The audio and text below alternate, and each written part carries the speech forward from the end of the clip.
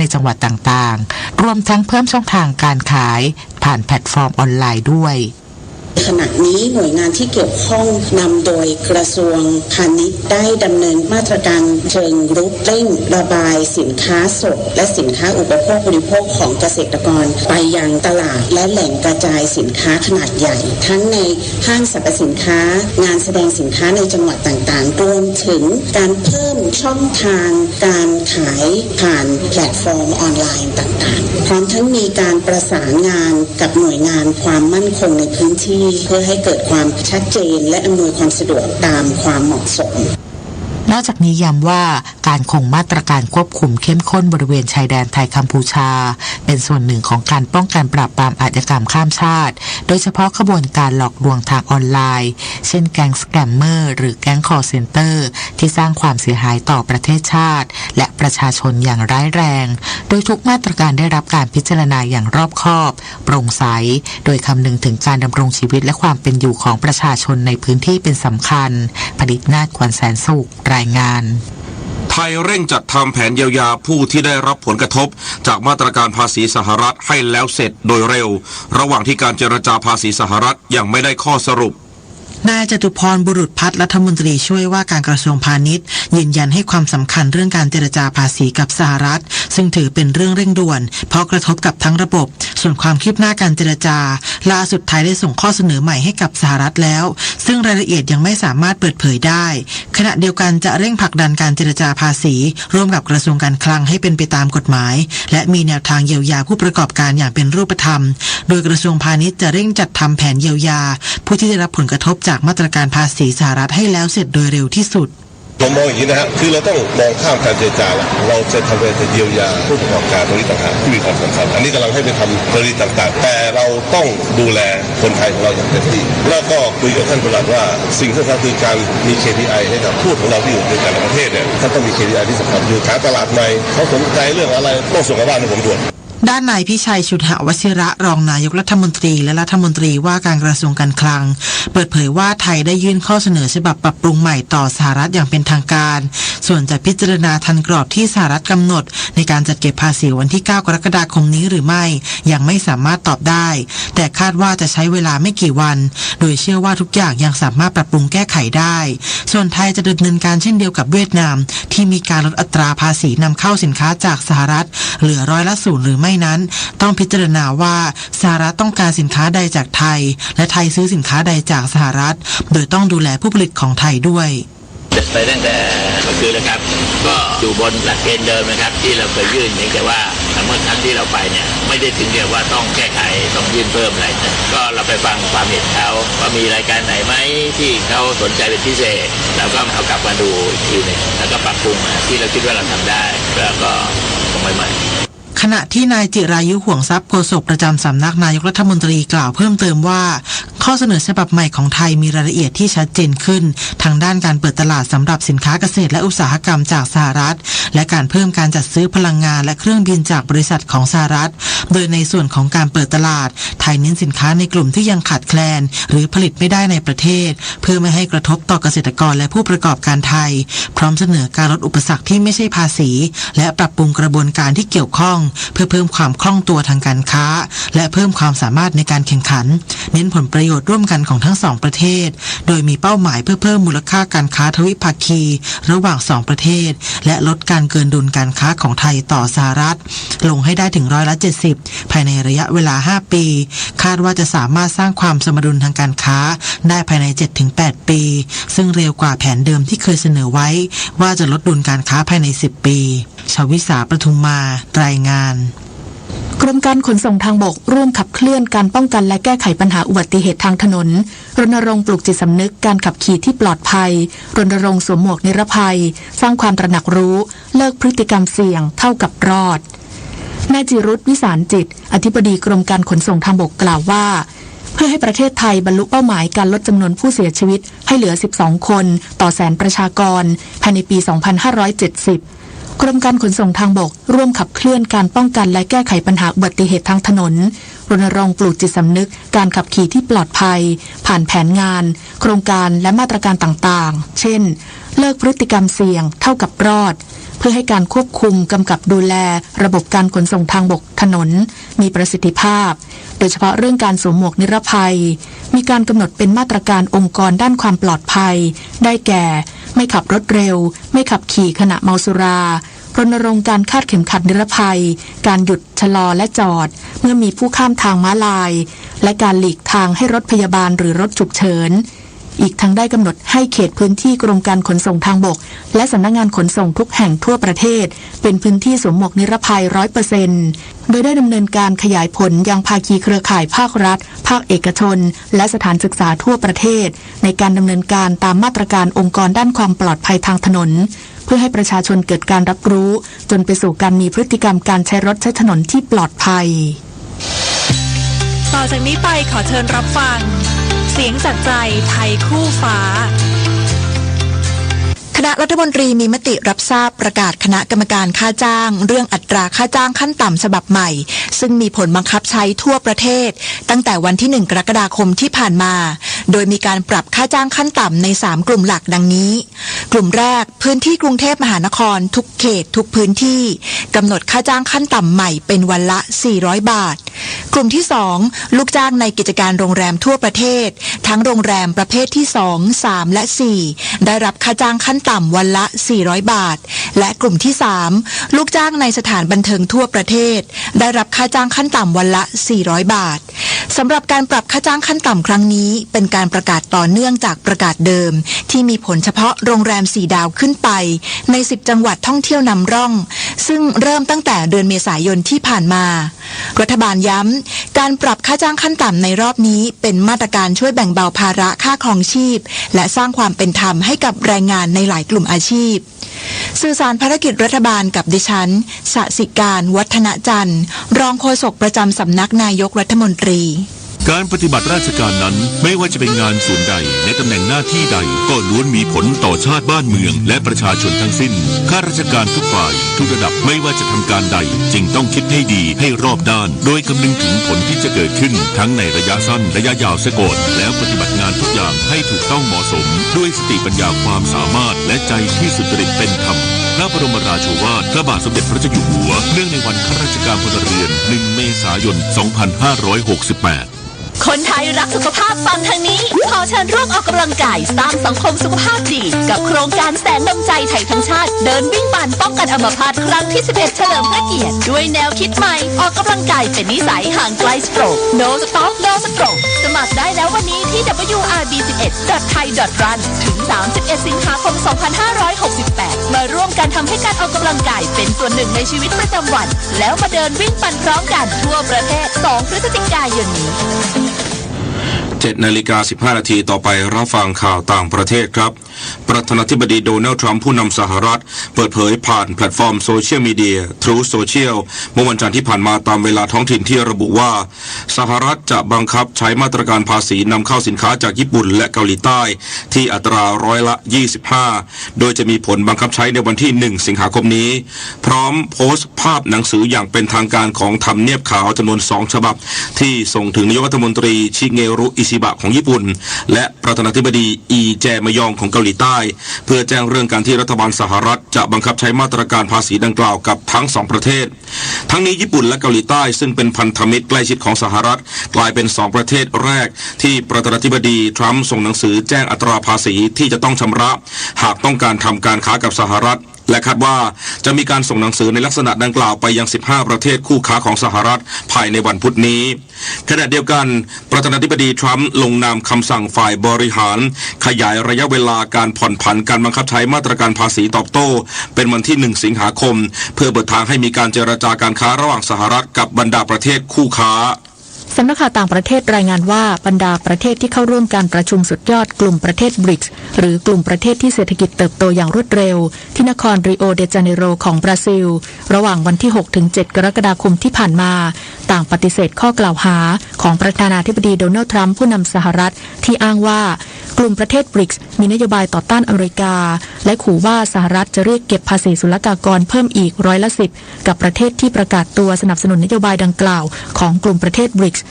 นางเหมาหนิงโฆษกกระทรวงการต่างประเทศของจีนระบุว่ามาตรการภาษีศุลกากรไม่ควรถูกใช้เป็นเครื่องมือบีบบังคับหรือสร้างแรงกดดันพร้อมเน้นย้ำว่ากลุ่มประเทศบริกส์สนับสนุนความร่วมมือที่ทุกฝ่ายจะได้ประโยชน์และไม่ได้มุ่งเป้าโจมตีประเทศใดประเทศหนึ่งด้านทำเนียบประธานาธิบดีรัสเซียยืนยันว่าความร่วมมือของรัสเซียกับกลุ่มประเทศบริกส์ตั้งอยู่บนพื้นฐานของการที่มีมุมมองต่อโลกร่วมกันและไม่ได้มุ่งเป้าต่อต้านประเทศที่3นายสเตฟานดูจาริกโฆษกของนายอันโตนิโอกูเตเรสเลขาธิการสหประชาชาติออกแถลงการที่ระบุว่านายกูเตเรสรู้สึกเศร้าเสียใจอย่างสุดซึ้งต่อการเสียชีวิตอันน่าเศร้าสลดใจโดยเฉพาะการเสียชีวิตของเด็กหลายคนจากเหตุการณ์อุทกภัยครั้งใหญ่ในรัฐเท็กซัสของสหรัฐเมื่อไม่นานมานี้ซึ่งเกิดขึ้นในช่วงเวลาที่ควรเป็นช่วงเวลาแห่งการเฉลิมฉลองในช่วงวันหยุดสุดสัปดาห์พร้อมกันนี้ยังขอแสดงความเสียใจอย่างสุดซึ้งกับครอบครัวผู้เสียชีวิตจากเหตุการณ์ดังกล่าวและขอแสดงความเป็นน้ำหนึ่งใจเดียวกันกับผู้ได้รับผลกระทบทั้งหมดทั้งประชาชนในรัฐเท็กซัสและรัฐบาลสหรัฐทั้งนี้ยอดผู้เสียชีวิตจากเหตุอุทกภัยครั้งใหญ่ในรัฐเท็กซัสเพิ่มขึ้นเป็นอย่างน้อย87คนและยังคงมีผู้สูญหายอีกหลาย10คนขณะที่เจ้าหน้าที่กู้ภัยและหน่วยงานที่เกี่ยวข้องเร่งค้นหาผู้สูญหายและช่วยเหลือผู้ประสบภัยท่ามกลางความเสี่ยงที่จะเกิดฝนตกหนักและพายุฝนฟ้าคะนองระลอกใหม่สำนักข่าวซินหัวรายงานโดยอ้างข้อมูลของศูนย์ข้อมูลและการศึกษาด้านสุขภาพในสังกัดกระทรวงสาธารณสุขของลาวที่ระบุว่าลาวพบผู้ป่วยโรคไข้เลือดออกทั้งสิ้น 2,614 รายในช่วงครึ่งปีแรกของปี 2568 ลดลงอย่างมากเมื่อเทียบกับช่วงเวลาเดียวกันของปีที่แล้วที่พบผู้ป่วยโรคไข้เลือดออกมากกว่า 5,100 รายขณะเดียวกันในช่วงระหว่างเดือนมกราคมถึงมิถุนายนที่ผ่านมานครหลวงเวียงจันทร์เป็นพื้นที่ที่พบผู้ป่วยโรคไข้เลือดออกมากที่สุดทั้งสิ้น 1,495 รายรองลงมาได้แก่แขวงอุดมไซ338 รายและแขวงหลวงน้ำทา236 รายตามลำดับทั้งนี้ทางการลาวขอความร่วมมือให้ทุกภาคส่วนยังคงเฝ้าระวังและป้องกันการแพร่ระบาดของโรคไข้เลือดออกโดยเฉพาะช่วงฤดูฝนเนื่องจากพื้นที่น้ำขังเป็นแหล่งเพาะพันธุ์ยุงลายซึ่งเป็นพาหะของโรคไข้เลือดออกต่อไปรับฟังข่าวกีฬาค่ะศึกแบดมินตันเวิลด์ทัวร์ซุปเปอร์300จูเน็กแคนาดาโอเพ่น2025ที่เมืองมาร์คแฮมประเทศแคนาดาในรอบชิงชนะเลิศหญิงคู่นัฐการกับเบญจภาเอี่ยมสะอาดคู่มือวางอันดับ3ของรายการมืออันดับ17ของโลกช่วยกระตบเอาชนะคาโฮโอซาวะกับไมทานาเบะคู่มืออันดับ100ของโลกจากญี่ปุ่น2-0เกม 21-12 21-18 คว้าแชมป์รายการที่2ติดต่อกันของทั้งคู่หลังเพิ่งคว้าแชมป์โยนเด็ก US Open 2025 มาเมื่อสัปดาห์ก่อนรับเงินรางวัล 18,960 ดอลลาร์สหรัฐหรือประมาณ 616,200 บาทขณะที่คู่ผสมรัตนภักอูบทองกับเชอร์นิชาสุดใจประภารัตน์คู่มือวางอันดับ2ของรายการมืออันดับ16ของโลกตบเอาชนะเฟรดลี่สมิธกับเจนนี่ไกคู่มืออันดับ34ของโลกจากสหรัฐอเมริกา2-0เกม 21-14 21-17 คว้าแชมป์เวิลด์ทัวร์ซุปเปอร์300รายการแรกของทั้งคู่สำหรับโปรแกรมต่อไปของทัพนักแบดมินตันไทยจะเป็นการแข่งขันแบดมินตันรายการใหญ่ในศึกเวิลด์ทัวร์ซุปเปอร์750แต่ฮัตสุเจแปนโอเพ่น2025ที่กรุงโตเกียวประเทศญี่ปุ่นระหว่างวันที่ 15-20 กรกฎาคมนี้การแข่งขันกีฬายกน้ำหนักยุวชนและเยาวชนชิงชนะเลิศแห่งเอเชีย2025ที่กรุงอัสตานาประเทศคาซัคสถานโดยก่อนหน้านี้ทีมไทยประเดิมคว้ามาแล้ว3เหรียญทอง2เหรียญเงินและ3เหรียญทองแดงล่าสุดปัสพงษ์ทองสุขขึ้นเวทีรุ่นเยาวชนชาย65กิโลกรัมยกท่าสแนตเตอร์128กิโลกรัมได้เหรียญเงินส่วนท่ากรีนแอนด์เจิร์กยกได้166กิโลกรัมได้เหรียญเงินพร้อมขยับน้ำหนักรวมไปอยู่ที่294กิโลกรัมได้อีก1เหรียญเงินสรุปปัสพงษ์คว้าไปคนเดียว3เหรียญเงินขณะที่จินเหวินหยางจากจีนกวาดคนเดียว3เหรียญทองท่าสแนต133กิโลกรัมท่ากรีนแอนด์เจิร์ก167กิโลกรัมและน้ำหนักรวม300กิโลกรัมสรุปผลงานทีมจอมพลังไทยคว้าไปแล้ว3เหรียญทอง5เหรียญเงินและ3เหรียญทองแดงศึกรถฟอร์มูล่าวันสนามที่12รายการบริติชกลางปีที่สนามซิลเวอร์สโตนเซอร์กิตประเทศอังกฤษลันโดนอริสนักขับเจ้าถิ่นจากแมคลาเรนไม่ทำให้แฟนๆในสนามกว่า 500,000 คนผิดหวังเมื่อไงคว้าแชมป์ท่ามกลางสายฝนด้วยเวลา1ชั่วโมง37นาที 15.735 วินาทีขณะที่อเล็กซานเดอร์อันบอนนักขับชาวไทยจากทีมวิลเลียมตามหลังผู้นำ 64.135 วินาทีจบในอันดับ8เก็บ4แต้มสำคัญได้สำเร็จสำหรับสนามถัดไปคือรายการเบลเยียมกลางปีที่สนามเซอร์กิตเดอสปาฟรองโคชองประเทศเบลเยียม ศึกกอล์ฟเอเชียนทัวร์รายการอินเตอร์เนชั่นแนลซีรีส์โมร็อกโกที่ประเทศโมร็อกโกในรอบสุดท้ายดันไทยบุญมานักกอล์ฟชาวไทยทำได้7เบอร์ดี้ไม่เสียโบกี้ทำสกอร์รวม4วันจบที่10อันเดอร์พาร์คว้าอันดับ2ได้เงินรางวัล 220,000 เหรียญสหรัฐประมาณ 7.04 ล้านบาทโดยแชมป์ตกเป็นของสกอตวินเซนต์จากซิมบับเวทำสกอร์รวมได้14อันเดอร์พาร์พิจิตรกาญจนกุลรายงานต่อไปเป็นพยากรณ์อากาศ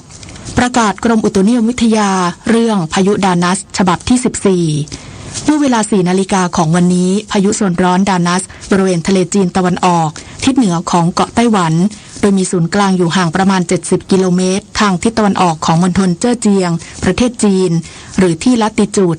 28.0 องศาเหนือลองจิจูด 122.2 องศาตะวันออกมีความเร็วลมสูงสุดใกล้ศูนย์กลางประมาณ83กิโลเมตรต่อชั่วโมง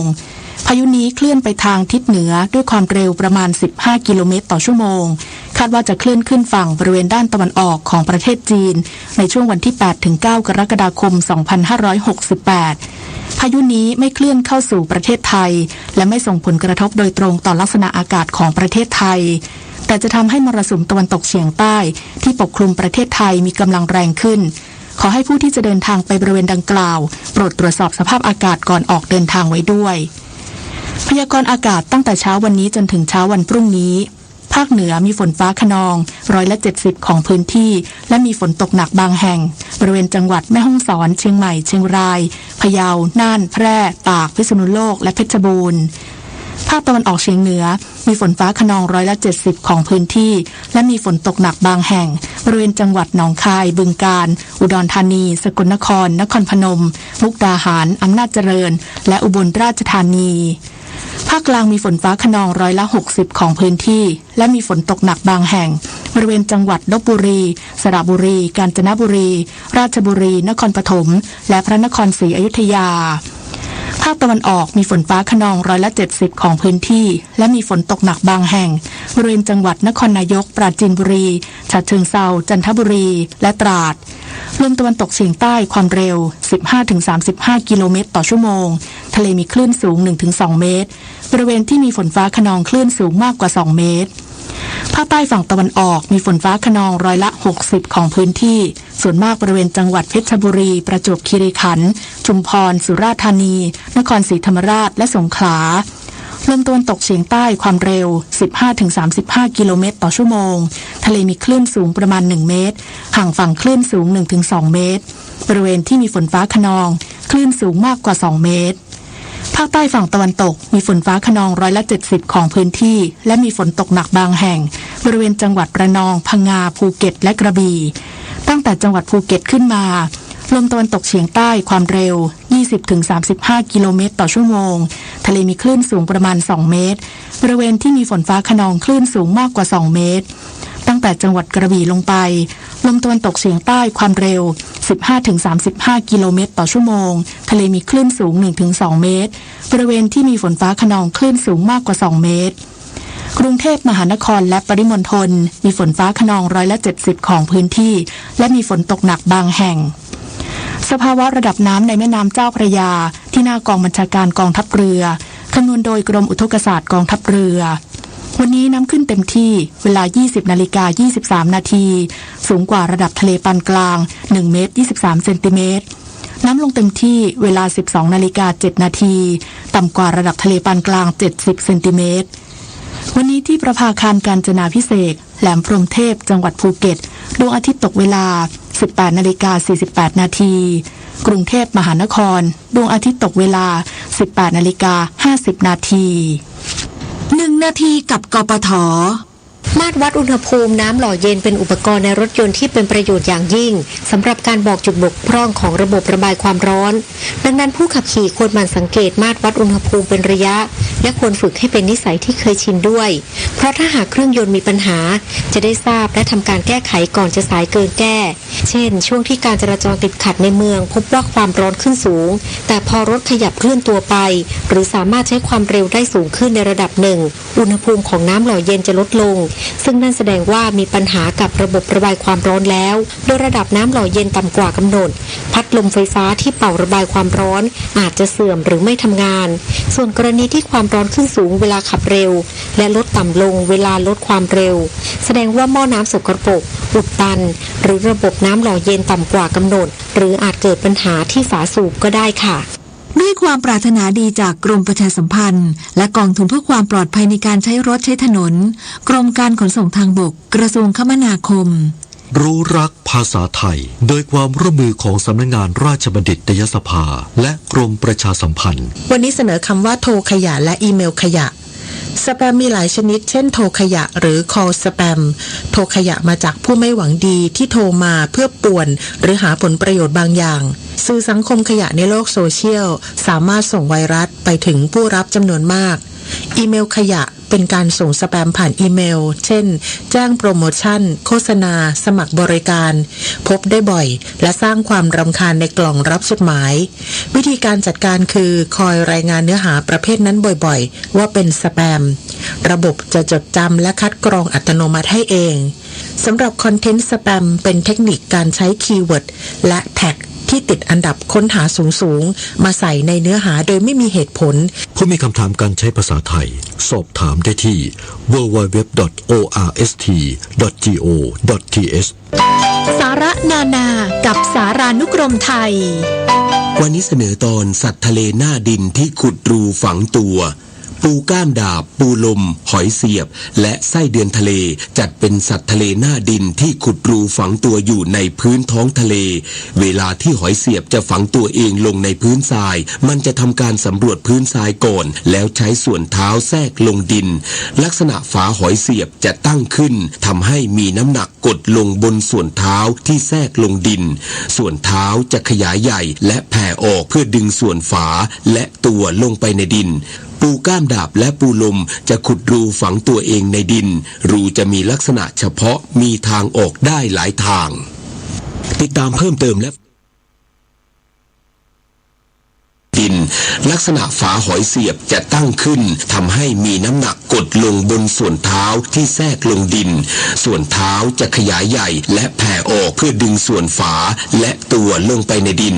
ปูก้ามดาบและปูลมจะขุดรูฝังตัวเองในดินรูจะมีลักษณะเฉพาะมีทางออกได้หลายทางติดตามเพิ่มเติมและ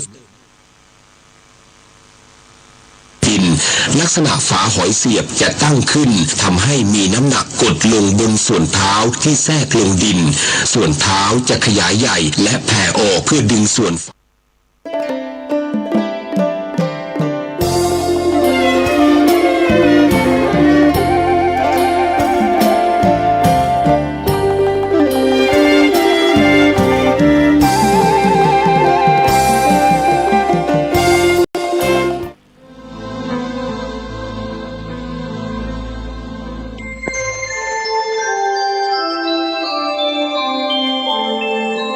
ขณะนี้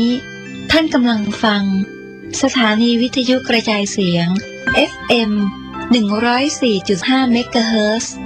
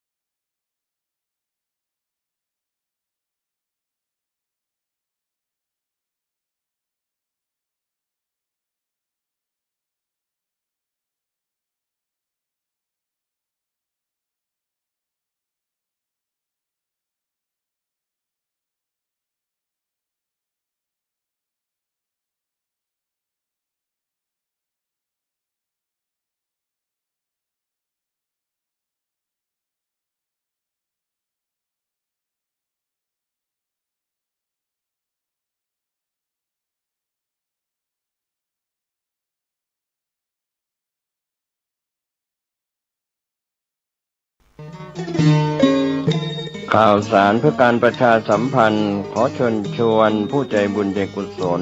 ร่วมทำบุญทอดผ้าป่าสามัคคีประจำปีพุทธศักราช 2568 เพื่อบูรณะวิหารปูพื้นกระเบื้องไวนิลตารางเมตรละ 699 บาทจำนวน 150 ตารางเมตรทำโครงเหล็กป้องกันนกรอบวิหารราดพื้นเททรายล้างหน้าวิหารราวบันไดเหล็กสแตนเลสทาสีรอบวิหารเปลี่ยนระบบไฟฟ้าปรับปรุงทัศนียภาพวิหารบูรณะปฏิสังขรณ์ถาวรวัตถุภายในวัดทอดถวายณวัดดอนตันตำบลเหมืองแก้วอำเภอแม่ริมจังหวัดเชียงใหม่ตรงกับวันเสาร์ที่ 1 พฤศจิกายนพุทธศักราช 2568 ช่วงเช้า 9:39 นาทีเป็นต้นไปก็ขอเชิญชวนศรัทธานักศีลนักบุญทั้งหลายร่วมงานบุญทอดผ้าป่าสามัคคีครั้งนี้เพื่อบูรณะวิหารปูพื้นกระเบื้องไวนิลรวมไปถึงทำโครงเหล็กป้องกันนกรอบวิหารราดพื้นเททรายร้างหน้าวิหารราวบันไดเหล็กสแตนเลสทาสีรอบวิหารเปลี่ยนระบบไฟฟ้าปรับปรุงทัศนียภาพวิหารบูรณะปฏิสังขรณ์ถาวรวัตถุภายในวัดดอนตันตำบลเหมืองแก้วอำเภอแม่ริมจังหวัดเชียงใหม่เสาร์ที่ 1 พฤศจิกายน 2568 นี้เชิญท่านร่วมงานร่วมบุญร่วมบริจาคได้บุญได้กุศลโดยทั่วหน้ากัน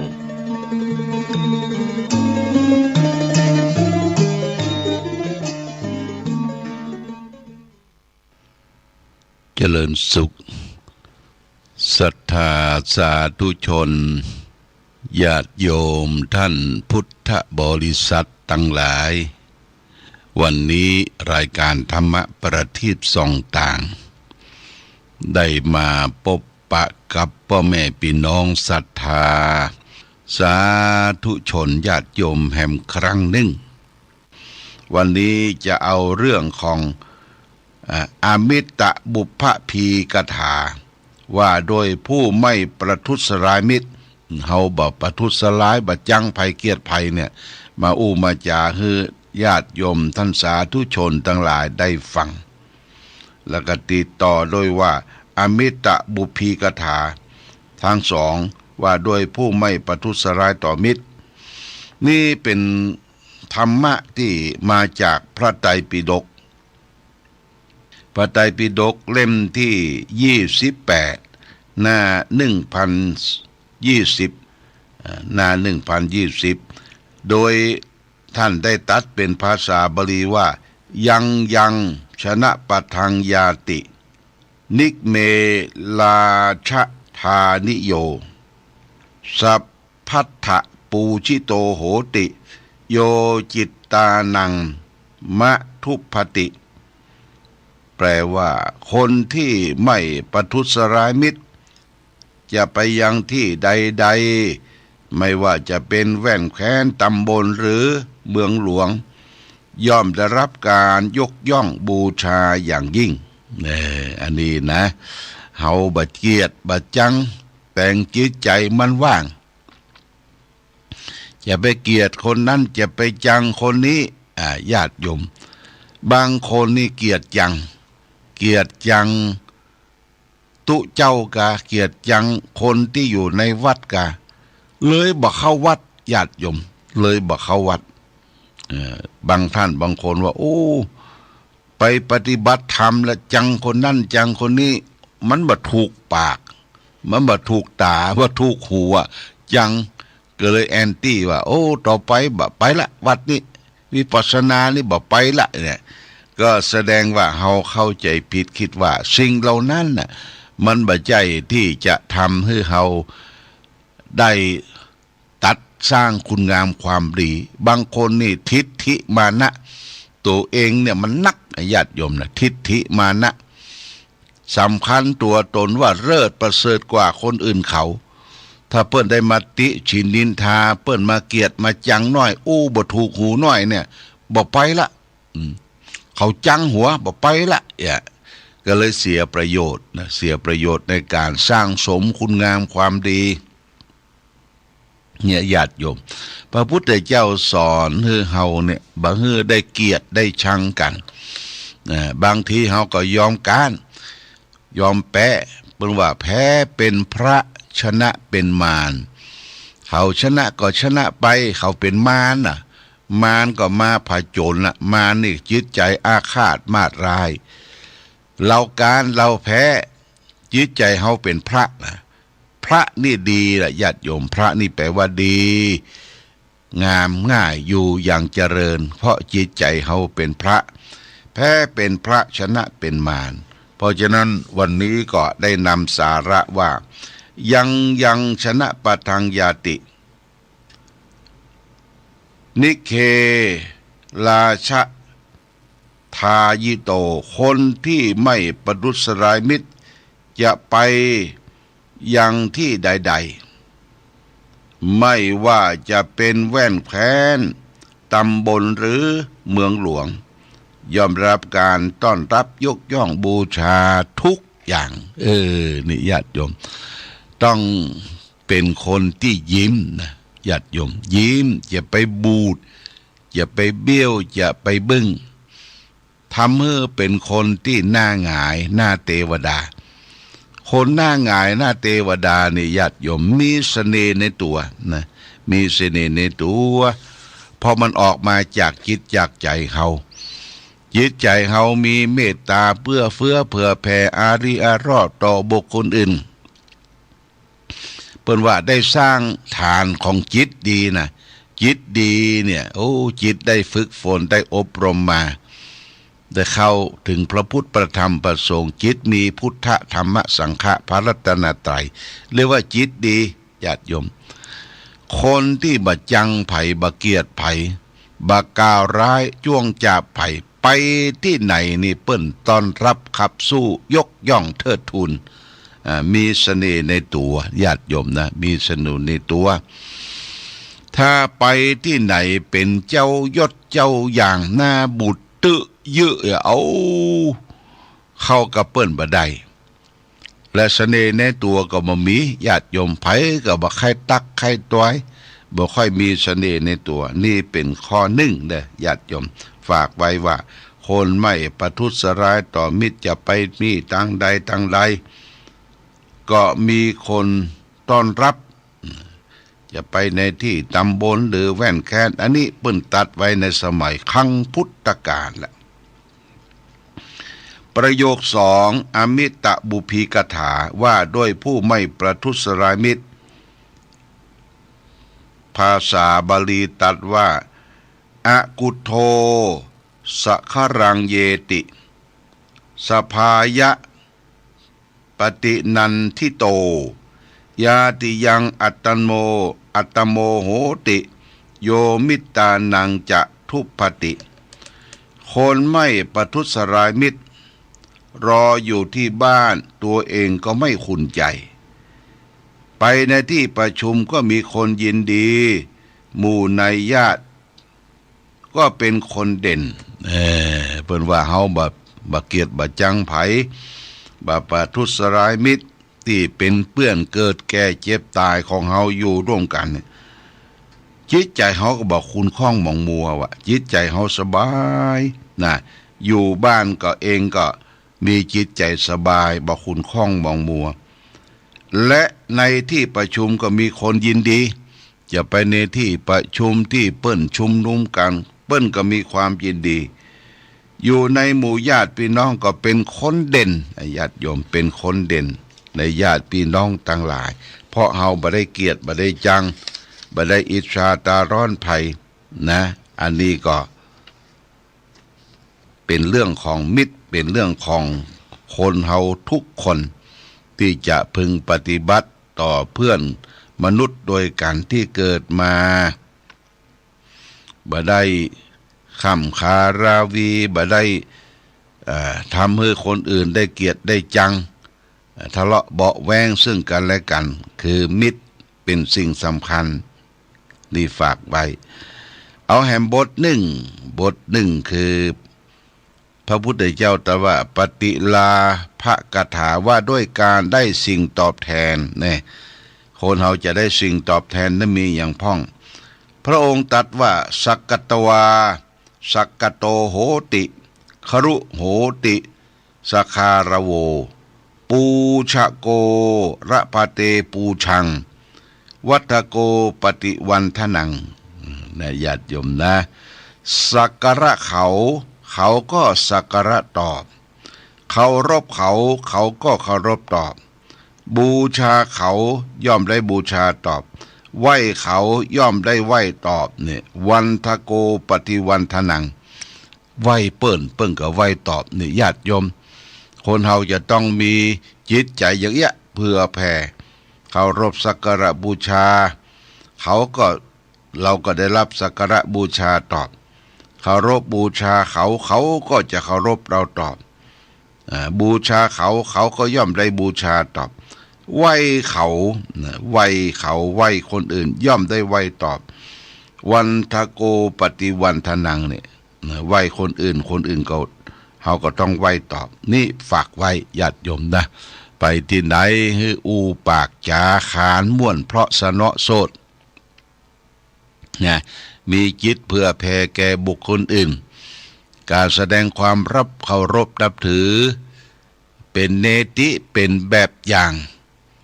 เป็นขนบธรรมเนียมของคนไทยนะคนไทยไปที่ไหนให้เอามือ10 นิ้วเนี่ยยกมือสวัสดีครับสวัสดีเจ้าสวัสดีค่ะต่อผู้รักผู้ใหญ่ต่อเพื่อนต่อฝูงถ้าเป็นฝรั่งเปิ้นก็ให้ปากกันให้แล้วก็เอามือมาจับกันซิกแฮนด์แต่ประเด็นนี้ซิกแฮนด์มือจับเต็มอันตรายเปิ้นกำละกุยเอาโจนกัน ญาติโยมไม่เนอะกำละกุยกำปั้นเนี่ยมาโจนกันเนี่ยแสดงถึงความเคารพปปะกันแต่ตั้งเฮานี่เปิ้นถือว่าเป็นการไหว้เป็นการแสดงออกถึงความน้ำจิตน้ำใจเคารพบูชาซึ่งกันและกันเฮาไหว้เขาย่อมได้รับการไหว้ตอบจำไว้ญาติโยมจำไว้จะไปการไหว้พ่อไหว้แม่ไหว้ครูบาอาจารย์จะไปให้มันตะคิดตะขวางใจโดยเฉพาะอย่างยิ่งการไหว้พ่อไหว้แม่เป็นหน้าที่ของลูกหลานทุกคนที่จะพึงทำและปฏิบัติเมื่อเปิ้นมีชีวิตอยู่ก็ทำความชื่นใจให้แก่พ่อแก่แม่เป็นนักเรียนนักศึกษาก็มันเรียนศึกษาได้ทำประโยชน์เป็นคนที่มีความกตัญญูกตเวทิตาตอบแทนคุณพ่อแม่เมื่อเปิ้นลาละดับขันตามการเวลาเฮาจึงจะต้องตอบแทนด้วยความกตัญญูกตเวทิตารูปพ่อรูปแม่ที่ถ่ายไว้เป็นอนุสรณ์ติดไว้ตามฝากาลุ่มหิ้งพระกาเนี่ยญาติโยมฮือมองหันชัดเจนไปที่ไหนฮือมีกำลังใจว่าพ่อแม่เป็นพระเจ้าเป็นพระพรหมของเฮาเป็นพระเจ้าขิ้นของเฮาเป็นเทวดาของเฮาเป็นครูบาอาจารย์คนแรกของเฮาเป็นอาหุนยบุคคลเป็นบุคคลที่ลูกหลานทุกคนจะยกย่องเทิดทูนถ้าเฮาได้ทำไว้อย่างนี้ญาติโยมนะคนนั้นก็จะตกน้ำบ่ไหล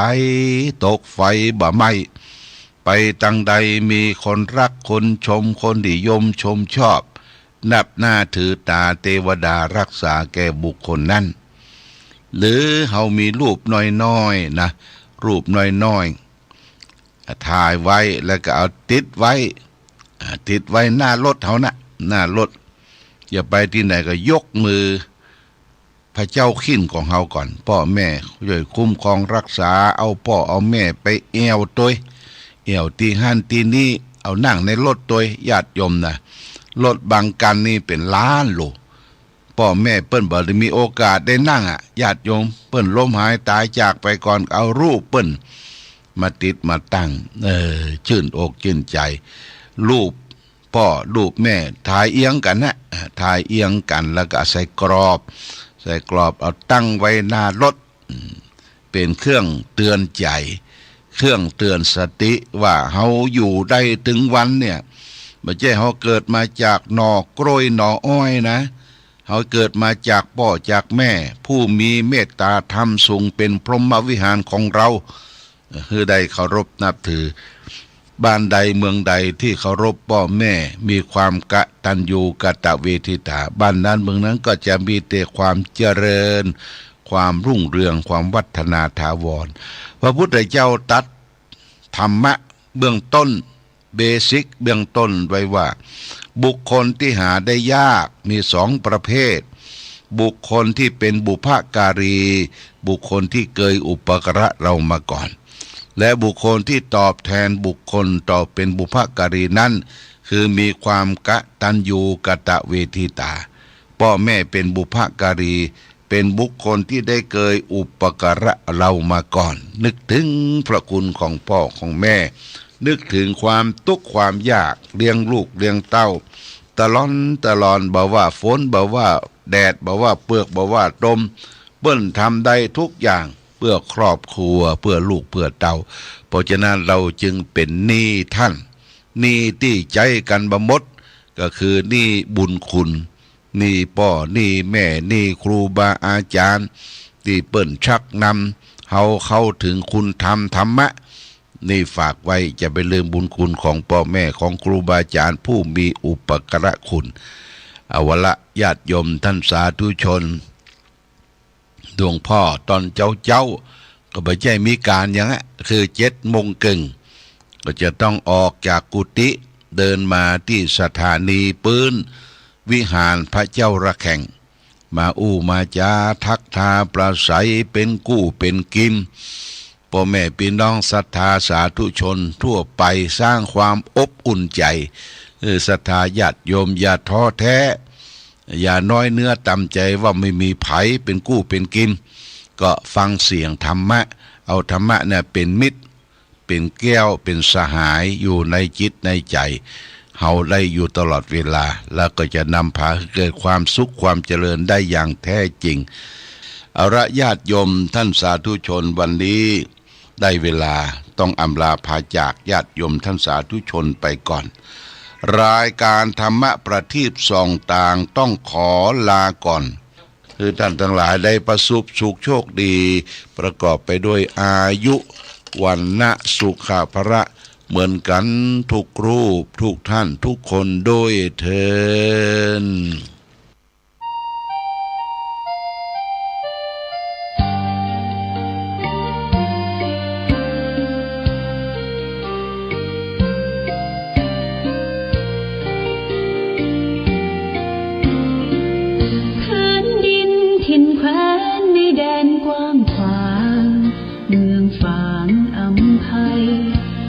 ดล้ำวิไลชวนให้ไปหาทุ่งเขาเนาไพรหากใครได้มาม่วนใจนักหนาได้มาแอวเมืองฟ้าชุ่มเย็นช่ำล้ำเที่ยวทำตักเต่าแดนเก่าโบราณเรียบล้อลำธารเที่ยวดอยอ่างขางเขื่อนน้ำแม่นางเยี่ยมชาวบ้านยางป่าคาดอยลางกลางคำพาพึ่งพนาป่าสวยน้ำใสน้ำใจสะอาดเมืองฟ้าธรรมชาติเสกสรรปันมาหลากพื้นเผ่าพันธุ์ร่วมกันพร้อมหน้าเสน่ห์นำพายมาเมืองฟ้าดอยดงหน้าแดนแห่งนี้มีชื่อเมืองปางท่ามกลางลมหนาวทุ่งท้องกวาวชวนให้ลุ่มลงหากแม้นใครยืนสักครั้งก็คงอยาก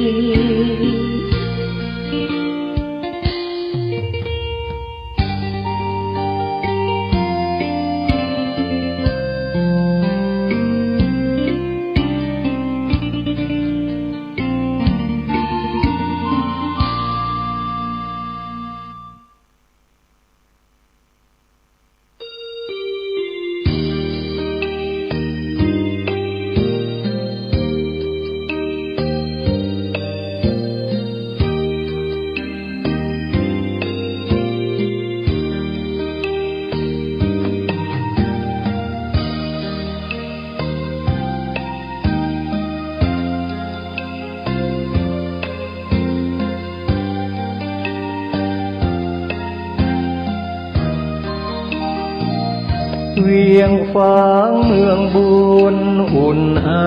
ถึงชัยประการน้ำกกแม่ไอไหลผ่านสองฝั่งสายทานอุดมสมบูรณ์เมืองไม้งามอารามเอื้องหลวงดอกคูณชูช่อรอแสงอรุณเหมือนบุญหนุนนำให้มาแม่ยามนี้ไม่มีเสียงใครสะอื้นสวยสดผู้สาวงามชื่นยามยิ้มละรื่นชื่นในอุราช่างงามพร้อมผุดผ่องผิวพรรณจัญญาช้างเผือกในภูมิพันนาเพียงพบศพตาพาใจอาวรณ์พระเจ้าพรหมสร้างสมเวียงชัยประการสืบลูกสืบหลานเป็นตำนานเหมือนดังละครเหนื่อยยากเพียงใดทรงใส่ใจข้าราษฎรเชียงแสนแม่อายท่าตอนทรงขวาตอนร่วมเป็นธานีควรจงภูมิใจเทิดไว้เหนือกล้าวเกศาพระคุณมากล้นพันละนาสร้างเมืองมานับกว่าพันปีกอบกู้เวียงร้างสร้างวัดวิหารเจดีย์เรามีสุขทุกวันนี้เพราะพระบารมีของพระเจ้าพรหม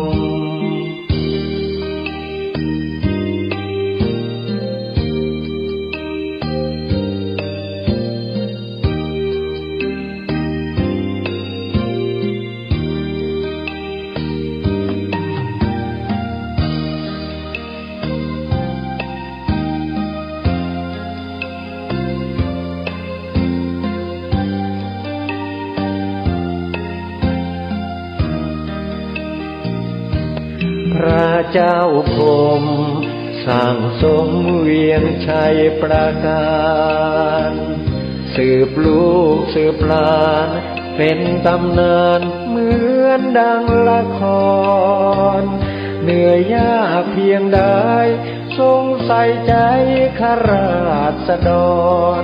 เชียงแสนแม่อายท่าตอนทรงขวาตอนร่วมเป็นธานีควรจงภูมิใจเทิดไว้เหนือกล้าวเกศาพระคุณมากล้นพันละนาสร้างเมืองมานับกว่าพันปีกอบกู้เวียงร้างสร้างวัดวิหารเจดีย์เรามีสุขทุกวันนี้เพราะพระบารมีของพระเจ้าพรหม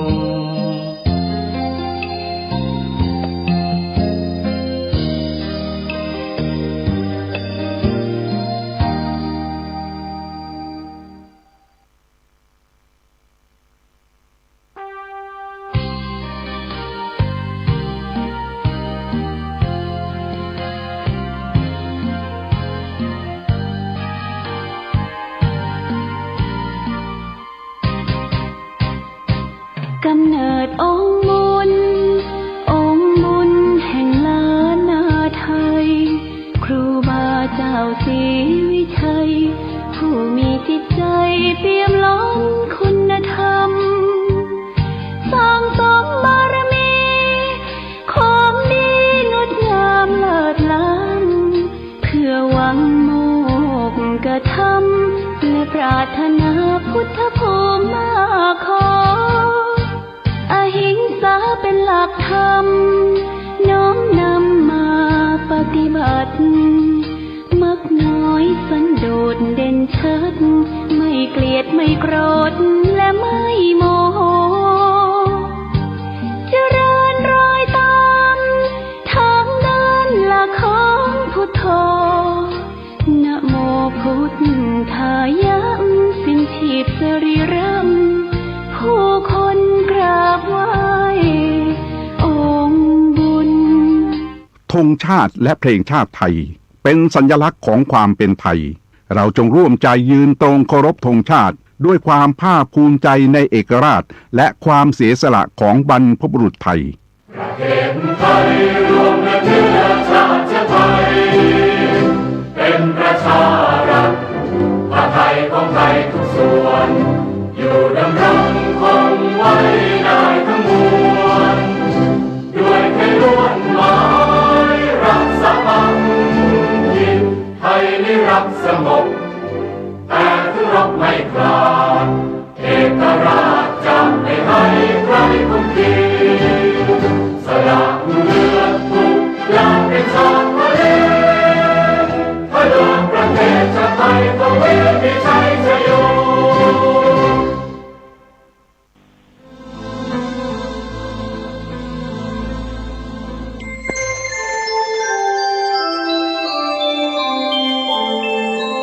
ขณะนี้ท่านกำลังฟังสถานีวิทยุกระจายเสียง FM 104.5 เมกะเฮิรตซ์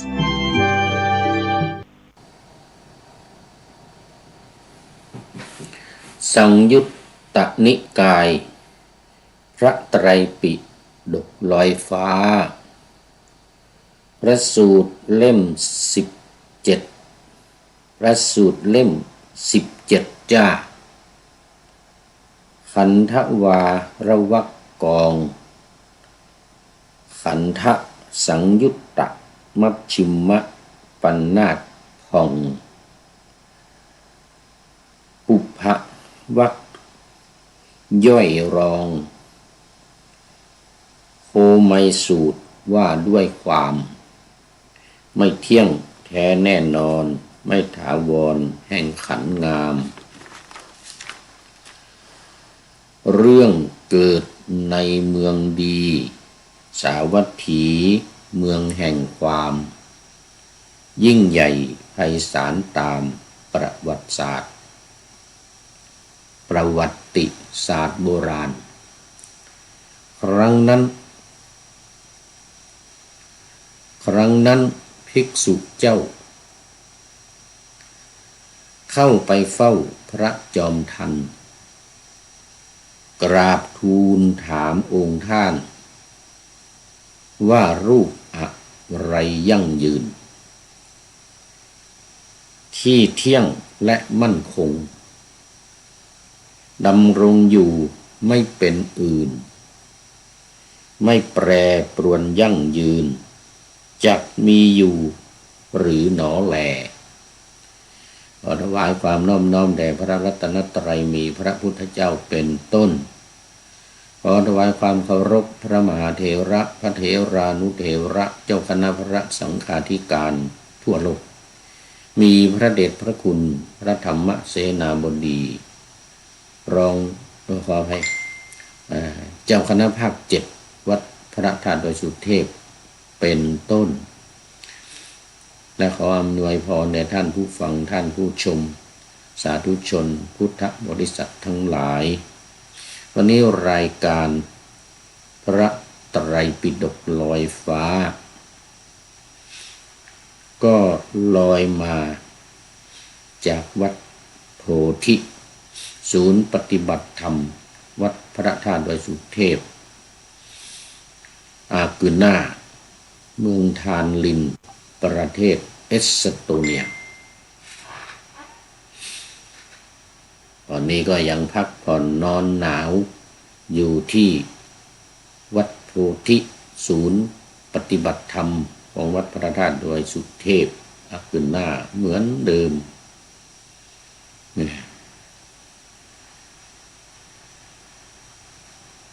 และวันนี้ก็เรียกว่า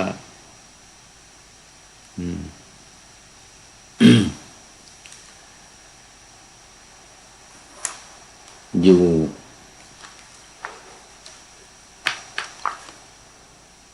ประจำที่ศูนย์ปฏิบัติธรรมของวัดพระธาตุดอยสุเทพอากุน่าแล้วก็มีกิจกรรมประจำเดือนมาประชาสัมพันธ์ให้กับญาติโยมทั้งหลายพร้อมทั้งพระภิกษุสงฆ์สามเณรในประเทศเอสโตเนียและทั่วโลกได้รับทราบในวันที่1-2-3 เดือนสิงหาคมนี้ก็มีกิจกรรมการปฏิบัติธรรมกรรมฐานโดยมีท่านอาจารย์ดร.อันดรูสติตายาโนเป็นเจ้าสำนักศูนย์ปฏิบัติธรรมวัดพระธาตุดอยสุเทพอากุน่านี่ก็เป็นพี่น้องญาติโยมชาวเอสโตเนียแล้วก็มีคนไทยในเอสโตเนียอยู่บ้างมาเป็นบางครั้ง ต่อไปวันที่4ถึงวันที่10นี่7วันเลยเป็นการอบรมเข้าค่ายของนักเรียนจากโรงเรียนต่างๆในทานลินในเมืองทานลินเมืองหลวงของ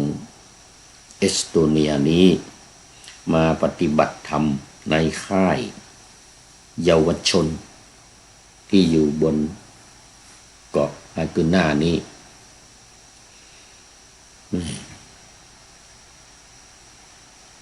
บนเกาะอากุน่านี้ก็มีทั้งค่ายเยาวชนแล้วก็ห้องอบยาอบน้ำร้อน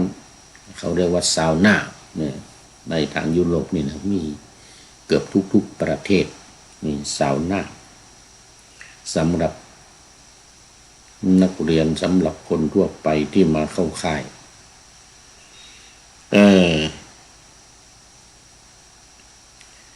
ก็จะมีนักเรียนจากโรงเรียนต่างๆสลับผลัดเปลี่ยนหมุนเวียนกันเข้าค่ายกลุ่มละ1 คืนมีสุดท้าย2 คืนคือวันที่ศุกร์เสาร์อาทิตย์ศุกร์เสาร์อาทิตย์กลุ่มละโรงเรียน2 โรงเรียนส่วนใหญ่ก็จะเป็นโรงเรียนเดียวที่เป็นโรงเรียนใหญ่ๆมีนักเรียนเยอะก็เป็นโรงเรียนเดียวนอน1 คืนวันที่4คืนวันที่5คืนวันที่6คืนวันที่7แล้วก็ที่8กับ9นี่นอน2 คืนเลย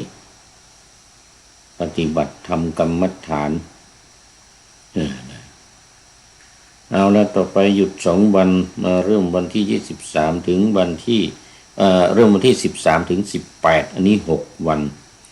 เป็นพี่น้องญาติธรรมโยคีผู้ปฏิบัติธรรมจากประเทศฟินแลนด์ในสายของสามเณรศรัทธาโพธิหรือสามเณร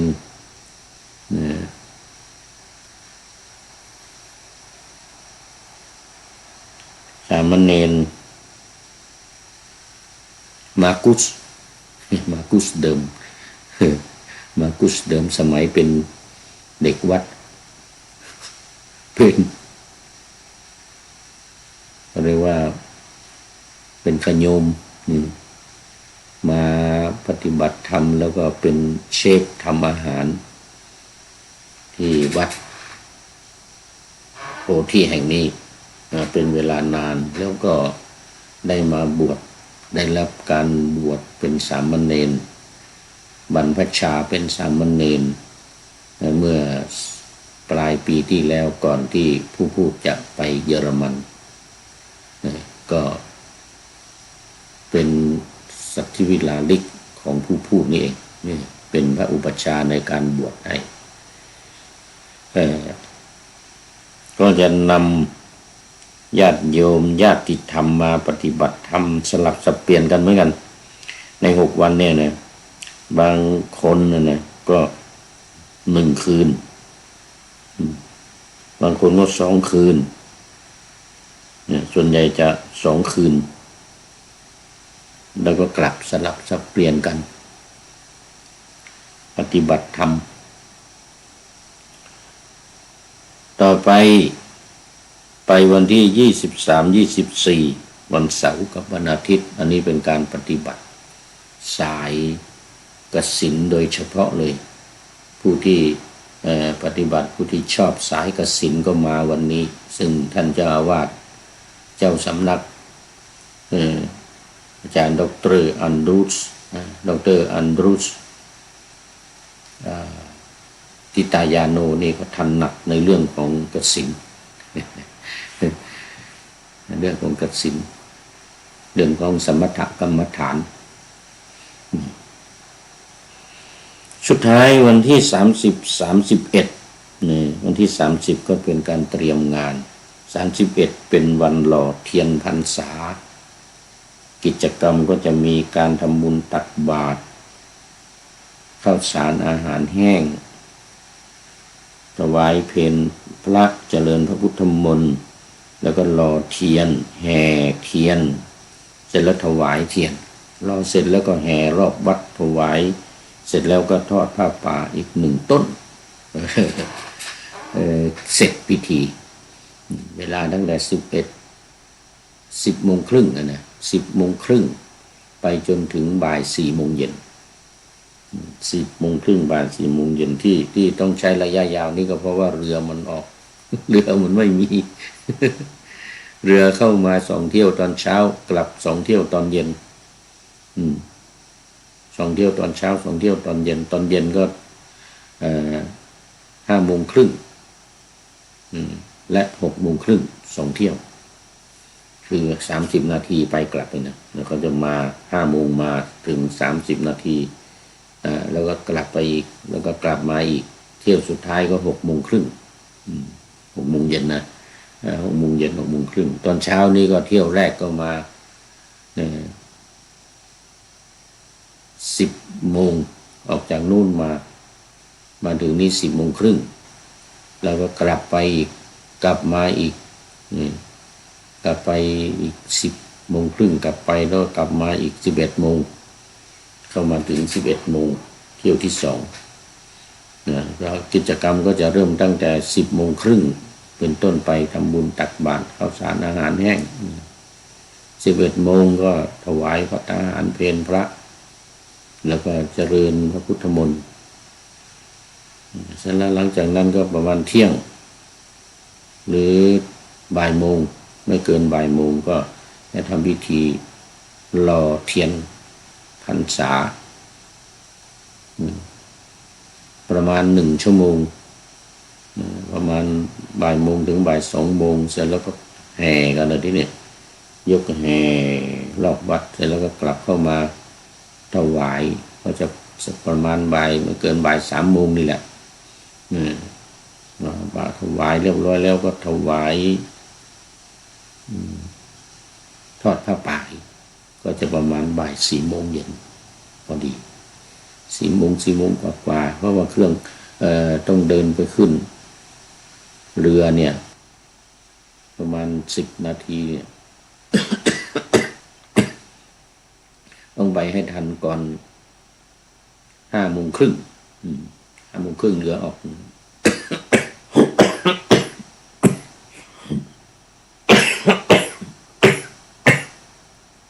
ขออภัยขออภัยอันนี้ก็เป็นหวัดยังไม่ค่อยหายดีสำหรับตอนนี้ก็ FC ทั้งหลายยังไม่ตื่นกำลังหลับปุ้ยบ่าย4 โมงตี 4ขอไปตี 4ในประเทศไทย FC ก็หลับไปก่อนตอนนี้ผู้พูดก็ให้ผีหลับไปก่อนพูดชุบคนเดียวแล้วคราวนี้ก็เข้ามาสู่เนื้อหาสาระของพระไตรปิฎกกันเลย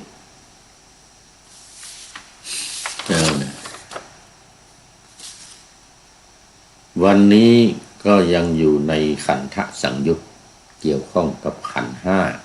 5มัชฌิมปัญนาถปุพพวรรคที่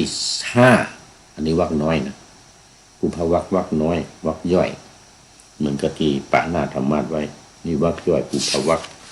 เสร็จแล้วก็วรรคใหญ่คือขันธวารวรรคสังยุตตนิกายพระสุตตันตปิฎกเล่มที่17ฉบับมหาจุฬาปกสีฟ้าหนังที่ปาหน้าธรรมาสไว้ว่า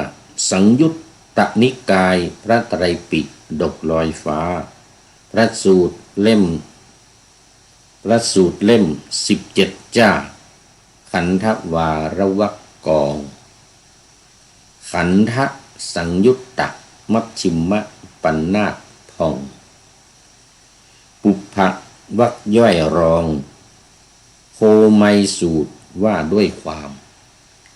ไม่เที่ยงแท้แน่นอนไม่ถาวรแห่งขันธ์งามเรื่องเกิดในเมืองดีสาวัตถีเมืองแห่งความยิ่งใหญ่ไพศาลตามประวัติศาสตร์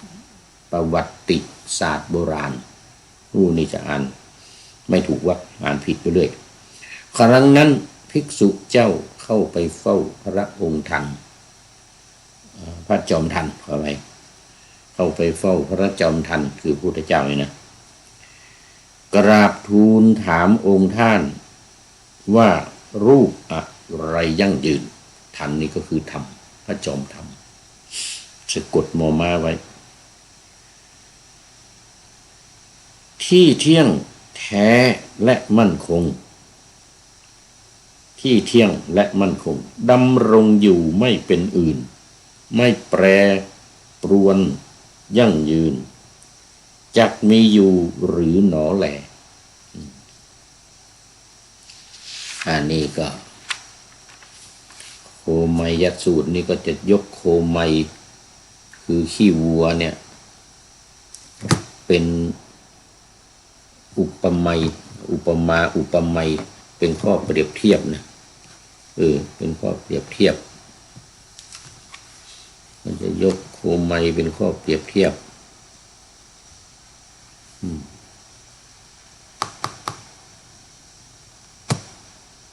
เอาละโคไมสูตรตามปกติแปลว่าขี้วัวแต่ในที่นี้แปลว่านั้นจะใจความว่าด้วยความไม่เที่ยงแท้แน่นอนแห่งขันธ์ห้าเปรียบกับขี้ควายขี้วัวโคไมยะสูตรที่สำเร็จด้วยขี้วัว ใจความก็คือว่าครั้งนั้นแลภิกษุรูปหนึ่งเข้าไปเฝ้าพระผู้มีพระภาคถึงที่ประทับเสร็จแล้วก็กราบทูลพระผู้มีพระภาคว่าอันนี้เมืองสาวัตถีนะวัดเชตวันนั่นแหละเป็นวัดเดียวเมืองสาวัตถีวัดเชตวันข้าแต่พระองค์ผู้เจริญรูปอะไรที่ไม่เที่ยงที่เที่ยงยั่งยืนมั่นคงเดี๋ยวขอไว้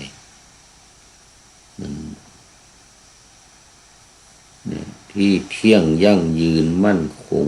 นะเป็นธรรมดาเหมือนกันนะที่เที่ยงยั่งยืนมั่นคงเป็นธรรมดาจะคงเที่ยงอยู่เสมออย่างนั้นมีอยู่หรือหนอแลเวทนาอะไรสัญญาสังขารและวิญญาณอะไรที่เที่ยงยั่งยืนมั่นคงไม่มีความแปรปรวนเป็นธรรมดา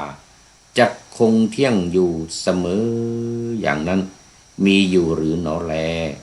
พระผู้มีพระภาคตรัสว่าดูก่อนภิกษุรูปอะไรที่เที่ยงยั่งยืนมั่นคงไม่มีความแปรปรวนเป็นธรรมดาจะคงเที่ยงอยู่อย่างนั้นไม่มีเลยยืนยัน พระองค์ตรัสว่าไม่มีเลยว่างั้นมันเป็นอนิจจังหมดมันไม่เที่ยงหมดอันนี้จะว่าเที่ยงเนี่ยไม่มีเลยเวทนาสัญญาสังขารวิญญาณอะไรก็ตามที่มันจะมั่นคงเที่ยงแท้ถาวรเนี่ยมันไม่มีเลยไม่มีครั้งนั้นแลพระผู้มีพระภาคก็ทรงหยิบก้อนโคไมเล็กๆก้อนขี้วัวเล็กๆแล้วได้ตรัสกับภิกษุนั้นว่าดูก่อนภิกษุการได้อัตภาพประมาณเท่านี้แลเที่ยงยั่งยืนมั่นคงไม่มีความแปรปรวนเป็นธรรมดาจะคงเที่ยงอยู่เสมออย่างนั้น ก็ไปไม่มีอัตภาพของเราเนี่ยร่างกายเนี่ยที่เราได้เนี่ยจะมั่นคงเที่ยงแท้ไม่มีเหมือนกับขี้วัวเนี่ยนะไม่มีเหมือนกับขี้วัวเนี่ยแม้การได้อัตภาพมีประมาณเท่านี้จักได้เป็นสภาพเที่ยงยั่งยืนไม่มีความแปรปรวนแล้วไซร้การอยู่ประพฤติพรหมจรรย์เพื่อความสิ้นทุกข์โดยชอบนี้ก็จะไม่พึงปรากฏถ้ามันเที่ยงแท้แน่นอนนะก็เพราะเหตุที่การได้อัตภาพมีประมาณเท่านี้เที่ยงยั่งยืนมั่นคงไม่มีความแปรปรวนเป็นธรรมดาไม่มีฉะนั้นการอยู่ประพฤติพรหมจรรย์เพื่อความสิ้นทุกข์โดยชอบจึงปรากฏถ้ามันเป็นของสิ่งเที่ยงแท้แน่นอนมันก็มันก็ไม่ปรากฏการประพฤติพรหมจรรย์นี่ก็ไม่รู้จะพึ่งไปทำไมเพราะว่ามัน ทุกสิ่งทุกอย่างมันก็มั่นคงเที่ยงแท้ถาวรไม่ก็สามารถที่จะมาค่อนแคะแกะเกาเรื่องต่างๆทั้งหลายได้ดูก่อนภิกษุเรื่องเคยมีมาแล้วเราได้เป็นขัตติยราชได้รับมัทุรธาพิเศษขออภัยมูลธาพิเศษมัทุอ่านเป็นมัทุมูลธาพิเศษเรานั้นมีนคร 84,000 นครมีกุสาวดีราชธานีเป็นประมุขอันนี้คือเมืองกุสินารานะสมัยที่พุทธองค์อยู่กุสินาราเนี่ยเป็นเมืองใหญ่ที่พระพุทธองค์เสด็จไปปรินิพพานอานนท์ถามว่าพระพุทธองค์ทำไมมาปรินิพพานในเมืองนี้เมืองน้อยๆนะกษัตริย์ก็น้อยๆองค์เล็กๆไม่มีชื่อเสียงอะไรอยู่นะพระองค์ตรัสว่าอานนท์อย่าดูถูกว่าเมืองกุสินาราเล็กๆเนี่ยมันเป็นเมืองที่ไม่สำคัญมันสำคัญในอดีตที่เป็นเมืองใหญ่เขาเรียกกุสินครนี่ปัจจุบันนี้เขาเรียกกุสินาการมันก็อันเดียวกันนี่แหละกุสินาการกับกุสินครนี่นะสมัยนั้นมันเป็นเมืองใหญ่สมัยที่เราปกครองอยู่สมัยโน้นนานมาแล้วในอดีตการ นึกถึงอดีตการได้พระพุทธเจ้านี่นะบอกว่าเนี่ยเมืองใหญ่สมัยที่เราเป็นกษัตริย์เนี่ย84,000เรือนยอดเหมือนกันนะมีเรือนยอด84,000เมืองกุสาวดีเนี่ยนะมีปราสาท84,000มีธรรมปราสาทธรรมปราสาทเป็นประมุขเหมือนกันมีพระธรรมปราสาทเป็นคือพระเจ้าธรรมปราสาทเนี่ยนะมีเรือนยอด84,00084,000หมดเลยมีเรือนยอดมหาพยุหะนะมีเรือนยอดพยุหะเป็นประมุขนะเรือนยอดเรือนใหญ่ปราสาทที่มันมียอดเป็นประมุขขนาดหนังเลยมีบัลลังก์84,000ทำด้วยงาเหมือนกันนะบัลลังก์ที่นั่งเนี่ยนะ84,000ทำด้วยงาช้างทั้งนั้นเลยทำด้วยแก่นจันทร์แดงดุกทำด้วยทองทำด้วยรูปิยะแล้วก็ลาดด้วยผ้าโกเชาผ้าโกเชานี่ว่ายังไงเหมือนกับโกไสยะโกเชาเนี่ยอันเดียวกันเมืองโกไสที่จังหวัดแพร่ที่เรียกว่าเป็นเมืองโกไสนะคือโกไสยะนี่นะมีขนยาวเกิน4อังคุลี4 นิ้วเกิน4 นิ้วลาดด้วยผ้ากำพลขาวผ้ากำพลสีขาวทำด้วยขนแกะมีขนทั้งสองข้างลาดด้วยเครื่องลาดทำด้วยขนแกะมีดอกทึบเป็นขนแกะแล้วก็มีดอกหนาทึบเลยมีเครื่องลาดอย่างดีทำด้วยหนังชะมดหนังชะมดหนังชะมดมีเพดานแดงมีหมอนข้างสีแดงมีช้าง 84,000 เชือกมหาศาลมีเครื่องประดับทำด้วยทองมีธงทำด้วยทองปกปิดด้วยข่ายทองมีพระยาช้างอุโบสถเป็นประมุขชื่ออุโบสถพระยาช้างนี่นะมีม้า 84,000 ตัวมีเครื่องประดับทำด้วยทองปกปิดด้วย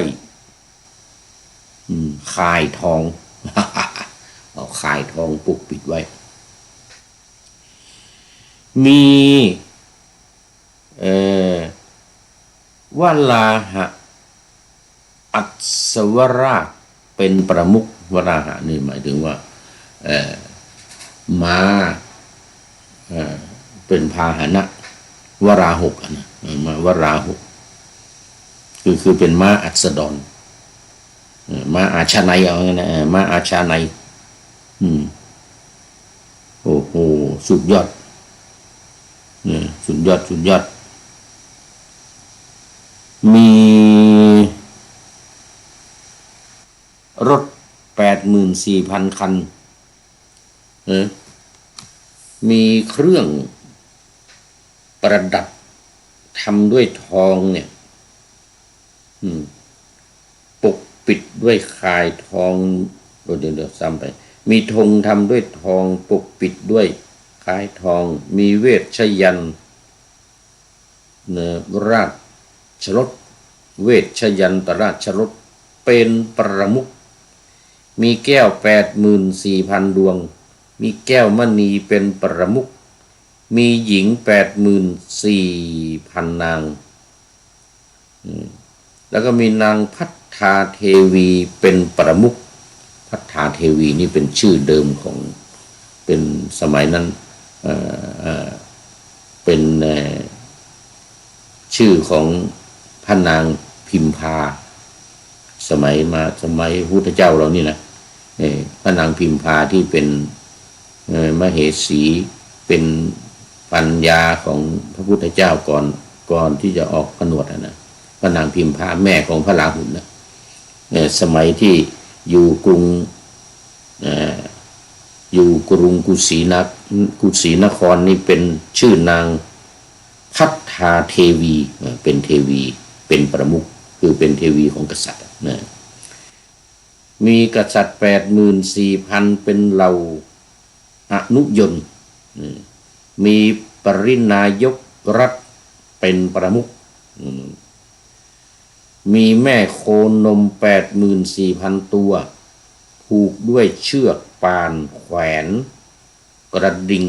โลหะกระดิ่งโลหะมีผ้า 84,000 โกฏโอ้โห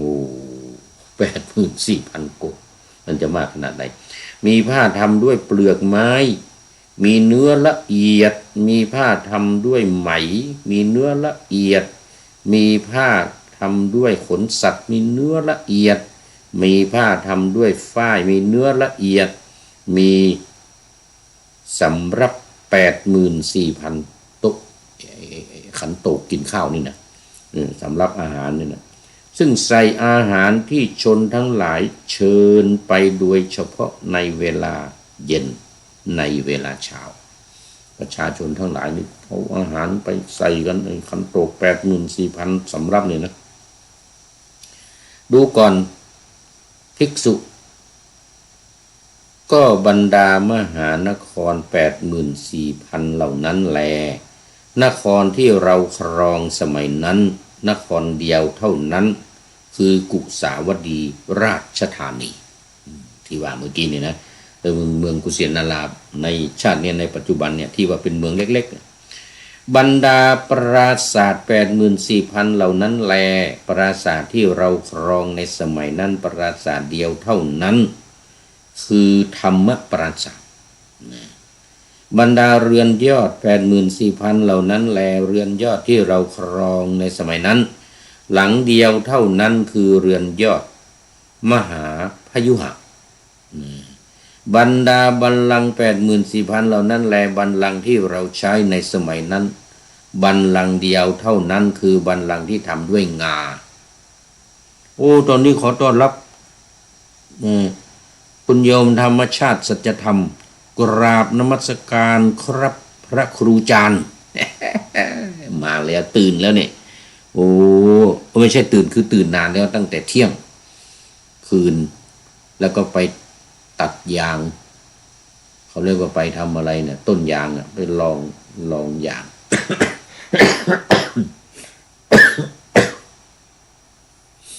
นี่ตอนนี้คงเสร็จละ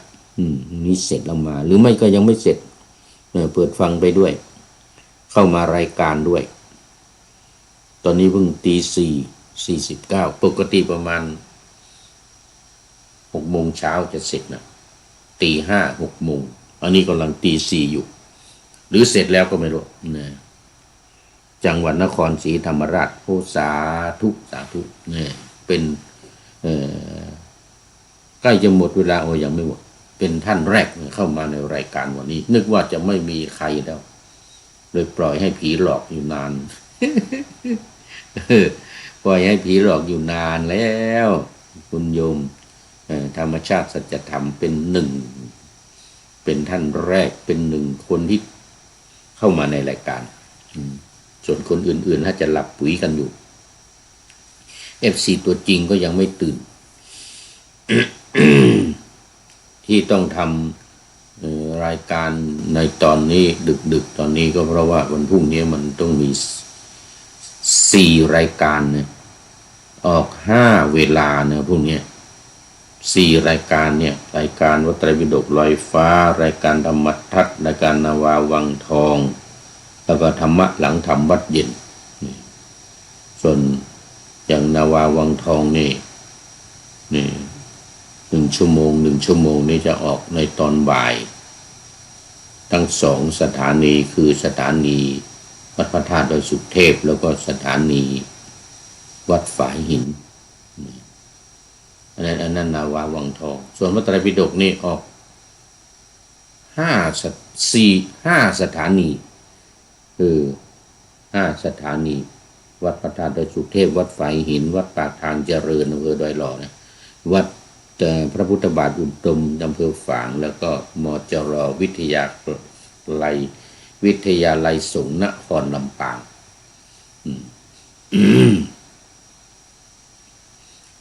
ตอนนี้มา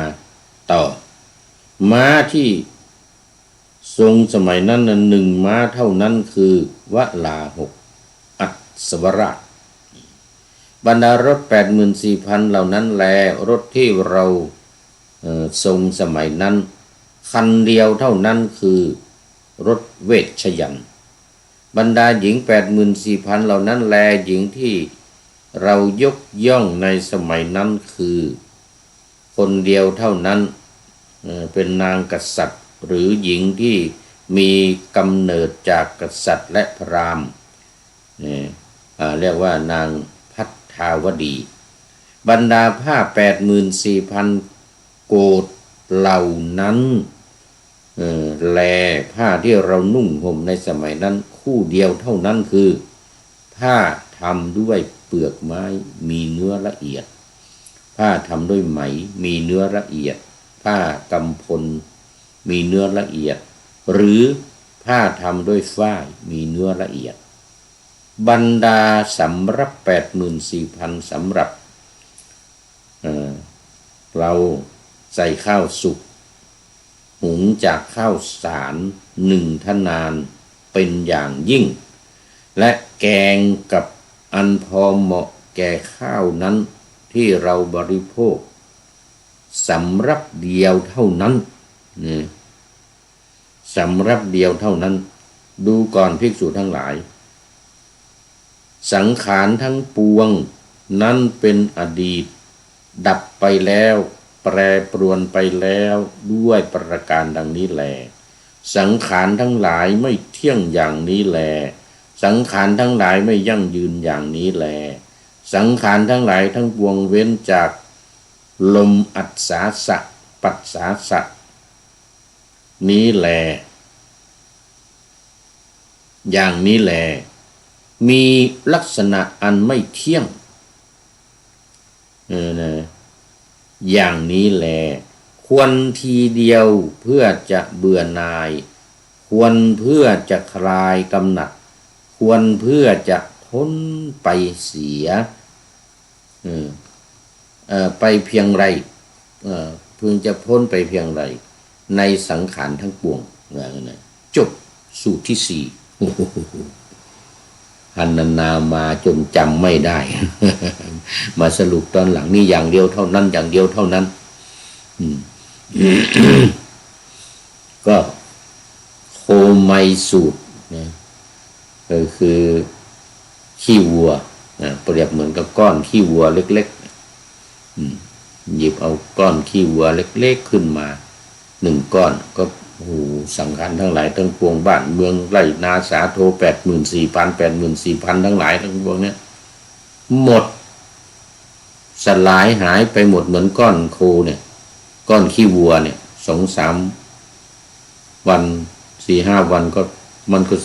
ถูกน้ำถูกฝนถูกอะไรก็สลายหายไปหมดสิ่งทั้งหลายก็เป็นอดีตไปนี่เพราะอะไรเพราะมันไม่เที่ยงไม่ยั่งยืนไม่ถาวร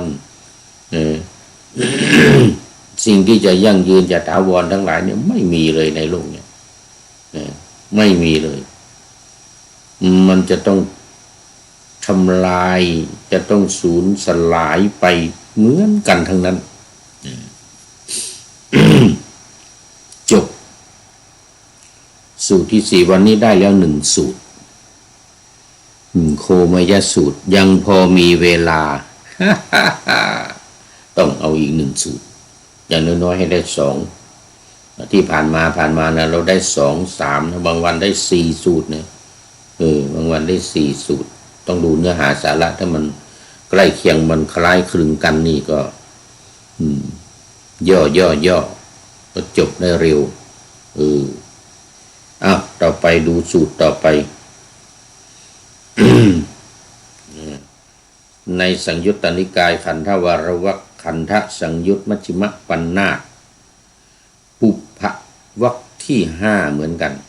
แล้วก็สูตรที่5นัคขสิกขสูตรสูตรที่5แล้วนัคขสิกขสูตร ว่าด้วยความไม่เที่ยงแท้แน่นอนแห่งขันธ์5เหมือนเดิมวันนี้น่าจะไวละนี่เพราะมันเหมือนเดิมก็เกิดที่เดิมที่เก่าเวลาเดิม สาวัตถีวัดเชตวันภิกษุนั้นนั่งแล้วณที่ควรส่วนข้างหนึ่งแล้วได้ทูลถามพระผู้มีพระภาคว่าข้าแต่พระองค์ผู้เจริญเหมือนเดิมนั่นแหละรูปอะไรที่เที่ยงยั่งยืนแต่เดี๋ยวจะเปรียบเทียบมันจะไม่ได้เปรียบกับขี้วัวนะอันนี้จะเปรียบเทียบกับอะไรนัคขะลิขะไอ้นี่เหมือนในดินที่เอาเล็บช้อนขึ้นมาอย่างเงี้ยนะเอาเล็บนี่ช้อนขึ้นมาเล็บเท่ากับเล็บนิ้วก้อยเนี่ยเท่าขี้เล็บเหมือนกันเอาดินขึ้นมาเท่ากับขี้เล็บ นอกนั้นจะเหมือนกับหมดเลยเหมือนกับ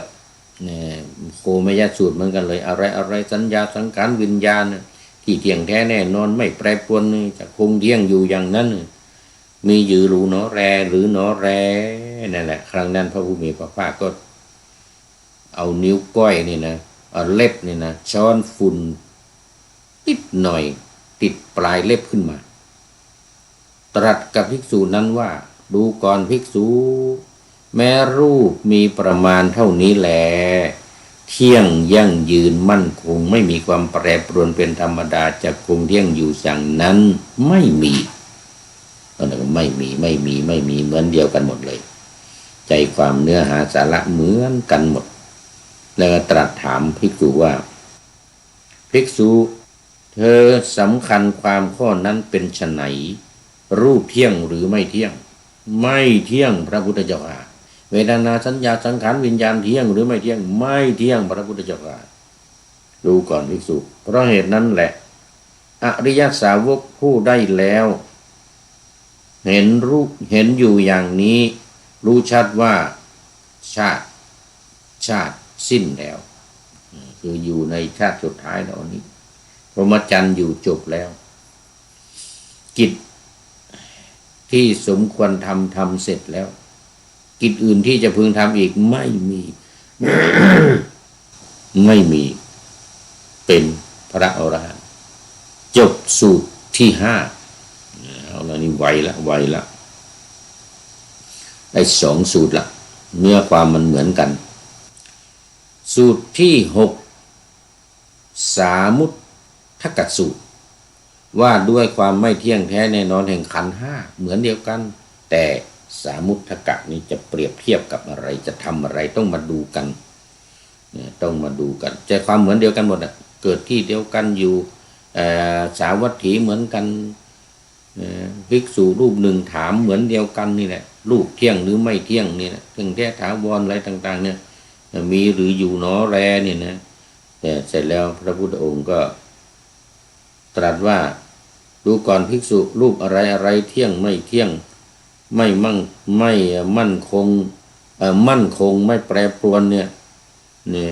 จะคงเที่ยงอยู่อย่างนั้นอะไรเวทนาสัญญาสังขารวิญญาณที่จะมั่นคงเนี่ยไม่มีความปรารถนาความแปรปรวนธรรมดาไม่มีจะเที่ยงอยู่เสมออย่างนั้นไม่มีเลยแล้วเหมือนกับอะไรอ่ะเดี๋ยวก่อนมั่นคงต้องอยู่ว่าแต่ว่าดูสุรูปอะไรเที่ยงเป็นธรรมดามั่นคงไม่มีอะไรเอาไม่ได้ช้อนอะไรขึ้นมานี่สามุทักกะสามุทักกะมีเปรียบเทียบกับอะไรเนาะเนี่ยตกไปนี่ไม่ได้เอาเปรียบเทียบไม่ได้ทำอะไรเลยนี่น่าจะพิมพ์ตกเชียงนั้นจบเลยสามุทักกะจะเป็นสมุทรก็ไม่ใช่สมุทรทักกะก็จะเหมือนแม่น้ำจะเหมือนสาคร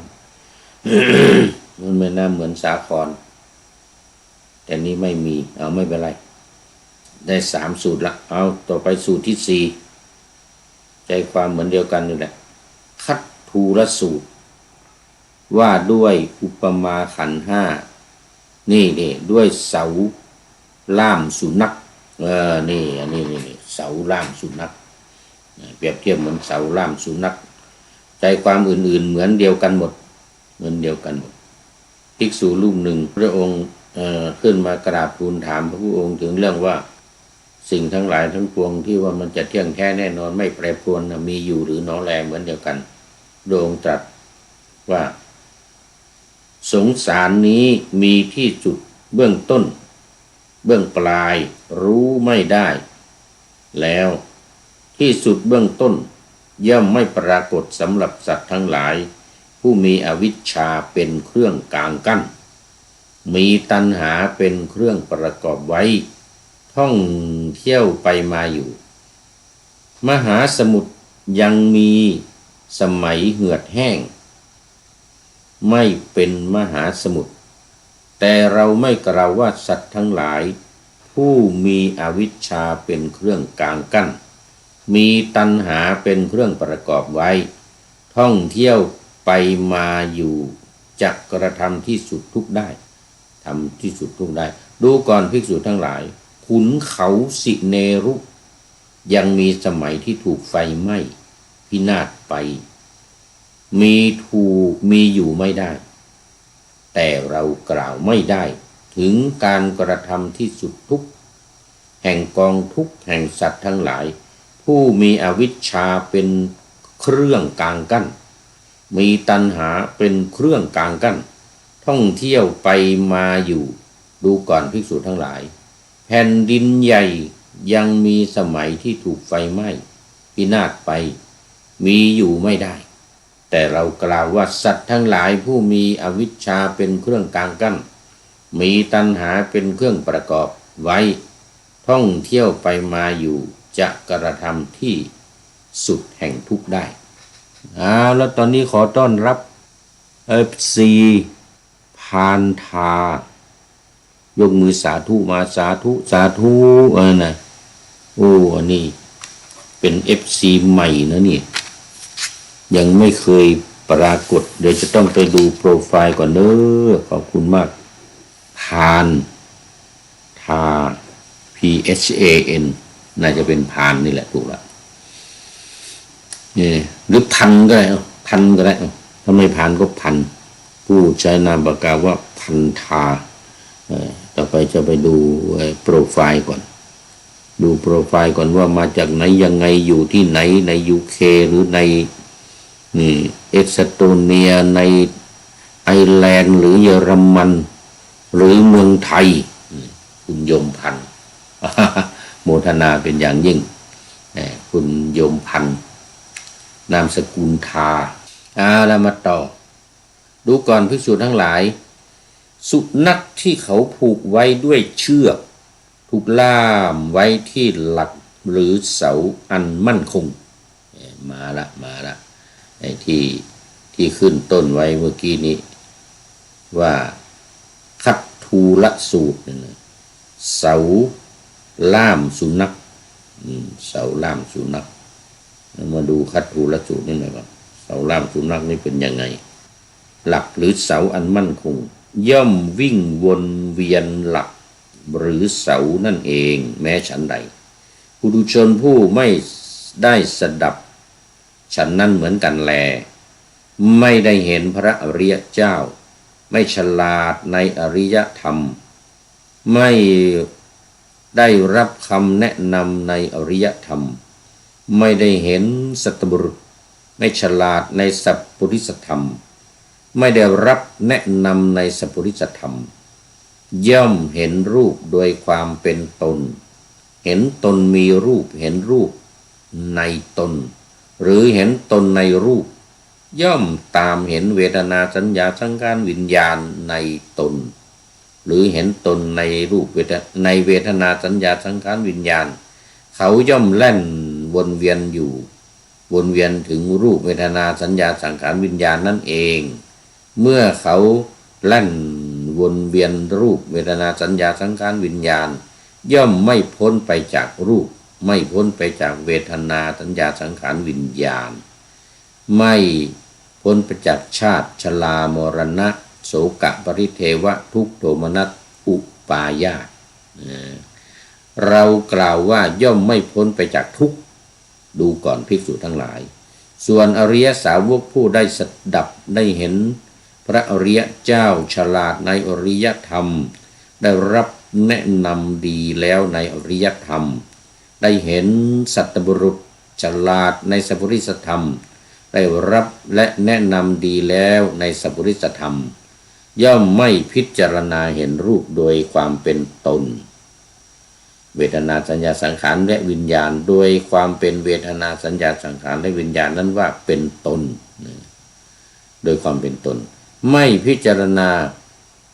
เห็นขันธ์ทั้งห้าโดยความเป็นตนโดยประการนี้แลโดยประการนี้แลย่อมพ้นจากรูปพ้นจากเวทนาสัญญาสังขารวิญญาณพ้นจากชาติชรามรณะความโศกความคร่ำพิไรรำพันคร่ำครวญหวนหาความทุกข์กายความทุกข์ใจความเหี่ยวแห้งใจเรากล่าวว่าย่อมพ้นไปจากทุกข์เอาละตอนนี้ก็ขอต้อนรับพระเดชพระคุณหลวงพ่อสุทธิสงึมลำโอ้นี่ยกหัวใจยกมือขึ้นมาแล้วแฮปปี้เนตด้วยเดี๋ยวแฮปปี้นิวแฮปปี้เบิร์ธเดย์โอ้สาธุครับหลวงพ่อกูดมอร์นิ่งมาด้วยโอ้โหสมกับเป็นตอนเช้าตื่นมาแต่เช้าเลยหลวงพ่อตอนนี้4:49 นาทีโอ้โหหลวงพ่อขอบคุณมากขอบคุณมากเดี๋ยวหลวงพ่อจะไปทำวัดสวดมนต์ก็ตามอัธยาศัยเด้อจังหวัดบุรีรัมย์เป็นยังไงบ้างเนาะตอนนี้ฝนตกแดดออกอะไรยังไงบ้างก็ว่ากันไปโมทนากับพระเดชพระคุณหลวงพ่อเป็นอย่างยิ่งไว้ณที่นี้จบไปแล้ว4สูตรครับผมยังบ่มีเวลานี่เอาอีก1สูตรเนื่องจากว่าเนื้อหาสาระมันคืออันเดียวกันนั่นเองแต่ว่าจะเปลี่ยนแต่ตัวละครคัตทูลสูตรที่2เหมือนเดิมคัตทูลสูตรเหมือนเดิม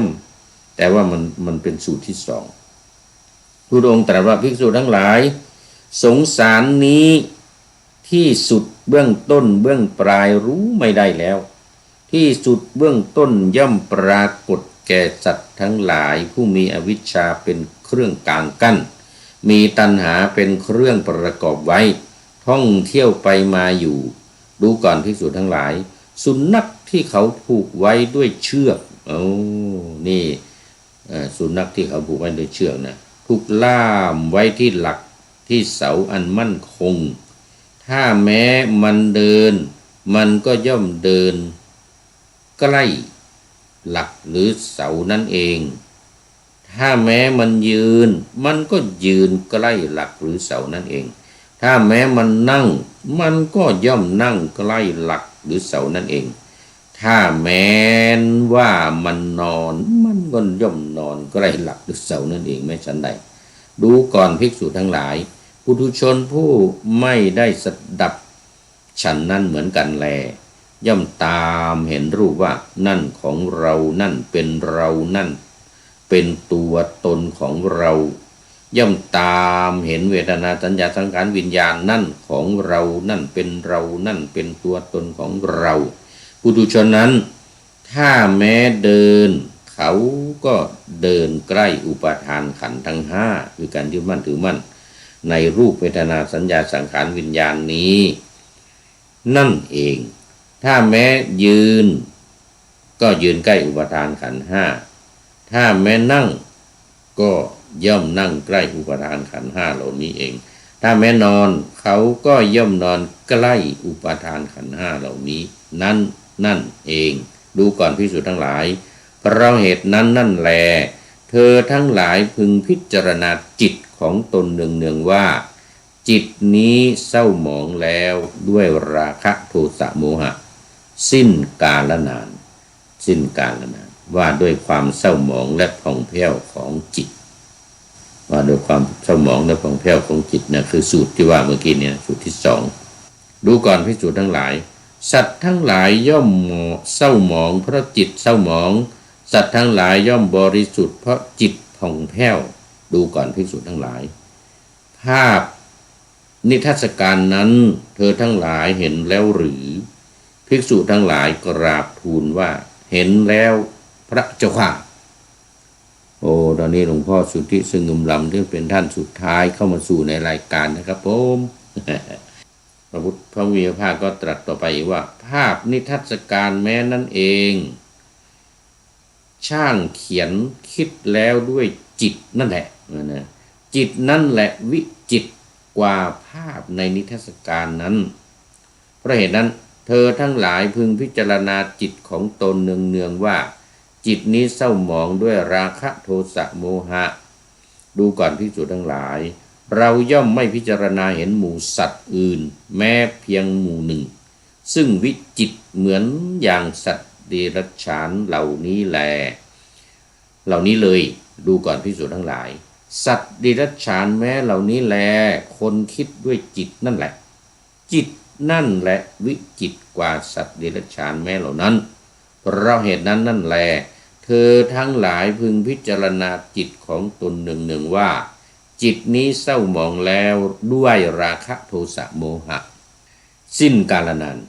สัตว์ทั้งหลายย่อมเศร้าหมองเพราะจิตเศร้าหมองสัตว์ทั้งหลายย่อมบริสุทธิ์เพราะจิตผ่องแผ้วดูก่อนภิกษุทั้งหลายช่างย้อมหรือช่างเขียนเมื่อมีเครื่องย้อมก็ดีครั่งก็ดีขมิ้นก็ดีสีเขียวก็ดีสีแดงก็ดีพึงเขียนรูปสตรีหรือรูปบุรุษมีอวัยวะใหญ่น้อยครบทุกส่วนลงที่แผ่นกระดานเกลี้ยงเกลาหรือที่ฝาหรือที่แผ่นผ้าแม้ฉันใดดูก่อนภิกษุทั้งหลายปุถุชนผู้ไม่ได้สดับฉันนั้นเหมือนกันเมื่อจะให้เกิดย่อมยังรูปนั่นแหละให้เกิดเมื่อจะให้เกิดย่อมยังเวทนานั่นแหละให้เกิดเมื่อจะให้เกิดย่อมยังสัญญานั่นแหละให้เกิดเมื่อจะให้เกิดย่อมยังสังขารนั่นแหละให้เกิดและสุดท้ายเมื่อจะให้เกิดย่อมยังวิญญาณนั่นแหละให้เกิดดูก่อนภิกษุทั้งหลายเธอทั้งหลายจะสำคัญความข้อนั้นอย่างไรรูปเที่ยงหรือไม่เที่ยงภิกษุทั้งหลายก็กราบทูลว่าไม่เที่ยงพระพุทธเจ้าค่ะเวทนาสัญญาสังขารวิญญาณเที่ยงหรือไม่เที่ยงไม่เที่ยงพระพุทธเจ้าค่ะเพราะเหตุนั้นแลอริยสาวกทั้งหลายผู้ได้สดับเห็นอยู่อย่างนี้รู้ชัดว่าชาตินี้สิ้นแล้วพรหมจรรย์อยู่จบแล้วกิจอื่นกิจทั้งหลายที่ควรทำหมดแล้วกิจอื่นที่จะควรทำไม่มี บรรลุเป็นพระอรหันต์เอวังก็มีด้วยประการฉนี้จบหมดเวลาพอดี อันนี้พระคุณหลวงพ่อชุดที่สงึมลำก็เป็นท่านสุดท้ายเข้ามาสู่เส้นชัยของรายการในวันนี้ขอโมทนาเป็นอย่างยิ่งและโมทนากับทุกท่านที่เข้ามาแล้วผ่านไปแล้วด้วยเหมือนกันขอนำพระไตรปิฎกลอยฟ้าไปจากผู้ฟังทั้งหลายในโลกล่าวันต่อไปจะได้จรย้อนกลับมาสู่สถานีใหม่ให้ท่านฟังอย่าลืมเปิดวิทยุหรือเครื่องรับโทรศัพท์โมบายคอมพิวเตอร์ผัง YouTube เฟซเพจไลน์ให้ดังเพื่อชมฟังรายการวันต่อขอทุกท่านมีความสุขทุกคืนวันนำธรรมะประกอบการงานทั้งหลายเช่นขยันทำงานทางวาจากายใจขวนขวายกิจการงานนานาบำเพ็ญสาธารณประโยชน์เว้นสิ่งที่มีโทษโหดเยี่ยงสาประกอบแต่กรรมดีมีราคาแสวงหาเงินทองครองใจคนเสียสละพละทรัพย์นับมากน้อยไม่ให้ล้านก็ให้ร้อยไม่ด้อยผลเอื้อคนรวยช่วยคนยากฝากคนจนให้ทุกคนเท่ากันมาตรฐานเดียวขอเจริญพร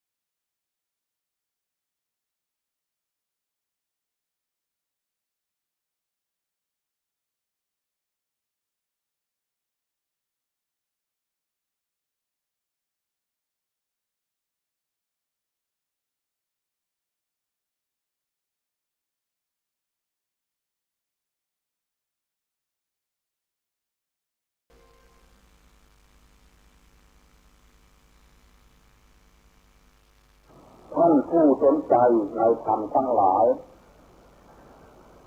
การบรรยายในวันนี้จะได้กล่าวถึงความสับสนในการจับสวยเอาหลักพระพุทธศาสนาซึ่งมีอยู่ทั่วไปและนับว่าเป็นอุปสรรคอันสำคัญของการที่จะเข้าถึงตัวแท้ของพุทธศาสนาแต่โดยเฉพาะอย่างยิ่งสำหรับชาวต่างประเทศแม้ในพุทธบริษัทชาวไทยเราก็ยังมีความสับสนเกี่ยวกับเรื่องนี้กล่าวคือต่างคนต่างถือเอานั่นนี่เรื่องนั้นเรื่องนี้หมดนั้นหมดนี้ว่าเป็นหลักของพระพุทธศาสนาซึ่งในที่สุดก็ถูกทั้งหมดไม่มีใครผิดแต่แล้วก็ไม่พ้นที่จะเกิดความตั้งเสืออยู่นั่นเองไม่สามารถจะปฏิบัติธรรมะให้ประสบผลสำเร็จได้โดยถูกตรงและสม่ำเสมอตลอดไปเมื่อจะแกล้งไปแกล้งมาและในบางกรณีก็แกล้งเสียแล้วตั้งแต่ต้นจนกระทั่งถ้าหากว่ามีการทดสอบดูด้วยการออกหนังสือเรียนไปตามหมู่นักศึกษาหรือบัณฑิต เพื่อถามดูว่าอะไรเป็นหลักหัวใจของพุทธศาสนาเราจะได้รับคำตอบที่แตกต่างกันมากมายหลายชนิดจึงเลื่อนแต่ยืนยันว่าของฉันถูกกว่าของคนอื่นทั้งนั้นมีอาการที่เรียกว่าตาบอดจำช้างตัวเดียวกันหลายคนแล้วก็เถียงกันก็เขาคลำถูกที่ต่างๆกันเกิดขึ้นได้แม้ในกรณีเช่นนี้ซึ่งเมื่อกล่าวโดยที่แท้แล้วไม่ควรจะมีเลยเพราะว่าพระพุทธองค์ได้ตรัสไว้ชัดเจนแล้วแต่เนื่องจากความลึกซึ้งของพระพุทธดำรัสและความมากมายของพระคัมภีร์ที่เขียนกันขึ้นในชั้นหลังที่เขียนอธิบายเพิ่มเติมนั่นนี่ขึ้นอีกเป็นอันมากและก็แสดงความเห็นของตัวเองเข้าไว้ด้วยเพราะคัมภีร์ทั้งหมดจึงเป็นเหมือนกับช้างที่ตัวใหญ่เกินไปคือเกินกว่าที่คนตาบอดคนเดียวจะทำมันได้ทั่วถึงทั้งตัวในคราวเดียวจึงได้เกิดมีการยึดถือหลักพระพุทธศาสนาแตกต่างกันไปตามความถนัดของตนเองอีกทางที่ทำให้เกิดการสับสนนั้นเนื่องมาจากความยึดมั่นถือมั่นดั้งเดิมของบุคคลนั้นเมื่อเขามีความเชื่อหรือความยึดมั่นอย่างไรมาก่อนเขาก็แค่แต่ที่จะจับสวยเอาหลักพระพุทธศาสนาหลักใดหลักหนึ่งซึ่งที่แท้ก็เพียงแง่ใดแง่หนึ่งหรือส่วนใดส่วนหนึ่งมาเป็นหลักสำหรับยึดถือในวงการค้นคว้าการศึกษาหรือการปฏิบัติสืบไปเขาจะมองเห็นแต่เหลี่ยมหรือแง่หรือมุมที่เข้ากันได้กับความรู้สึกหรือความเชื่อที่มีอยู่เป็นทุนเดิมของเขาเท่านั้นแล้วก็มักจะมองข้ามส่วนอื่นไปเสียเป็นเหตุให้จับเอาหลักที่แท้จริงได้เพียงข้างๆคู่ๆและจะเป็นได้มากที่สุดแก่บุคคลที่เคยถือลัทธิศาสนาอื่นมาก่อนดังที่ได้เคยวินิจฉัยไว้ต่อเป็นควรแล้วตั้งต้นในการบรรยายตั้งแต่ซึ่งสรุปตามว่าคนส่วนใหญ่มักจะศึกษาสิ่งที่แปลกใหม่ๆออกไปเพื่อจะเอามาเป็นเครื่องสนับสนุนความคิดเห็นของตัวเท่านั้นถึงทำอย่างนี้พุทธศาสนาก็มีให้มากมายหลายแง่หลายมุม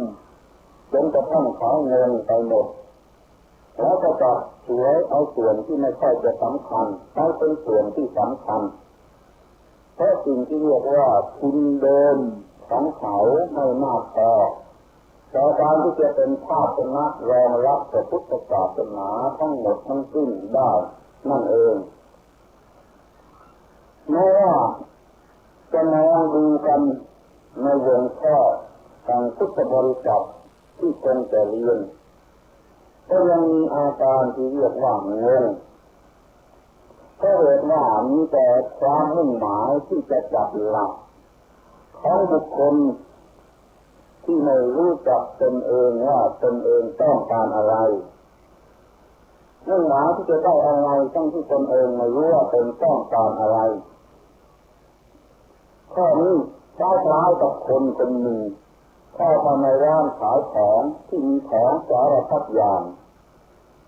แล้วตนจะเลือกซื้อเอาไม่ได้แม้แต่อย่างเดียวเพราะไม่รู้ว่าตนต้องการอะไร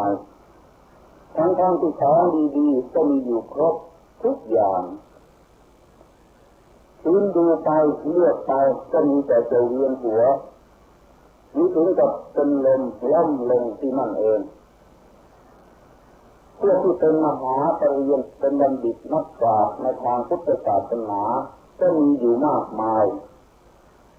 ต่างก็ย้อนกันบอกผู้ฟังว่านั่นนี่เป็นหลักพุทธศาสนาต่างกันล้วนแต่เป็นความจริงเป็นสิ่งที่ถูกต้องและดีๆทั้งนั้นเป็นผู้ฟังเวียนหัวแม้ที่เป็นนักศึกษาหรือนักศึกษาทั้งเยี่ยมยอดเช่นชาวต่างประเทศก็ยังเวียนหัวและนักศึกษาอะไรกับผู้ทายกทายิกาคุณย่าคุณยายของเราจะไม่เวียนหัวฉะนั้นเป็นการอย่าถูกต้องอย่างยิ่งที่จะกล่าวว่าแม้จะทั้งวันนี้พวกเราชาวพุทธบริษัทก็ยังจับหลักไม่ได้ว่าหลักของพุทธศาสนาที่แท้จริงและมีระบบเรียนตั้งนั้นมันว่าอย่างไรกันที่มีรูปร่างอย่างไรกันที่เราเห็นได้โดยมากจะได้แต่หมวดธรรมะที่สำคัญเช่นหมวดอริยสัจหมวดอริยมรรคมีองค์8หมวดไตรสิกขาหมวดว่าด้วยไตรลักษณ์และว่าด้วยปฏิจจสมุปบาทเป็นต้นหรือหมวดที่ถือกันว่าเป็นหัวใจของพุทธศาสนาจริงๆเช่นหลัก3ประการที่มีอยู่ในโอวาทปาติโมกข์คือเรื่องไม่ให้ทำชั่วให้ทำความดีทุกอย่างและให้ทำจิตของตนให้บริสุทธิ์หมดจดนั่นจะเลื่อนถูกมองเป็นไปเป็นละแง่เป็นละมุมเอาเข้ามาจับกันไม่สนิทไม่ลงรอยกันได้จนถึงกับเหลือเพียงหมวดเดียวข้อเดียวหรือคำเดียวเป็นต้นเหตุให้ต้องฝากไว้อย่างนั้นเลยกลายเป็นหมู่ของหลักที่ตัดไว้มากดูสลอนไปหมดจนกระทั่งพวกทายกทายิกาไม่รู้ว่าจะศึกษาเรื่องอะไรดีทั้งนี้ก็เรื่องแต่ไม่รู้ว่าตัวเองกำลังเป็นอะไรกำลังต้องการอะไรและกำลังจะไปทางไหนเรื่องแต่เป็นเรื่องที่ดูสลัวไปหมดแทนจะเป็นอีกทางหนึ่งซึ่งควรจะได้รับการพิจารณาด้วยก็คือการที่ธรรมะบางหมวดเป็นแค่คำที่เข้าใจไม่ได้เพราะเหตุว่าได้ถือเอาความหมายของคำนั้นผิดหรือถือเอาความหมายของคำเฉพาะบางคำผิดหรือผิดไปจากความหมายที่แท้จริงหรือทุกข์ประสงค์เดิมเรื่องมันก็กลายเป็นสิ่งที่ค้างกันอยู่ในตัวเองยิ่งเชื่อให้สงบมากขึ้นเท่าไรก็ยิ่งมีผู้เขียนคำอธิบายเพิ่มเติมมากขึ้นเท่านั้นยิ่งเขียนเพิ่มเติมมากขึ้นเท่าไรก็ยิ่งผิดไกลออกไปทุกทีแต่เนื่องจากคำอธิบายใหม่ๆนั้นฟังดูและน่าฟังยิ่งนักปราชญ์ยิ่งมีลักษณะเป็นนักปราชญ์มากขึ้นคนที่ได้พบได้เห็นก็ยิ่งยึดถือในคำอธิบายเหล่านี้กันอย่างเต็มที่โดยมีความหลงผิดไปว่ายิ่งยากยิ่งเข้าใจได้ยากนั่นเลยยิ่งดีหรือยิ่งเป็นหลักสำคัญของพุทธศาสนาอาการดังที่กล่าวนี้ได้เกิดขึ้นแล้วแต่เรื่องเช่นเรื่องปฏิจจสมุปบาทเป็นต้นจนกระทั่งโดยคำอธิบายเรื่องนี้เป็นเล่มสมุดขนาดใหญ่เป็นคำอธิบายที่ได้ละเอียดอย่างยิ่งตรงนี้และมีเรื่องศึกษากันแพร่หลายอย่างยิ่งแต่ในที่สุดจะหาสาระอันใดไม่ได้ในการที่จะใช้เป็นหลักปฏิบัติให้สำเร็จประโยชน์เป็นตามพระพุทธประสงค์เดิมที่ได้จัดเรื่องปฏิจจสมุปบาทนี้ไว้ถึงแม้คำอธิบายที่เรียกกันว่าอภิธรรมก็ตกอยู่ในลักษณะเช่นเดียวกันนี้แต่ไปได้กว้างไปได้ไกลจากเรื่องปฏิจจสมุปบาทเพราะว่ามีมากมายหลายเรื่องแต่ละเรื่องก็มีความลึกซึ้ง กันไปเป็นละแง่ละมุมจนกระทั่งเหลือความสามารถของนักศึกษาที่จะเข้าใจมันได้อย่างทั่วถึงจนนำมาใช้ปฏิบัติให้สำเร็จประโยชน์โดยไม่ต้องกล่าวถึงพวกทายกทายิกาคุณย่าคุณยายอีกตามเคยเนื่องจากได้พิจารณาเห็นอุปสรรคและลักษณะอาการต่างๆซึ่งเป็นเครื่องกีดขวางไม่ให้เราได้รับประโยชน์จากพระพุทธศาสนาเพราะเหตุเพียงอย่างเดียวคือการที่ยังจับหลักไม่ได้ที่ยังไม่ได้หลักที่ชัดเจนแจ่มแจ้งสะดวกที่จะเข้าใจและที่จะปฏิบัติและเป็นเรื่องที่ตรงกันกับความคิดนึกของคนธรรมดาสามัญพอที่จะถือเป็นหลักได้จริงๆนั่นเองจึงได้เกิดมีความคิดขึ้นว่าเราควรจะชำระสะสางปัญหาข้อนี้กันเสียทีจะให้ได้หลักที่ใช้ได้เป็นวงกว้างทั่วไปแต่มนุษย์ทุกคนในโลกสำหรับจะได้ถือเป็นหลักเพื่อปฏิบัติไปตามทางของเขาเองหรือเพื่อจะมาอาศัยเริ่มเงาของคำว่าพุทธศาสนาก็ตามผลย่อมจะเกิดขึ้นเป็นอย่างเดียวกันเพราะว่าธรรมะในขั้นนี้เป็นของกลางของธรรมชาตินี่ก็เป็นเรื่องจริยธรรมที่คนบัญญัติเอาเองได้ตามสมควรแต่สถานการณ์ที่รอบล้อมเขาอยู่หรือความต้องการของเขาเป็นต้นแต่การที่จะทำอย่างนี้ได้ก็ยังจำเป็นที่จะต้องระมัดระวังในการที่จะรักษาหลักเดิมๆไว้อย่างสมบูรณ์ให้ลงรอกันได้กับหลักทั่วไปทั้งหมดจนอาจจะเป็นที่ยอมรับสำหรับพวกพุทธบริษัทผู้คงแก่เรียนทั้งหลายได้ด้วยและให้เข้าใจได้ง่ายๆแม้แต่พุทธบริษัทที่ร้ายการศึกษาเขาไม่อาจจะศึกษามากๆได้เช่นพวกทายกทายิกาหรือคุณย่าคุณยายเป็นต้นด้วยเมื่อเป็นดังนี้ย่อมจำเป็นที่จะต้องมีการดัดแปลงการใช้ถ้อยคำเป็นต้นให้เป็นคำธรรมดาสามัญที่อาจจะเข้าใจได้ทันทีสำหรับคนทั่วไปแต่ความหมายหรือเนื้อความนั้นยังเป็นเช่นเดียวกันกับที่มีอยู่ในพระคัมภีร์อันไพเราะอย่างยิ่งและมีโวหารอันลึกซึ้งและที่สำคัญยิ่งไปกว่านั้นอีกก็คือให้สามารถใช้เป็นหลักปฏิบัติได้ทันทีโดยไม่ต้องมีการศึกษานั่นนี่ให้ยุ่งยากแม้แต่คนที่มีการศึกษาน้อยแต่ทั้งคนแก่ชราและคนเจ็บร่อจนจะตายอยู่แล้วก็ยังมีโอกาสที่จะเข้าใจได้ทันเพราะฉะนั้นถ้าหากว่าคำอธิบายต่อไปนี้จะแปลกจากที่เคยได้ยินได้ฟังไปบ้างก็อย่าประหลาดใจจนถึงกับไม่ฟังเอาเสียเลยหรือฟังอย่างไม่พินิจพิเคราะห์เพราะเข้าใจว่าเป็นการกล่าวเอาเองตามใจชอบมากเกินไป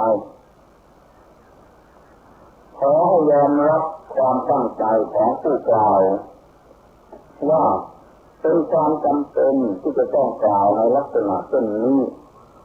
เพื่อแก้ปัญหาเฉพาะหน้าของโลกพุทธบริษัทเรานั่นเองหลักสำคัญที่สุดที่สรุปแล้วมันมายื่นให้นั่นมีอยู่เพียงสั้นๆว่าเราไม่ต้องศึกษาเรื่องอะไรเลยนอกจากเรื่องตัวกูและของกูเรายังไม่ต้องคำนึงถึงตัวพุทธธรรมประสงค์หรือคำนึงถึงข้อธรรมะที่นั้นที่นี้หมดนั้นหมดนี้แต่ประการใดเลย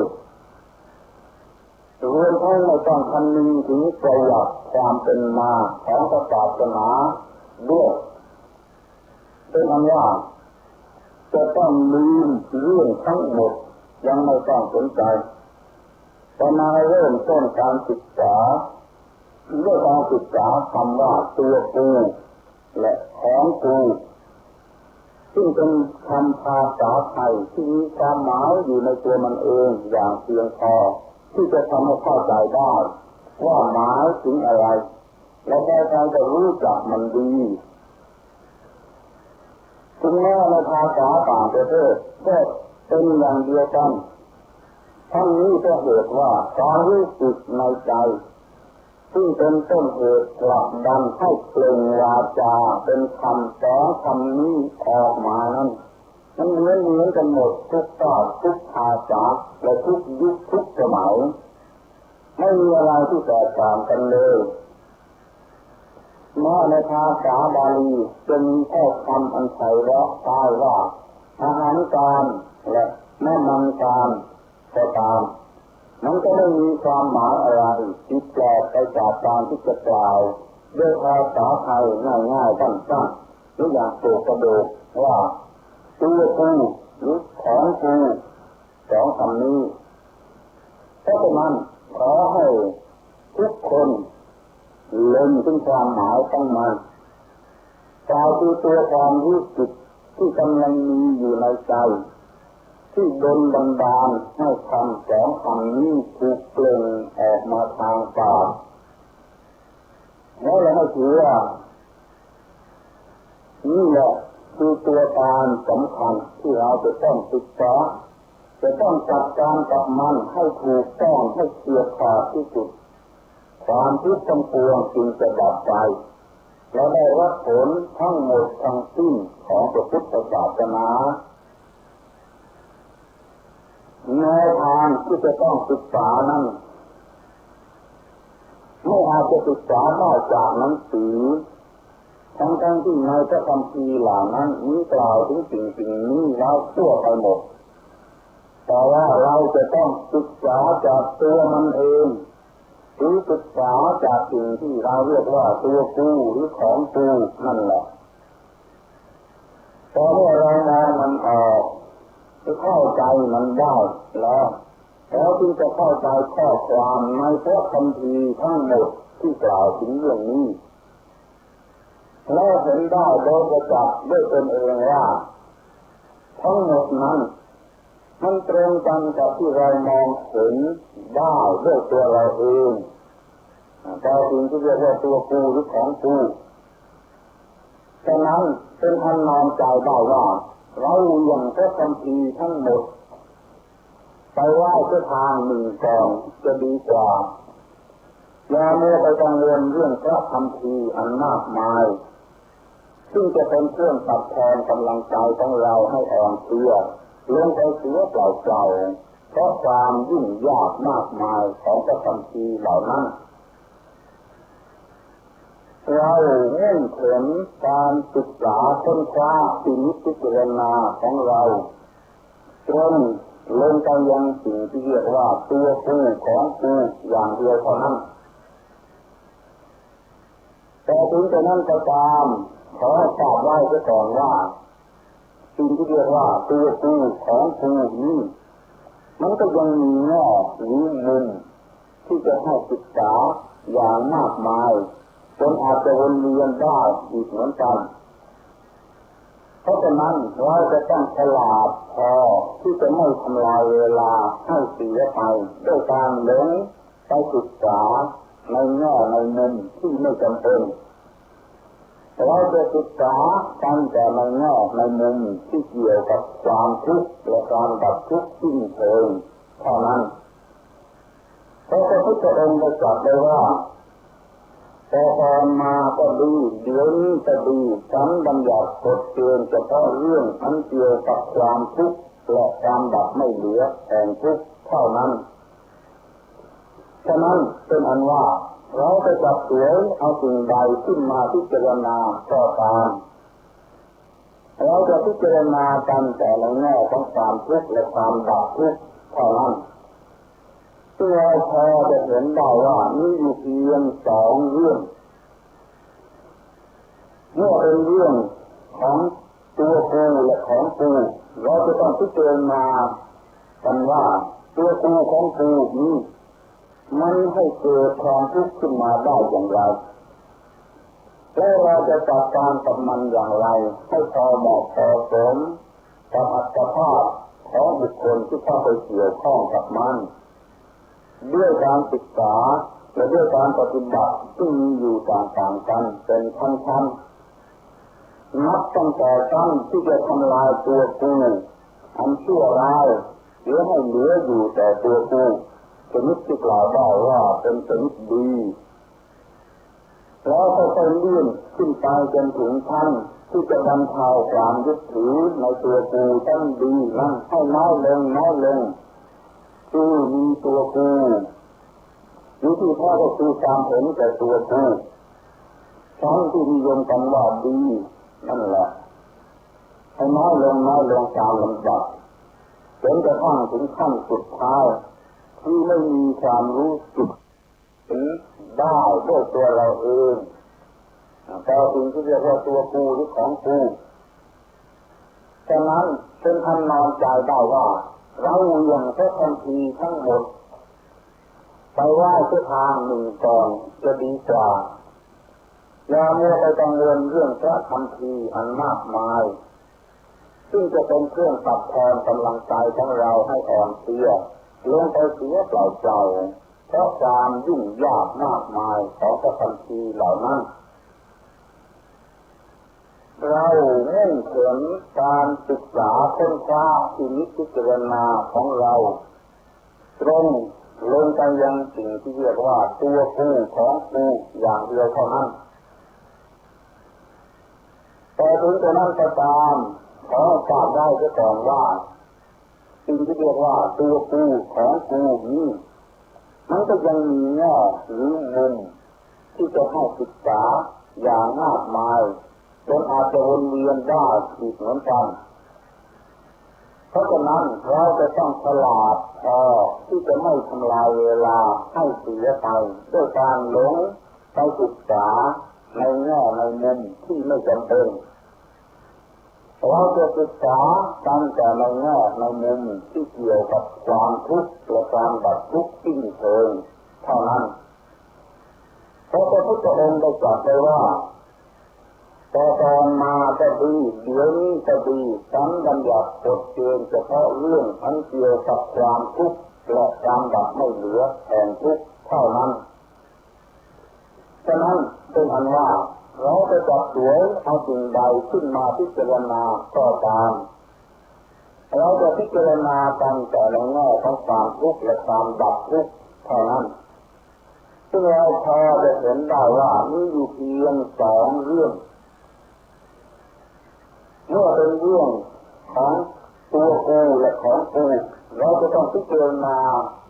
กันว่าตัวกูของกูนี้มันให้เกิดความทุกข์ขึ้นมาได้อย่างไรแล้วเราจะจัดการกับมันอย่างไรให้พอเหมาะพอสม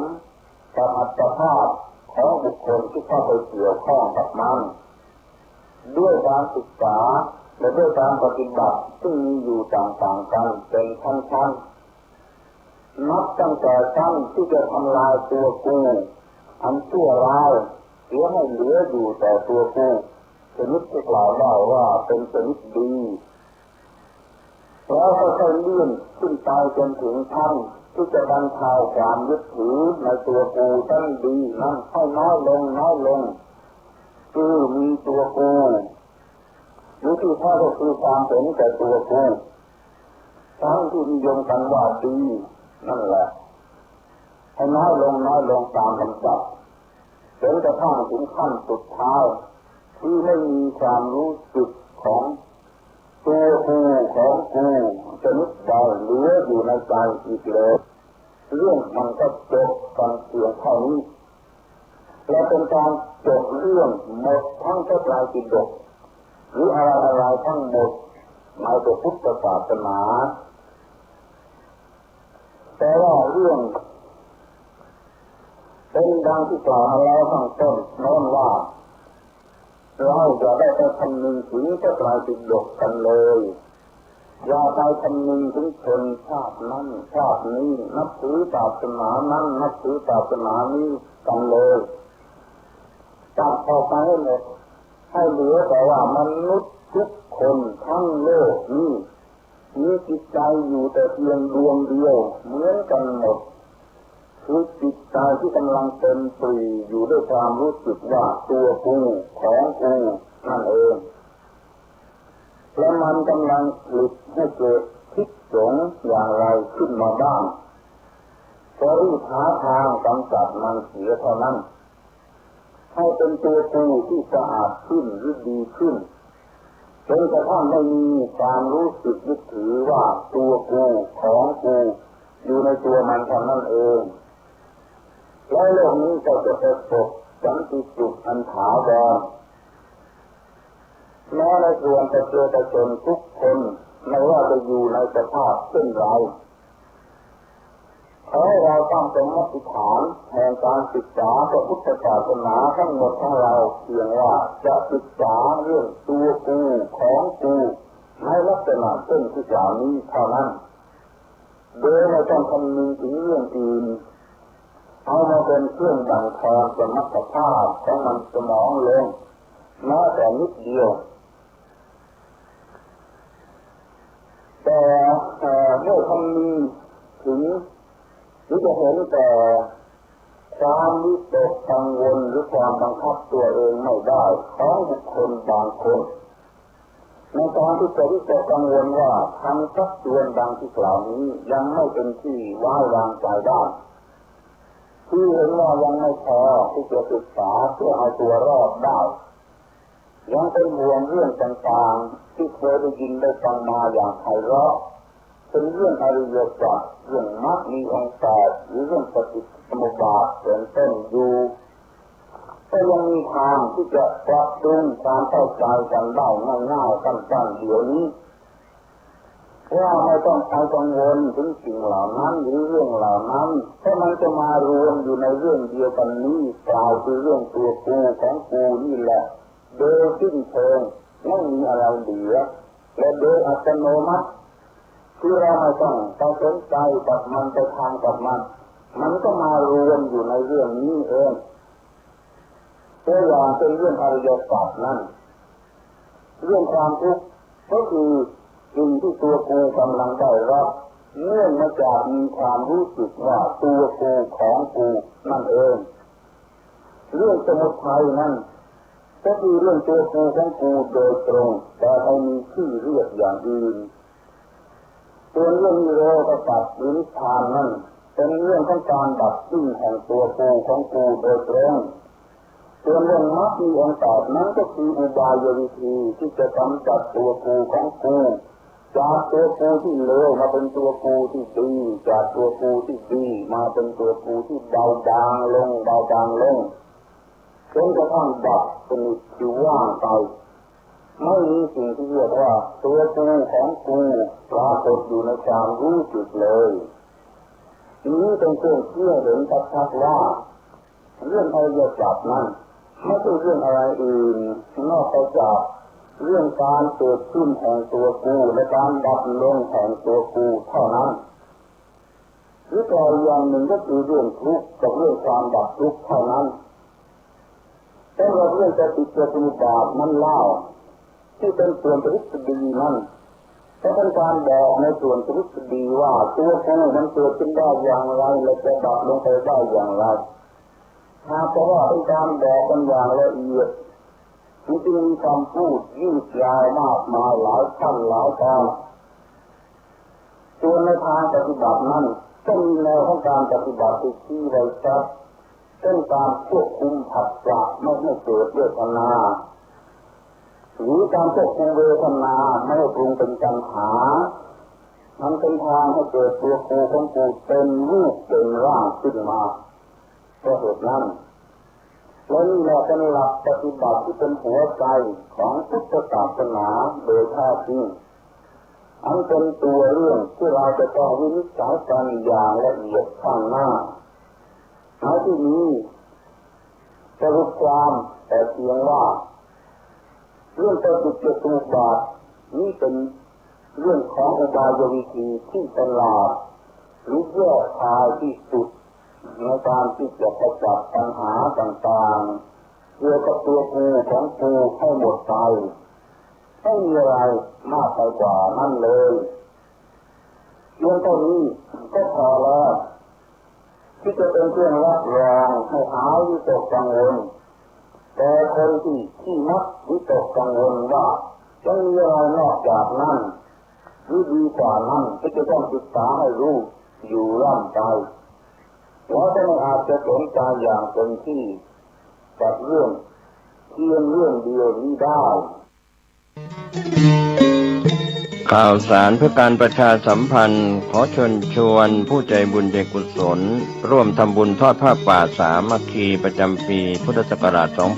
2568 เพื่อบูรณะวิหารปูพื้นกระเบื้องไวนิลตารางเมตรละ 699 บาทจำนวน 150 ตารางเมตรทำโครงเหล็กป้องกันนกรอบวิหารราดพื้นเททรายล้างหน้าวิหารราวบันไดเหล็กสแตนเลสทาสีรอบวิหารเปลี่ยนระบบไฟฟ้าปรับปรุงทัศนียภาพวิหารบูรณะปฏิสังขรณ์ถาวรวัตถุภายในวัดทอดถวายณวัดดอนตันตำบลเหมืองแก้วอำเภอแม่ริมจังหวัดเชียงใหม่ตรงกับวันเสาร์ที่1พฤศจิกายนพุทธศักราช 2568 ช่วงเช้า 9:39 นาทีเป็นต้นไปก็ขอเชิญชวนศรัทธานักศีลนักบุญทั้งหลายร่วมงานบุญทอดผ้าป่าสามัคคีครั้งนี้เพื่อบูรณะวิหารปูพื้นกระเบื้องไวนิลรวมไปถึงทำโครงเหล็กป้องกันนกรอบวิหารราดพื้นเททรายร้างหน้าวิหารราวบันไดเหล็กสแตนเลสทาสีรอบวิหารเปลี่ยนระบบไฟฟ้าปรับปรุงทัศนียภาพวิหารบูรณะปฏิสังขรณ์ถาวรวัตถุภายในวัดดอนตันตำบลเหมืองแก้วอำเภอแม่ริมจังหวัดเชียงใหม่เสาร์ที่1พฤศจิกายน 2568 นี้เชิญท่านร่วมงานร่วมบุญร่วมบริจาคได้บุญได้กุศลโดยทั่วหน้ากัน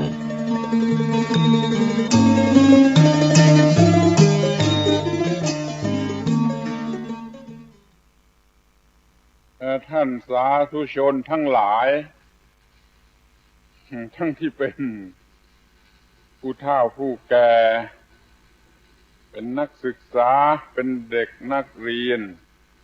ดังที่เห็นกันอยู่รวมกัน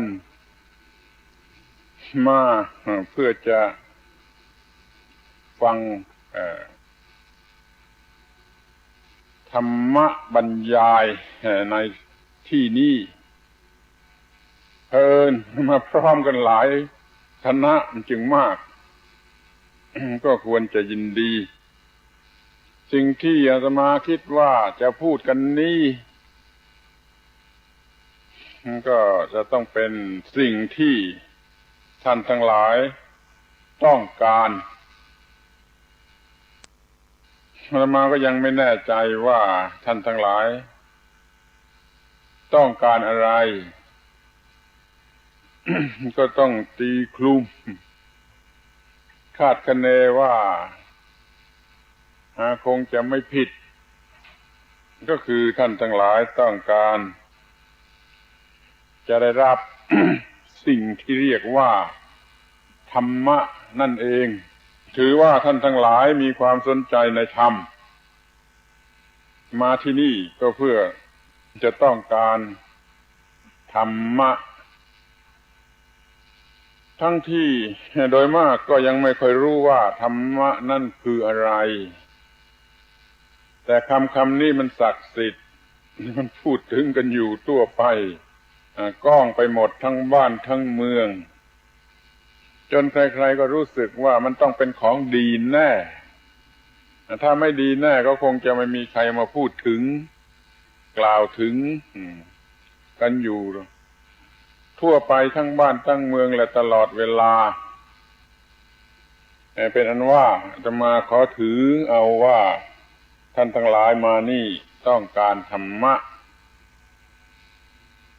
จะไม่คำนึงถึงว่า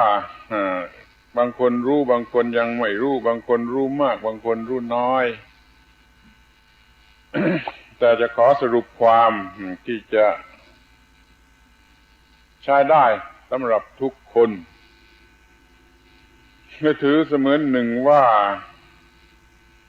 จะเป็นของขวัญปีใหม่เพราะอีก 2-3 วันก็จะถึงวันปีใหม่แล้วก็ถือโอกาสเสียเลยว่าจะให้ความรู้ในวันนี้ในฐานะเป็นของขวัญสำหรับวันปีใหม่ แล้วก็คือสิ่งที่เรียกว่าธรรมะอีกนั่นเอง ให้ธรรมะในฐานะเป็นของขวัญสำหรับวันปีใหม่มันจะแปลกอะไรมันจะแปลกก็ตรงที่ว่าท่านทั้งหลายจะต้องทำให้มันมีธรรมะมากขึ้นกว่าปีที่แล้วมาอย่าให้มันซ้ำซากวนเวียนเท่าเดิมอยู่เลยให้มันก้าวหน้าไปตามลำดับ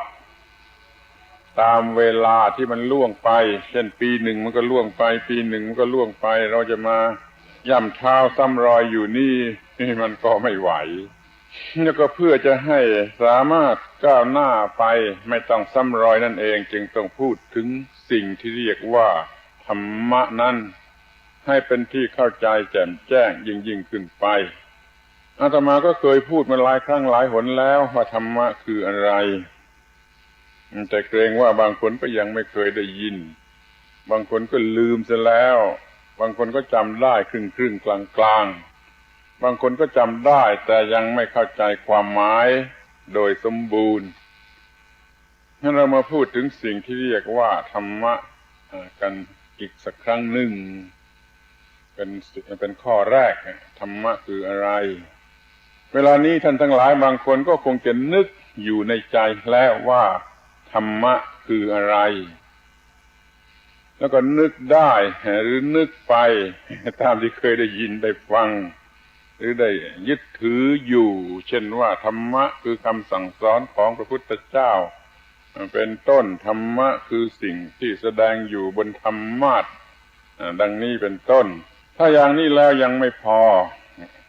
ยังไม่ถูกตัวธรรมะอันแท้จริง ธรรมะคืออะไร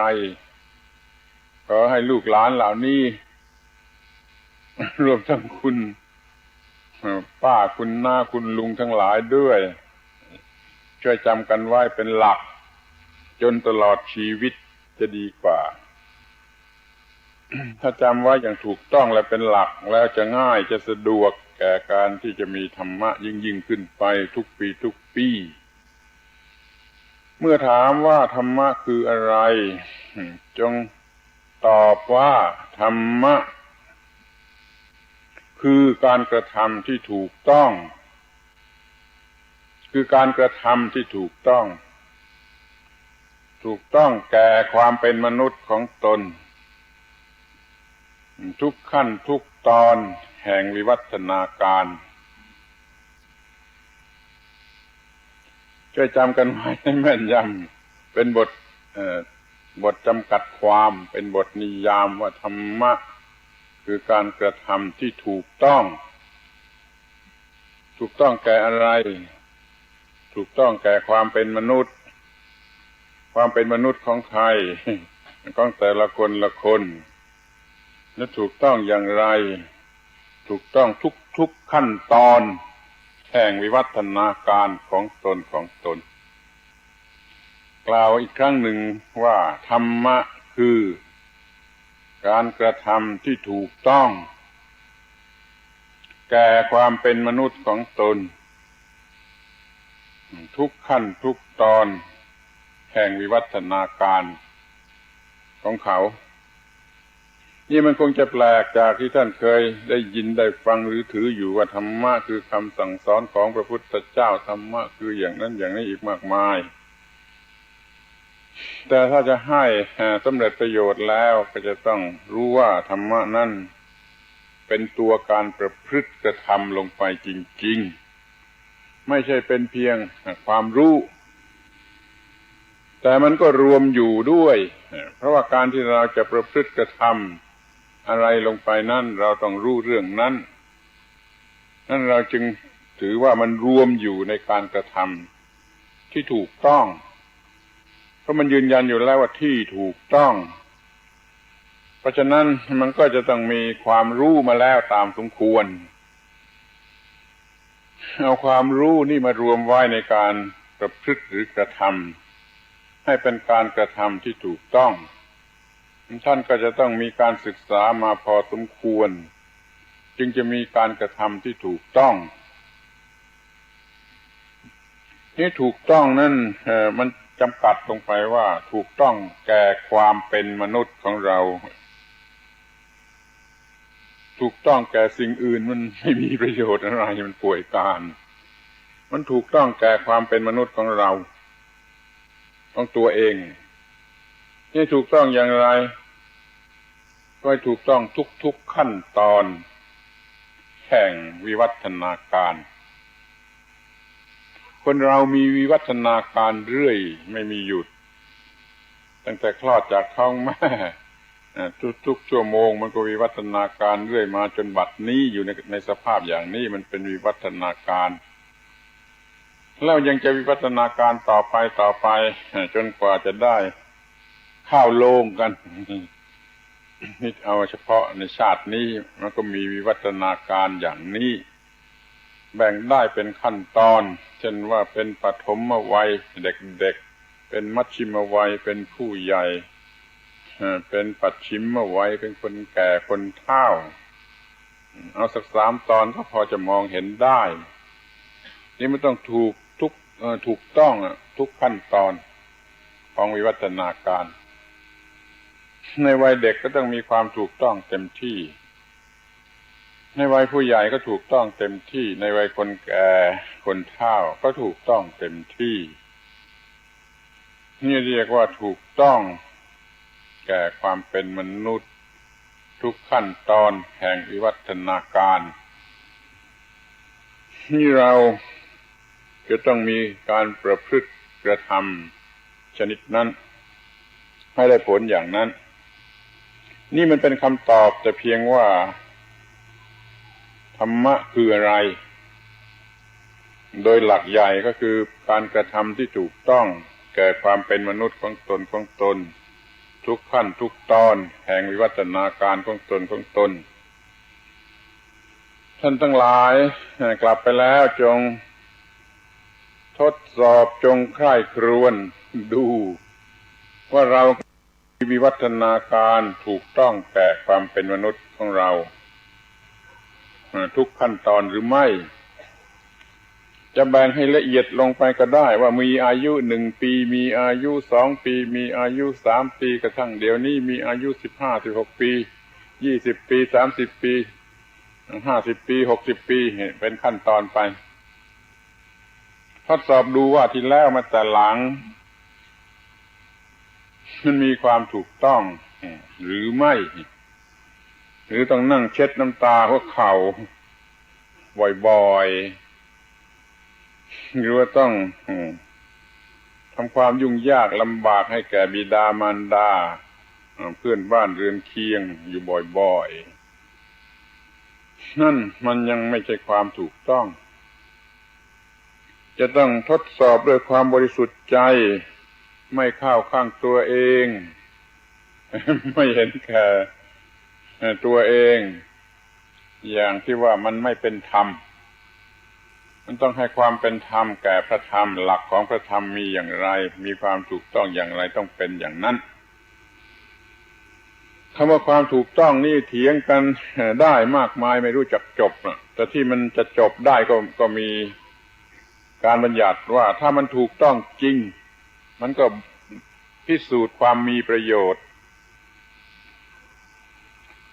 เนี่ยก็ให้ลองคิดดูถ้ามันถูกต้องจริงมันต้องพิสูจน์ความมีประโยชน์กับใครก็ประโยชน์แก่ผู้นั้นและผู้อื่นรอบตัวเขา ถ้ามันเกิดประโยชน์แก่ตัวผู้นั้นและแก่ผู้อื่นรอบตัวเขาเนี่ยจะเรียกได้ว่าถูกต้อง ถ้ามาอย่างนั้นมันไม่ถูกต้องแหละแม้ให้ใครมาบอกสักกี่ร้อยคนว่าถูกต้องมันก็ไม่ถูกต้องไปได้แต่เมื่อมันพิสูจน์ความมีประโยชน์ตั้งแก่ตนและแก่ผู้อื่นนั่นจึงจะเรียกว่าถูกต้องกับเราก็คือเรามีความสุขเรียกว่าเป็นคนไม่มีปัญหาไม่มีความทุกข์อยู่ด้วยความสงบสุขเป็นที่พอใจของตนนี่เรียกว่ามันเป็นความถูกต้องกับเรานี่แล้วความมีชีวิตอยู่ของเรานั่นมีการกระทำอะไรบางอย่างพร้อมๆกันไปแล้วก็เป็นประโยชน์แก่ผู้อื่นหรือเป็นการช่วยเหลือผู้อื่นพร้อมกันไปจนเพื่อนมนุษย์ข้างเคียงของเราก็พลอยได้รับประโยชน์เป็นความสุขด้วย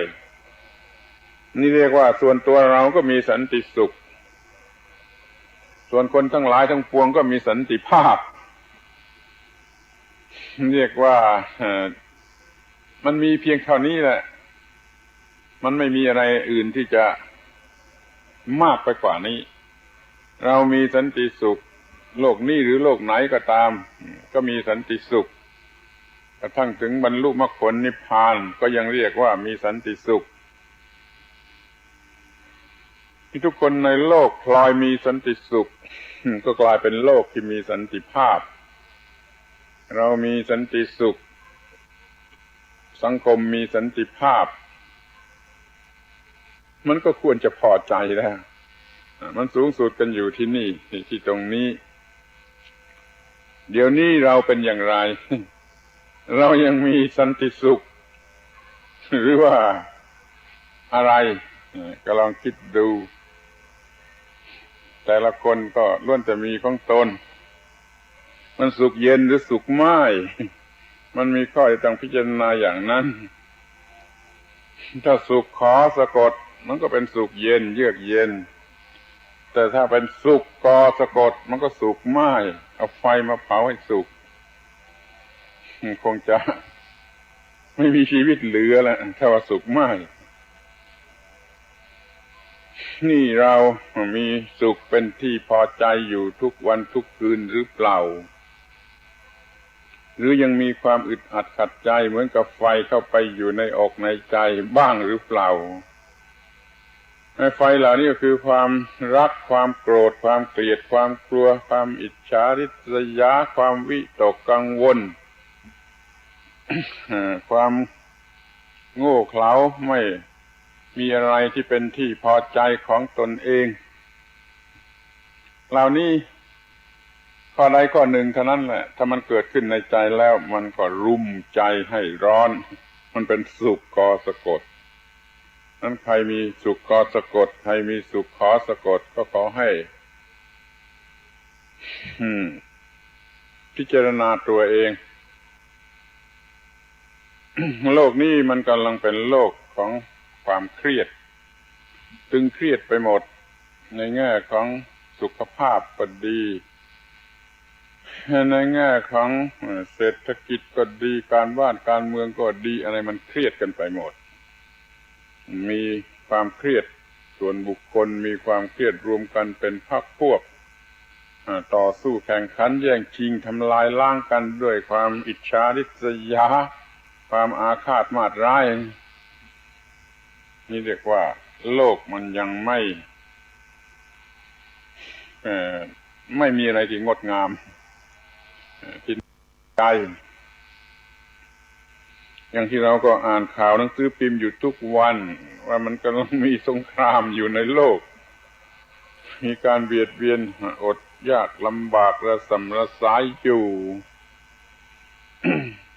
นี่ส่วนบุคคลแต่ละคนละคน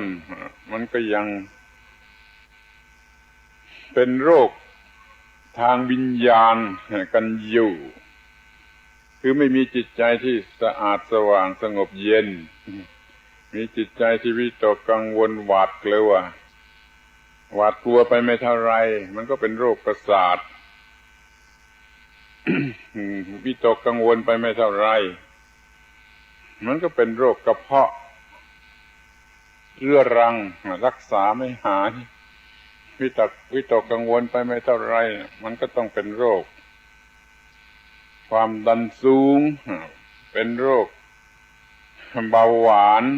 เพราะว่าจิตใจมันระส่ำระสายระบบประสาทกระทบกระเทือนร่างกายมันผิดปกติมันใช้น้ำตาลไม่หมดมันก็เป็นโรคเบาหวานอย่างนี้ท่านไม่คิดกันเลยว่าไอ้โรคทางร่างกายนั่นมันมีสมุฏฐานมาจากความไม่ถูกต้องในทางจิตใจ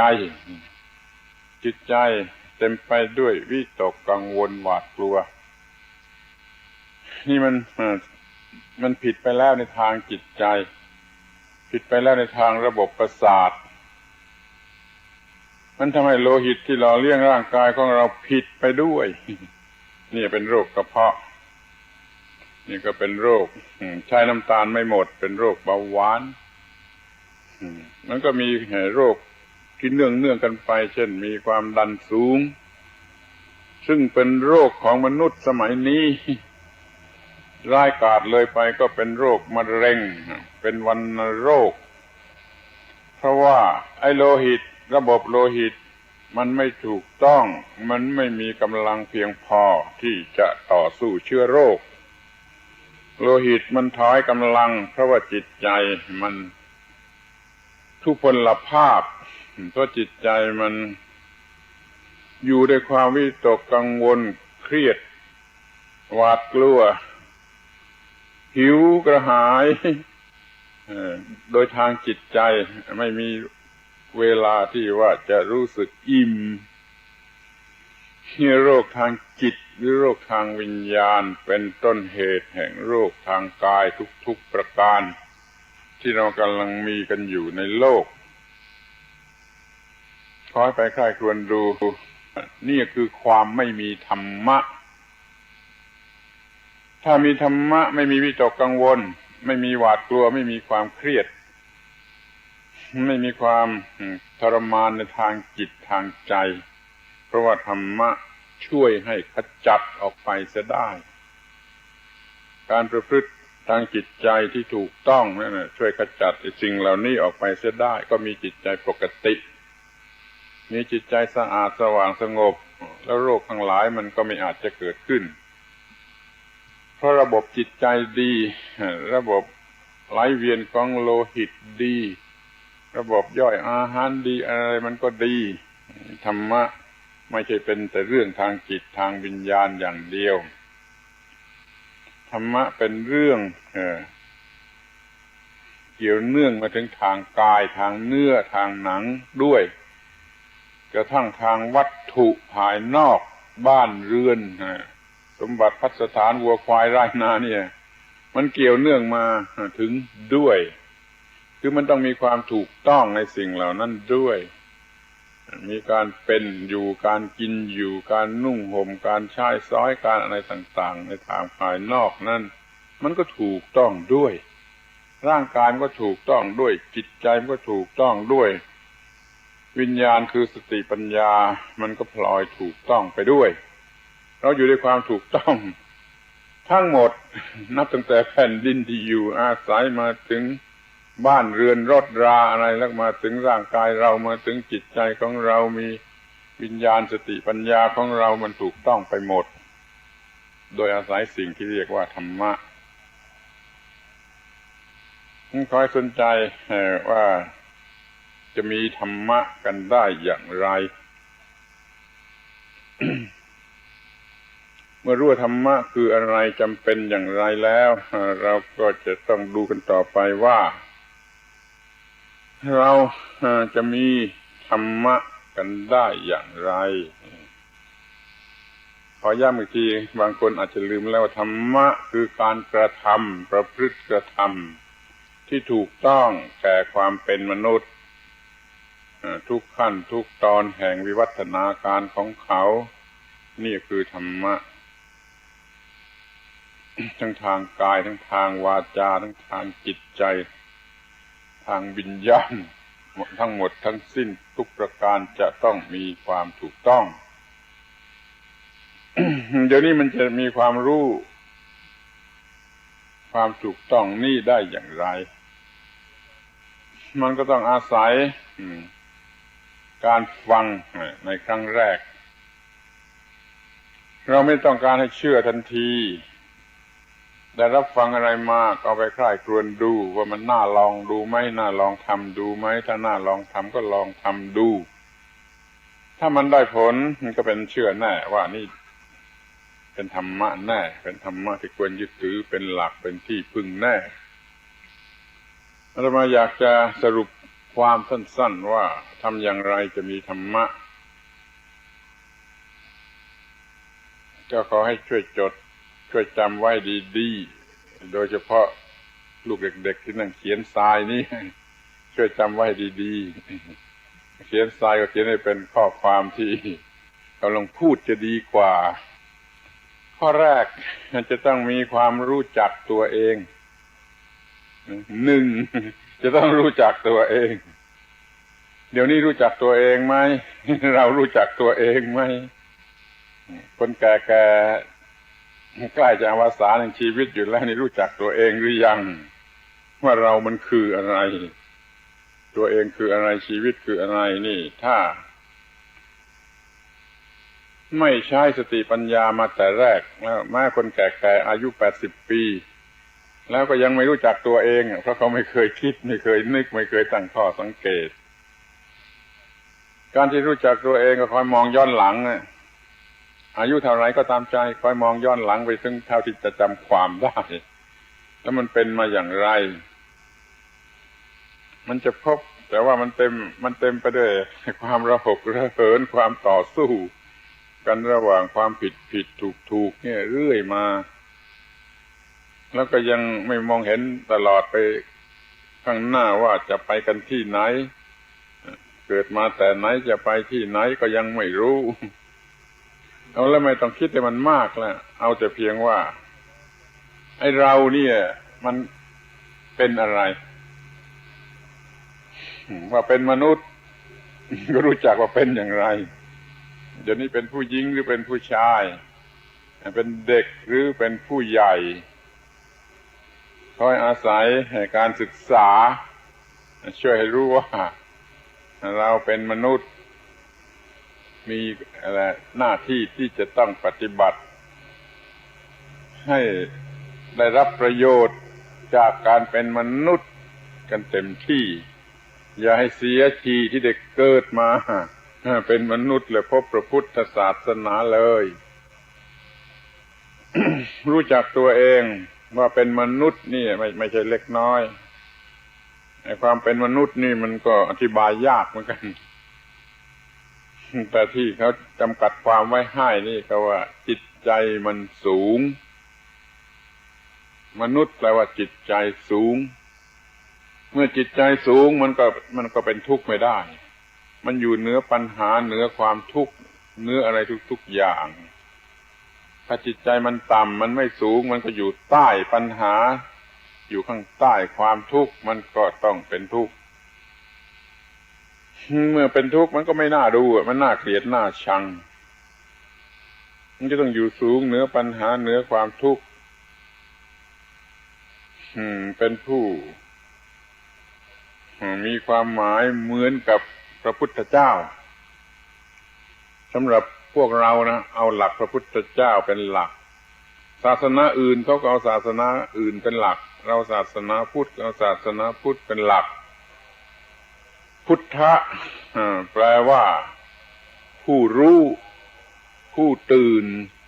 ผู้เบิกบานความจริงพุทธะคำนี้รากศัพท์แท้ๆมันแปลว่าผู้ตื่นที่แปลผู้รู้ผู้เบิกบานเพิ่มเข้าไปนั่นน่ะมันชั้นสองชั้นหนึ่งแท้ๆพุทธะนี่แปลว่าผู้ตื่นไม่ใช่ตื่นคลาดกลัวตื่นตูมอะไรไม่ใช่คือว่าตื่นจากหลับเมื่อหลับอยู่ยังไม่ใช่พุทธะเมื่อตื่นแล้วจึงจะเรียกว่าพุทธะจะโดยภาษาคนนี่ก็ได้ถ้ายังหลับอยู่มันก็ไม่หลับอยู่เนี่ยหลับกรนอยู่นี่มันก็ไม่เป็นพุทธะพอตื่นขึ้นมาไม่หลับจากหลับนั่นจึงจะเป็นพุทธะ ตื่นหรือหลับอย่างภาษาคนอย่างนี้ก็ได้แต่ตื่นหรือหลับที่ดีกว่านั้นคือในภาษาธรรมความหลับนั่นคือความโง่อวิชชาเป็นความหลับกิเลสนั่นคือความหลับที่เอากิเลสออกไปเสียได้ก็เป็นความตื่นคือตื่นจากกิเลสตื่นออกมาเสียจากความหลับคือกิเลสกิเลสนิทรากิเลสนิทราความหลับโดยกิเลสนั่งที่นี่จะกำลังหลับโดยกิเลสอยู่ก็ได้นะระวังให้ดีกิเลสนิทราเป็นภาษามันในพระคัมภีร์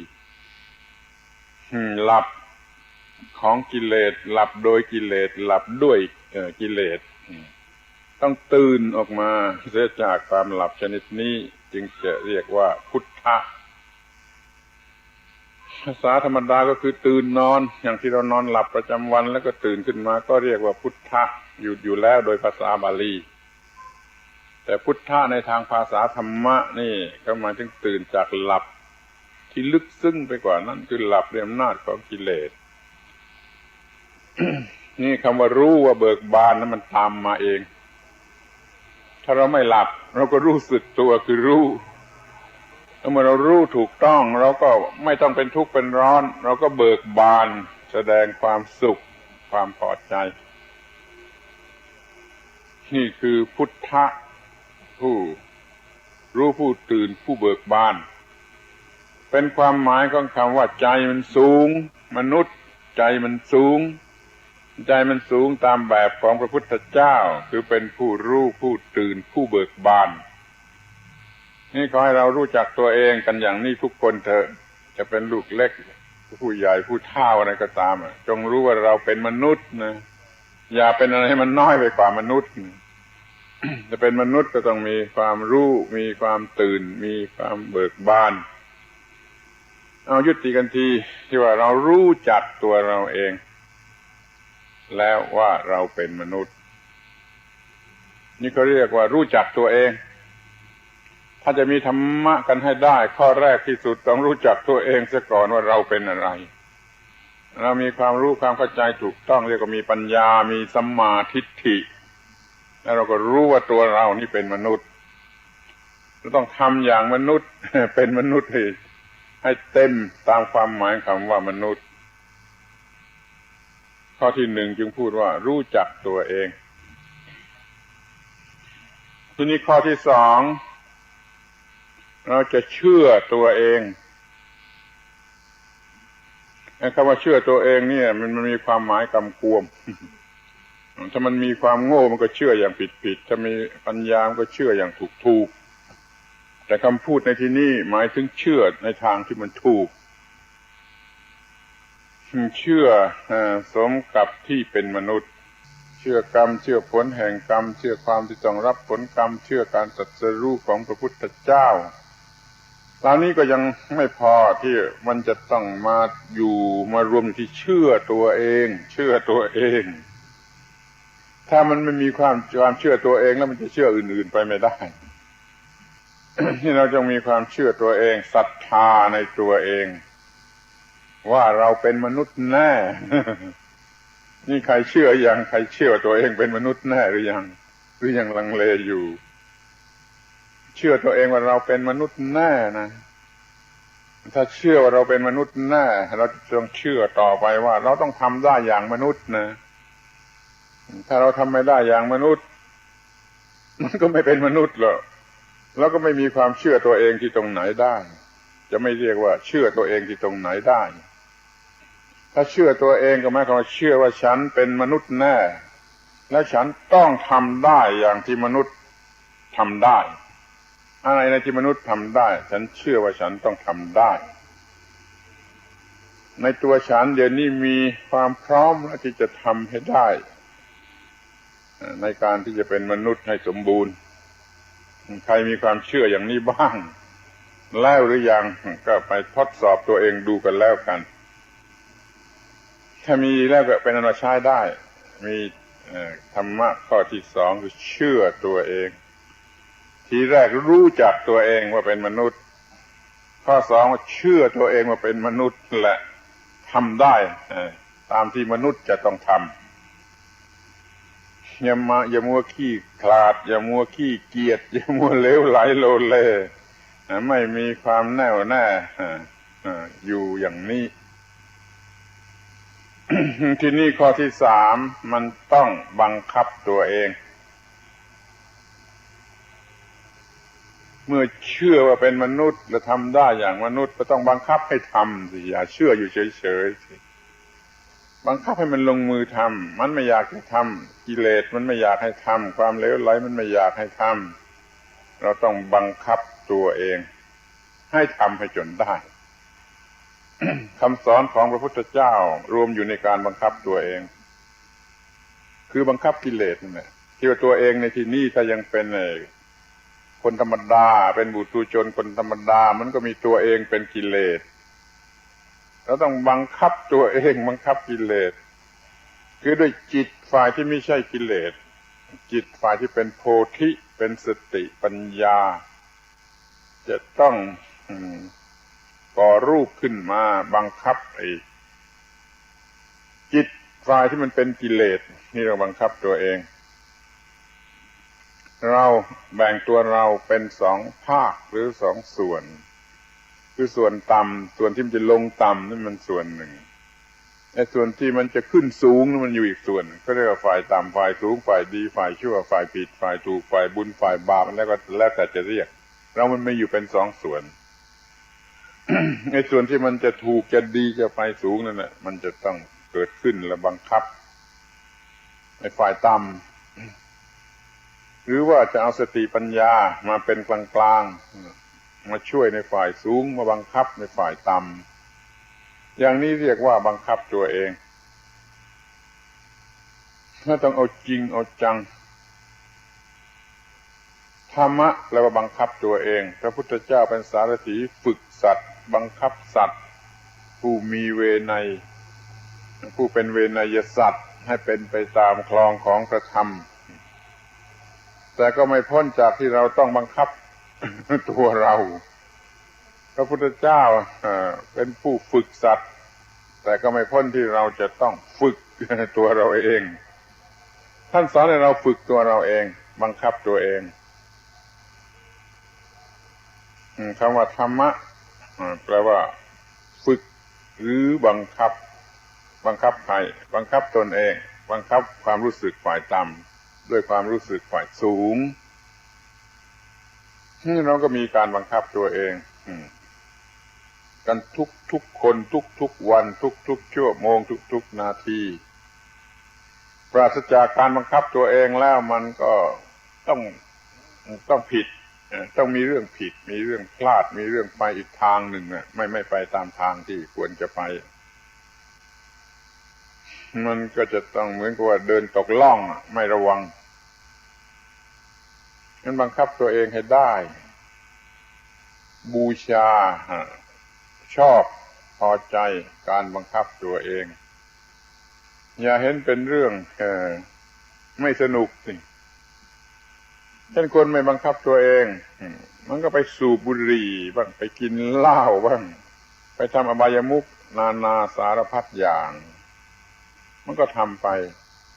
แล้วมันก็เดือดร้อนเงินเดือนก็ไม่พอใช้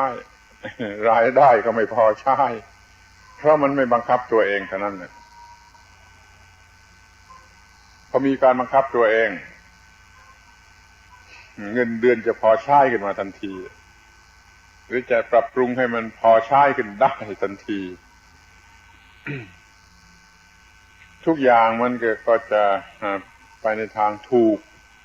ไม่เหไปในทางผิด แม้ว่ามันจะเจ็บปวดเราก็ต้องชอบในการบังคับตัวเองนี่มันต้องเจ็บปวดเป็นธรรมดาเราก็ต้องทนต้องมีขันติเป็นอุปกรณ์ในการบังคับตัวเองเป็นอยากจะไปเที่ยวเนี่ยบังคับไว้ไม่ให้ไปเที่ยวมันก็เจ็บปวดขึ้นมาเพราะการบังคับก็ต้องทนได้ก็เป็นการบังคับตัวเองได้นั่นคนที่มันอยากจะเลิกบุหรี่หลายคนมาจะเลิกบุหรี่มันไม่มีการบังคับตัวเอง ไม่มีทางจะเลิกได้มันต้องบังคับตัวเองมือเงี่ยนขึ้นมามันก็ต้องทนไม่เท่าไรมันก็จะเปลี่ยนแปลงกลายเป็นว่าไม่เงี่ยนหรือว่าไม่ต้องทนมันก็รอดตัวไม่ได้นี่เรื่องเล็กๆน้อยๆจะอดบุหรี่จะอดเหล้าจะอดอบายมุขดื่มน้ำเมาเที่ยวกลางคืนดูการเล่นการพนันคบคนชั่วเป็นมิตรเกียจคร้านทำการงานในความชั่วเหล่านี้ต้องบังคับให้ออกไปถ้าไม่มีการบังคับมันก็ไม่ออกงั้นเราก็ต้องมีการบังคับโดยยึดถือหลักว่าเรา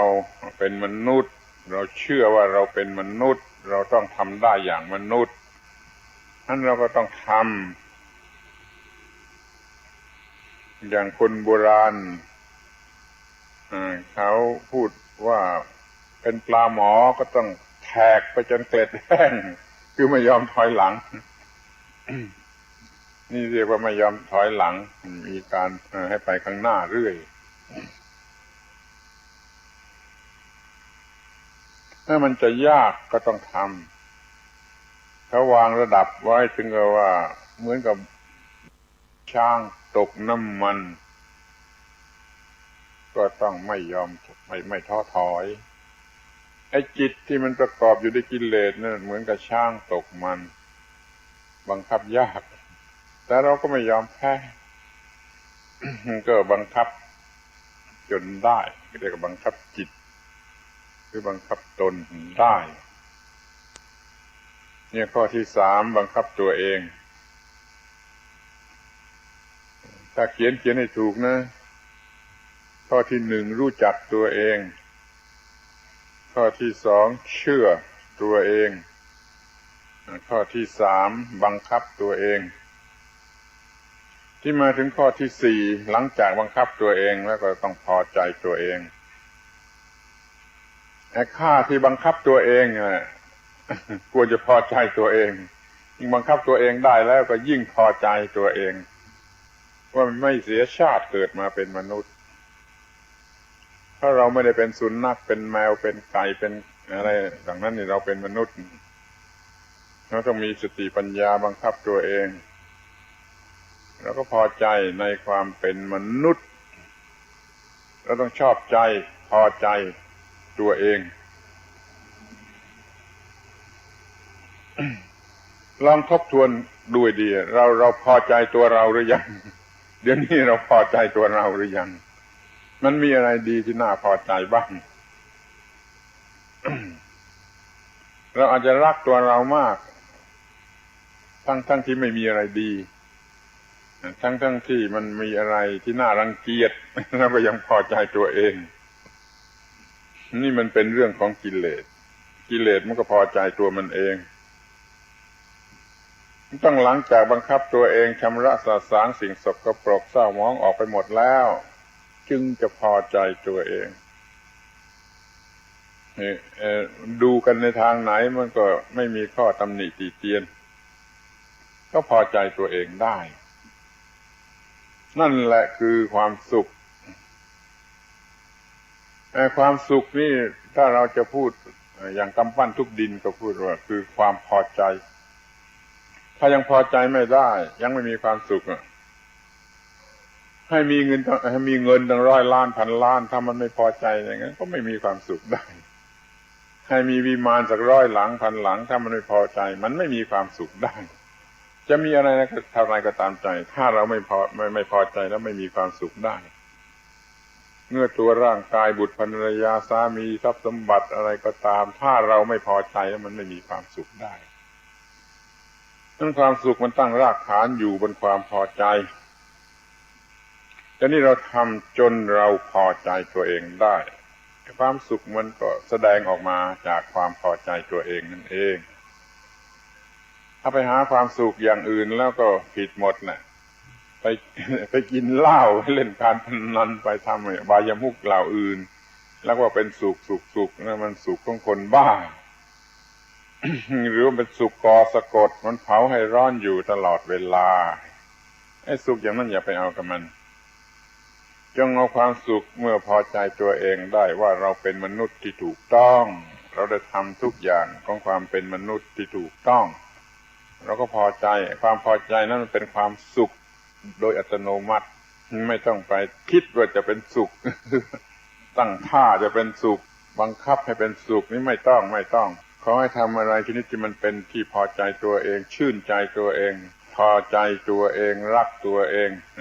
ขึ้นมาแล้วก็เป็นความสุขเหมือนกับเรามีเงินถ้าเราพอใจในเงินเราก็มีความสุขแต่เดี๋ยวนี้เรามีธรรมะเราพอใจในความเป็นมนุษย์ของเราเราก็มีความสุขเป็นความสุขทางธรรมะเป็นความสุขจริงเป็นความสุขในทางวิญญาณมีความสุขอยู่ที่นี่จงทำอะไรที่นี้ที่ทำให้เราพอใจตัวเองได้อยากจะสรุปความว่าให้ทำหน้าที่ของตนก็แล้วกันมนุษย์เมื่อได้ทำหน้าที่ของมนุษย์ก็พอใจตัวเองแต่ว่าเราไม่เหมือนกันทุกคนเพราะเราก็ต้องทำงานต่างกันบางคนอาจจะต้องกวาดถนนก็พอใจก็เป็นสุขแจวเรือจ้างก็เป็นสุขล้างท่อสกปรกก็เป็นสุขเพราะพอใจว่าเราได้ทำหน้าที่ของมนุษย์เราเป็นมนุษย์ไอ้กรรมมันสร้างเรามาให้ทำได้แต่เพียงเท่านี้หรืออย่างนี้เราก็ทำมันก็เป็นหน้าที่เหมือนกันเมื่อทำลงไปแล้วมันเป็นประโยชน์ในโลกนี้ไอ้โลกนี้มันมีหน้าที่ตั้งร้อยอย่างพันอย่างหมื่นอย่างแสนอย่างใครทำหน้าที่ไหนสักหน้าที่นั้นก็ได้ชื่อว่าทำประโยชน์แก่โลกนี้ไม่เสียชาติเกิดเราก็พอใจว่ามีส่วนในการที่ทำให้โลกนี้มันมีสันติสุขมีสันติภาพมีความสมบูรณ์แห่งความเป็นโลกนี้เป็นชาวนาก็พอใจเมื่อได้ทำนาเป็นชาวสวนก็พอใจเมื่อได้ทำสวนเป็นพ่อค้าก็พอใจเมื่อได้เป็นพ่อค้าเป็นนักการเงินนักการธนาคารก็พอใจเมื่อได้เป็นทนายความก็พอใจเมื่อได้เป็นแต่ต้องถูกต้องตามธรรมะไม่ใช่เป็นอันธพาลขูดรีดถ้าเป็นพ่อค้าอันธพาลขูดรีดมันเอากำไร 100% 1,000% 10,000%ถ้าเป็นพ่อค้าที่มันคิดแต่ว่าเราจะเป็นเพียงพ่อค้าให้ความสะดวกสบายกับเพื่อนมนุษย์เอากำไรสัก 10% 20% ก็พอแล้วอย่างนี้ไม่มีใครเดือดร้อนแล้วพ่อค้าคนนั้นก็เป็นคนที่ว่าช่วยทำโลกนี้ให้สมบูรณ์นี่เป็นนักการธนาคารกันเหมือนกันมันช่วยโลกนี้สะดวกและสมบูรณ์เกี่ยวกับเงินทองทรัพย์สมบัติมันก็ได้บุญนี่เพราะทำให้โลกนี้มันสะดวกสบายนี่แต่ถ้ามันขูดรีดเอากำไรตั้ง100 เท่า1,000 เท่า10,000 เท่าแสนเท่ามันก็เป็นคนขูดรีดมันก็ทำบาปมันก็ไม่ได้บุญ เราจะพูดเลยไปถึงว่าเป็นทนายความถ้ามันเป็นทนายความที่ประกอบไปด้วยธรรมะมันก็ได้บุญเพราะมันให้ความถูกต้องยุติธรรมในโลกแก่ผู้ที่หยอดความสามารถอะไรได้มันก็ได้บุญแต่ถ้ามันเป็นทนายความขูดรีดมันเป็นแต่เงินมันหลอกลวงทั้งสองฝ่ายอย่างนี้มันก็เป็นอะไรก็เรียกเอาเองเถอะมันก็ไม่รู้จะพูดว่าอะไรมันก็เป็นคนบาปเป็นสัตว์นรกเป็นอะไรได้ไม่ว่าอาชีพไหนเมื่อทำพอดีถูกต้องตามความหมายของอาชีพนั้นแล้วจะได้บุญไปหมดกระทั่งว่าจะเป็นข้าราชการเมื่อทำหน้าที่ตรงตามความหมายก็ได้บุญด้วยเป็นครูบาอาจารย์ยิ่งได้บุญมากได้ยินว่ามีครูบาอาจารย์นั่งอยู่ที่นี่หลายคนเป็นนักเรียนจะเป็นครูบาอาจารย์ก็ยิ่งได้ก็มีอยู่มากอยากจะบอกว่ามันเป็นอาชีพที่ได้บุญที่จริงมันเป็นอาชีพของพระอริยบุคคลเป็นอาชีพของปูชนียบุคคลเพราะว่าครูบาอาจารย์คือผู้สร้างโล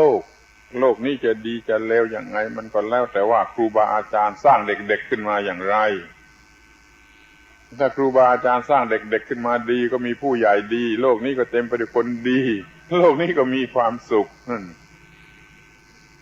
ถ้าครูบาอาจารย์เลวสร้างเด็กๆขึ้นมาเลวเป็นพลเมืองที่เลวโลกนี้มันก็เลวนั่นเราควรจะถือว่าครูบาอาจารย์นี่คือผู้สร้างโลกจริงๆยิ่งกว่าพระเป็นเจ้าที่เขาละเมอซะอีก นี่มันเห็นอยู่ชัดๆไม่ต้องละเมอว่าครูบาอาจารย์มันเป็นผู้สร้างโลกสร้างเด็กๆขึ้นมาอย่างไรพลเมืองมันก็เป็นอย่างนั้นพลเมืองเป็นอย่างไรโลกมันก็เป็นอย่างนั้นนี่เพียงแต่เป็นครูให้ถูกต้องเท่านั้นมันก็ได้บุญ โดยถือเป็นหลักว่าใครทำหน้าที่ของตนอย่างถูกต้องแล้วคนนั้นได้บุญนับตั้งแต่คนกวาดถนนขึ้นไปเป็นพระราชามหากษัตริย์เป็นจักรพรรดิเป็นอะไรก็ตามทำหน้าที่ของตนอย่างถูกต้องแล้วล้วนแต่ได้บุญเป็นประชาชนคนหนึ่งก็ได้บุญทำให้โลกนี้มันสมบูรณ์ขึ้นมาเราสรุปความว่าเมื่อได้ทำหน้าที่แล้วก็ได้บุญแล้วก็ควรจะพอใจถ้าไม่พอใจก็โง่เต็มทีมันไม่มีอะไรที่ควรจะพอใจนะมันไม่พอใจในสิ่งที่ควรจะพอใจแล้วมันก็ไม่มีโอกาสจะพอใจมันไม่มีอะไรพอใจมันก็เป็นโรคประสาทแหละถ้าเราแต่ละคนไม่มีอะไรเป็นที่พอใจอยู่ตลอดเวลามันก็เป็นบ้าเป็นโรคประสาทแล้วก็เป็นบ้าแล้วก็เป็นโรคจิตแล้วก็ตายหรือว่าถ้าไม่ถึงนั้นไม่ถึงขนาดนั้นก็เป็นโรคกระเพาะเรื้อรังเป็นโรคหลายโรคที่กำลังเป็นกันอยู่ ไม่มีความสงบสุขได้เพราะมันไม่ชื่นอกชื่นใจตัวเองเสียเลยนั่นก็นึกถึงความพอใจตัวเองเป็นข้อที่สี่เป็นธรรมะข้อที่สี่ช่วยมีธรรมะข้อที่สี่ ทีนี้ข้อสุดท้ายก็คือนับถือตัวเองยกมือไหว้ตัวเองได้ที่นั่งอยู่ที่นี่ทุกคนนะขออภัยจะถามว่าใครมีความดีจนยกมือไหว้ตัวเองได้ เรายกมือไหว้ตัวเองเดี๋ยวนี้ได้ไหมที่นั่งอยู่ที่นี่ทุกคนนะใครมีรู้สึกว่ามีตัวเองมีความดีอยู่ในตัวพอจะยกมือไหว้ตัวเองได้เนี่ยมันฉากสุดท้ายมันอยู่ที่นี่ คือนับถือตัวเองได้ถ้ามองดูตัวเองแล้วมันรังเกียจกินแหนงตัวเองไหว้ไม่ลงอย่างนี้ยังไม่เป็นมนุษย์หรอก ยังไม่สมบูรณ์ที่พอยิ่งดูยิ่งสอดส่องยิ่งใคร่ครวญย้อนหลังไปก็มันมีแต่ความดียกมือไหว้ตัวเองได้โดยอัตโนมัติโดยไม่ต้องนึกต้องคิดเนี่ยใช้ได้ถึงที่สุดเรื่องจบแค่นี้เนี่ยจบที่ยกมือไหว้ตัวเองได้ หลังจากพอใจตัวเองมีความสุขแล้วไม่มีอะไรอีกแล้วถึงที่สุดแห่งความเป็นมนุษย์แล้วก็ยกมือไหว้ตัวเองได้ก็เรียกว่าเคารพตัวเองมาทบทวนกันอีกสักทีกันเดี๋ยวจะลืมว่าหนึ่งรู้จักตัวเองสองเชื่อตัวเองสามบังคับตัวเองสี่พอใจตัวเองห้าเคารพตัวเองทั้งห้าอย่างนี้เป็นหลักธรรมะในพระพุทธศาสนามีชื่อเรียกเป็นภาษาบาลีแต่ไม่อยากจะมาพูดมาบอกให้มันยุ่งหัวมันจำยากมันมากมายมีศรัทธาในตัวเองมีความรู้มีปัญญามีตัวเองมีศรัทธาในตัวเองมีธรรมะบังคับตัวเองมีความพอใจตัวเองที่เรียกว่าสันโดษหรืออะไรก็แล้วแต่มันมีอีกหลายคำแล้วก็มีความนับถือตัวเองเคารพตัวเองมีความเคารพตัวเองมีคารวะตาความเคารพในความดีความงามอะไรของตนเองเมื่อก่อนพวกฝรั่งเขาก็ถือหลักอย่างนี้เมื่อฝรั่งเขายังดีๆอยู่เนี่ยเขารู้จักตัวเองเขาเรียกว่าself knowledge รู้จักตัวเองแล้วเขาเชื่อตัวเอง self confidence แปลว่าใจหรือเชื่อเขาก็เชื่อตัวเองแล้วเขาบังคับตัวเองเรียก self control บังคับตัวเองแล้วก็พอใจตัวเองก็มี self contentment ที่แปลว่าสันโดษหรือยินดีหรือพอใจตัวเองในที่สุดก็ไหว้ตัวเองได้เรียกว่า self respect respect เคารพตัวเองไหว้ตัวเองได้แต่ฝรั่งเดี๋ยวนี้ที่จะเป็นอย่างนี้นั้นหาทำยายากเหมือนกันเมื่อก่อนเมื่ออาตมายังเด็กๆอยู่ได้ยินเนี่ยฝรั่งที่เข้ามาเมืองไทยเนี่ยเขามาโอ้อวดเรื่องอย่างนี้จนเมืองไทยจนคนไทยต้องยอมรับนับถือเขาแหละจนนี้ฝรั่งที่นี่ก็ค่อยหายไปเพราะพวกฝรั่งเขาเริ่มละทิ้งศาสนาเริ่มละทิ้งพระธรรมเรื่องแล้วนี่มันก็หมดไปนี่เราไปตามก้นเขานะเราไปตามก้นฝรั่งเรื่องการละทิ้งไอ้สิ่งเหล่านี้ก็มาอีกเราก็จะไม่มีอะไรเหลือเหมือนกันนั้นเราควรจะมีการศึกษาที่สมบูรณ์ไม่เป็นหมาหางด้วนไม่เป็นเจดีย์ยอดด้วนช่วยกันภาวนาให้การศึกษาของเราสมบูรณ์ไม่เป็นหมาหางด้วนไม่เป็นเจดีย์ยอดด้วนเดี๋ยวนี้ก็มีครูบาอาจารย์นั่งอยู่ที่นี่มากนักเรียนนักศึกษาก็มากจะเป็นนักเรียนครูก็มีขอฝากไว้ว่าช่วยกันไปทำให้การศึกษามีระบบที่สมบูรณ์ไม่แหว่งเหมือนกับหมาหางด้วนคือเรียนกันแต่วิชาหนังสือกับอาชีพไม่เรียนธรรมะเรียนแต่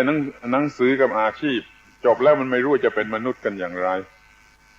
มันไม่รู้จะเป็นมนุษย์กันอย่างไรทั้งที่มันรู้หนังสือมากและมีอาชีพดีร่ำรวยนี่เราเรียกว่าระบบการศึกษาที่แหว่งว้าวอยู่ไม่สมบูรณ์เปรียบเหมือนหมาหางด้วนไม่น่าดูจะพูดในไพเราะสักหน่อยพูดหมาหางด้วนเขาโกรธเขาด่าเอาก็พูดว่าเหมือนกับเจดีย์ยอดด้วนเจดีย์ยอดด้วนก็ไม่น่าดูมันมีแต่ฐานกับองค์หรือบางเหลือครึ่งองค์นี่มันไม่ไหวเหมือนกันไปทำให้เจดีย์มันสมบูรณ์มียอดมีอะไรครบหมดการศึกษาที่สมบูรณ์เมื่อมีการศึกษาสมบูรณ์แล้วไอ้คนเราก็จะมีอย่างที่ว่ามีการรู้จักตัวเองเชื่อตัวเองบังคับตัวเองพอใจตัวเองได้แล้วก็นับถือตัวเองในที่สุดเพราะการศึกษามันสมบูรณ์ นี่ครูจะได้บุญมากเพราะช่วยทำให้มนุษย์เป็นอย่างนี้เหมือนกับรับใช้พระพุทธเจ้าพระพุทธเจ้าท่านก็ต้องประสงค์ให้มันเป็นอย่างนี้ท่านก็สอนธรรมะว่าอย่างนี้ให้พวกเรามาช่วยกันหน่อยสนองพระพุทธประสงค์ช่วยกันปลุกปล้ำให้การศึกษามันสมบูรณ์ ให้ลูกเด็กๆของเราเนี่ยมันรู้จักตัวเองเชื่อตัวเองบังคับตัวเองพอใจตัวเองเคารพตัวเองกันจนได้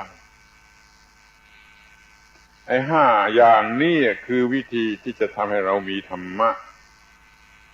ตอนต้นก็พูดแล้วนี่นะว่าธรรมะคืออะไร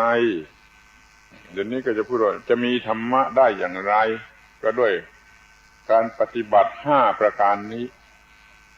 แล้วจะมีธรรมะก็มีธรรมะก็หมดแหละหมดปัญหาไม่ใช่หมดเนื้อหมดตัวพอมีธรรมะก็หมดปัญหาไม่มีปัญหามีความเป็นมนุษย์ที่สมบูรณ์และมีพระพุทธเจ้าด้วย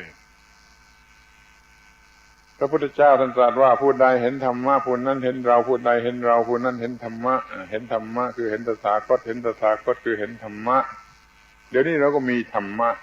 ก็มีพระพุทธเจ้าก็ยิ่งกว่าเห็นซะอีก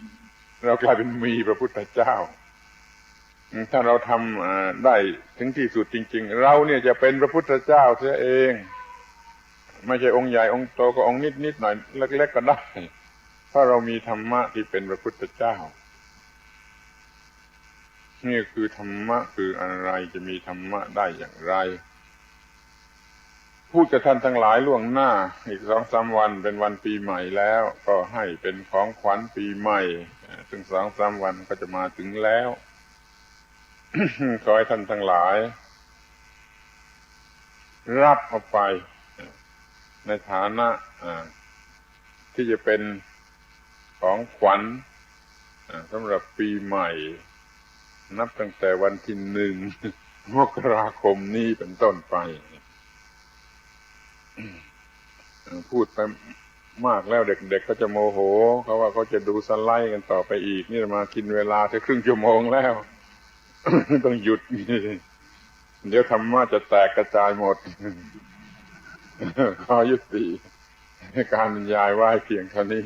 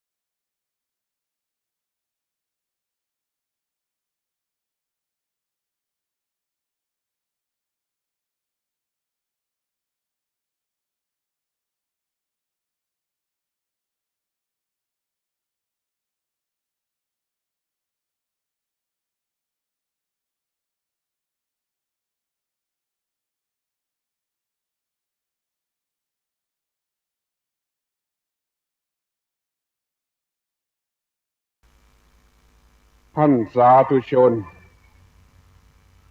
ผู้มีความสนใจในธรรมทั้งหลายอาตมาจะได้กล่าวเรื่องโดยหัวข้อว่าการทำงานคือการปฏิบัติธรรมทำไมต้องพูดเรื่องนี้ก็เพราะว่าเป็นเรื่องที่ท่านทั้งหลายส่วนมากยังไม่เข้าใจอย่าหาว่าเป็นการดูหมิ่นดูถูกอะไรถือว่าท่านส่วนมากยังไม่เข้าใจและเข้าใจผิดอยู่คือไม่เห็นด้วยว่าการทำงานจะเป็นการปฏิบัติธรรมได้อย่างไรได้เคยเขาพูดกันแต่ว่าเคยได้ยินเขาพูดกันแต่ว่าปฏิบัติธรรมต้องไปอยู่วัดต้องเก็บตัวต้องปฏิบัติตามแบบฉบับที่เขาวางไว้วันนี้มาพูดว่าการทำงานคือการปฏิบัติธรรมมันขัดกันก็เลยไม่เชื่อนี่แหละจึงต้องพูดเรื่องนี้สิ่งที่เรียกว่าธรรมมันก็ยังเป็นสิ่งที่เราไม่รู้จักว่าธรรมคืออะไร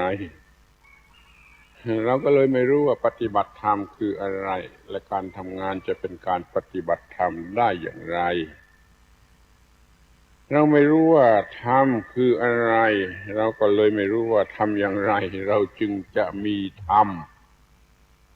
ดังนั้นเราจึงไม่มีธรรมก็อยู่กันอย่างไม่มีธรรมไม่มีธรรมะก็ต้องมีแต่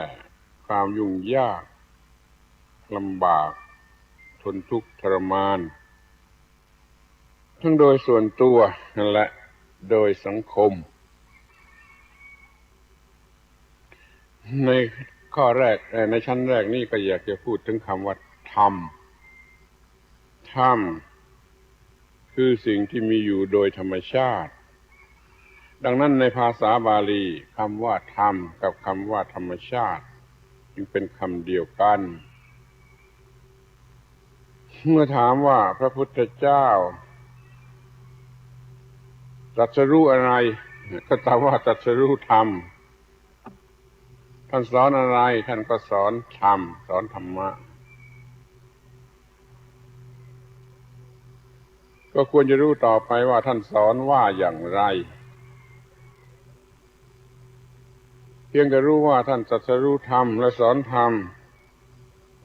ก็เหมือนกับไม่ได้พูดว่าอะไรและยังไม่มีประโยชน์อะไร ท่านตรัสรู้ธรรมและสอนธรรมก็คือสอนเรื่องธรรมชาติเกี่ยวกับธรรมชาติโดย4ความหมายหรือโดย4หัวข้อก็ได้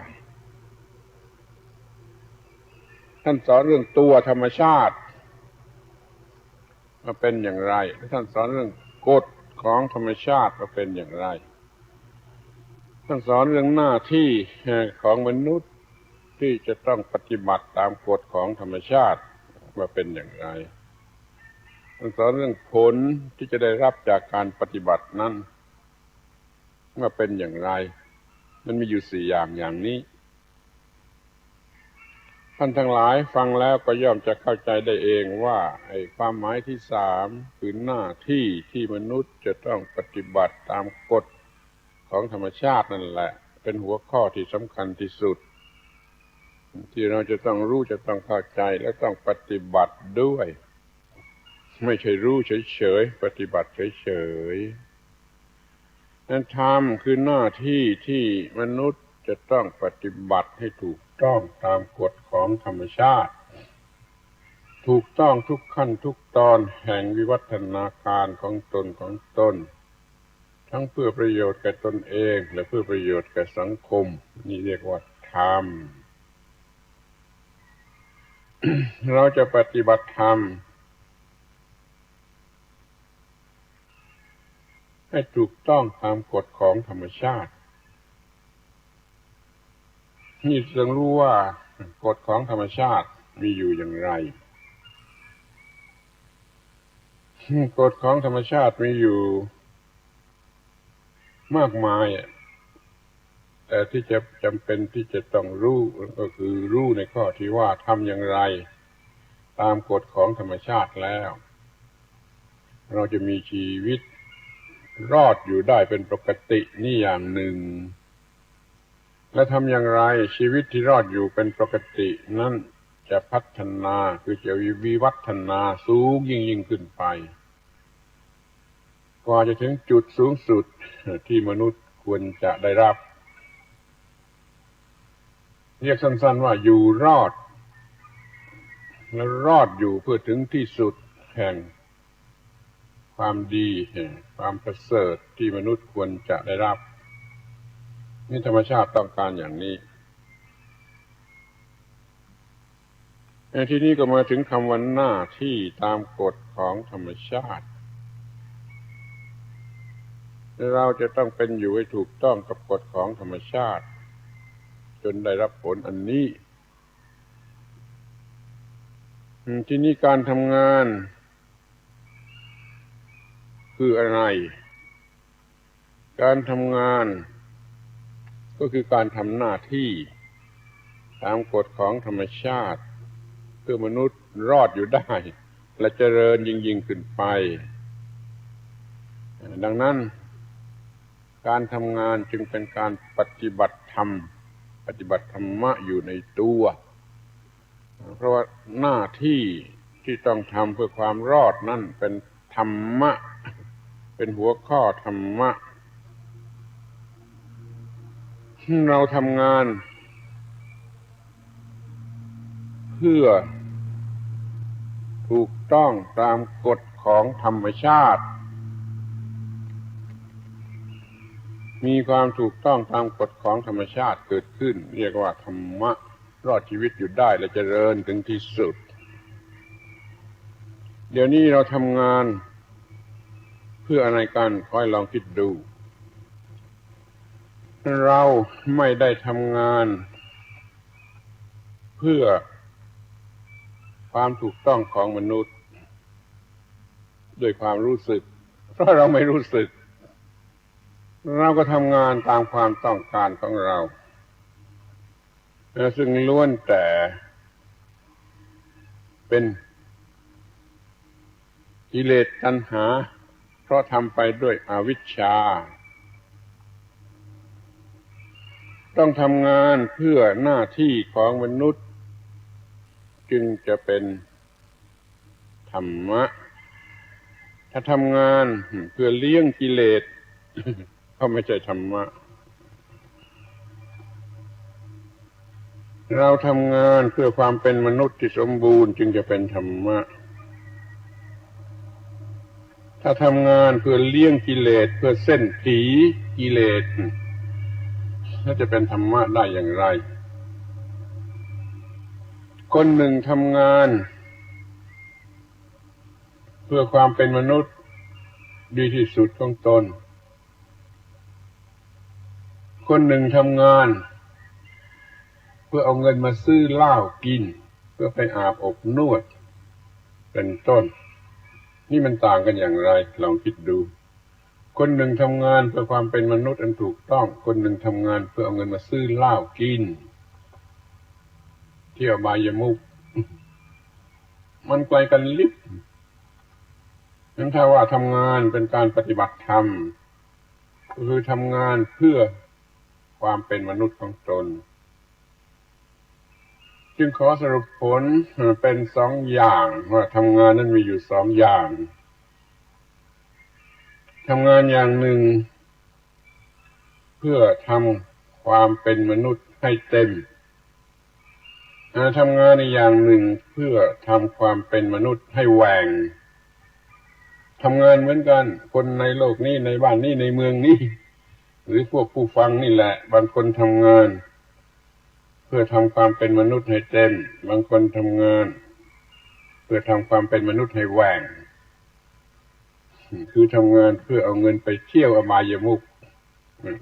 ทำให้ความเป็นมนุษย์แหว่งไปแหว่งไปแหว่งไปจนไม่เหลือจำไว้ก่อนเถอะว่าทำงานมีอยู่สองอย่างคือทำเพื่อให้มีความเต็มแห่งความเป็นมนุษย์ก็ทำเพื่อทำลายความเป็นมนุษย์ให้แหว่งให้ร่อยร้อไปทำงานชนิดไหนเป็นการปฏิบัติธรรมเดี๋ยวนี้ก็คงจะตอบได้เองแล้วว่าทำงานเพื่อรักษาความเป็นมนุษย์ของตนให้คงอยู่และเจริญยิ่งขึ้นไป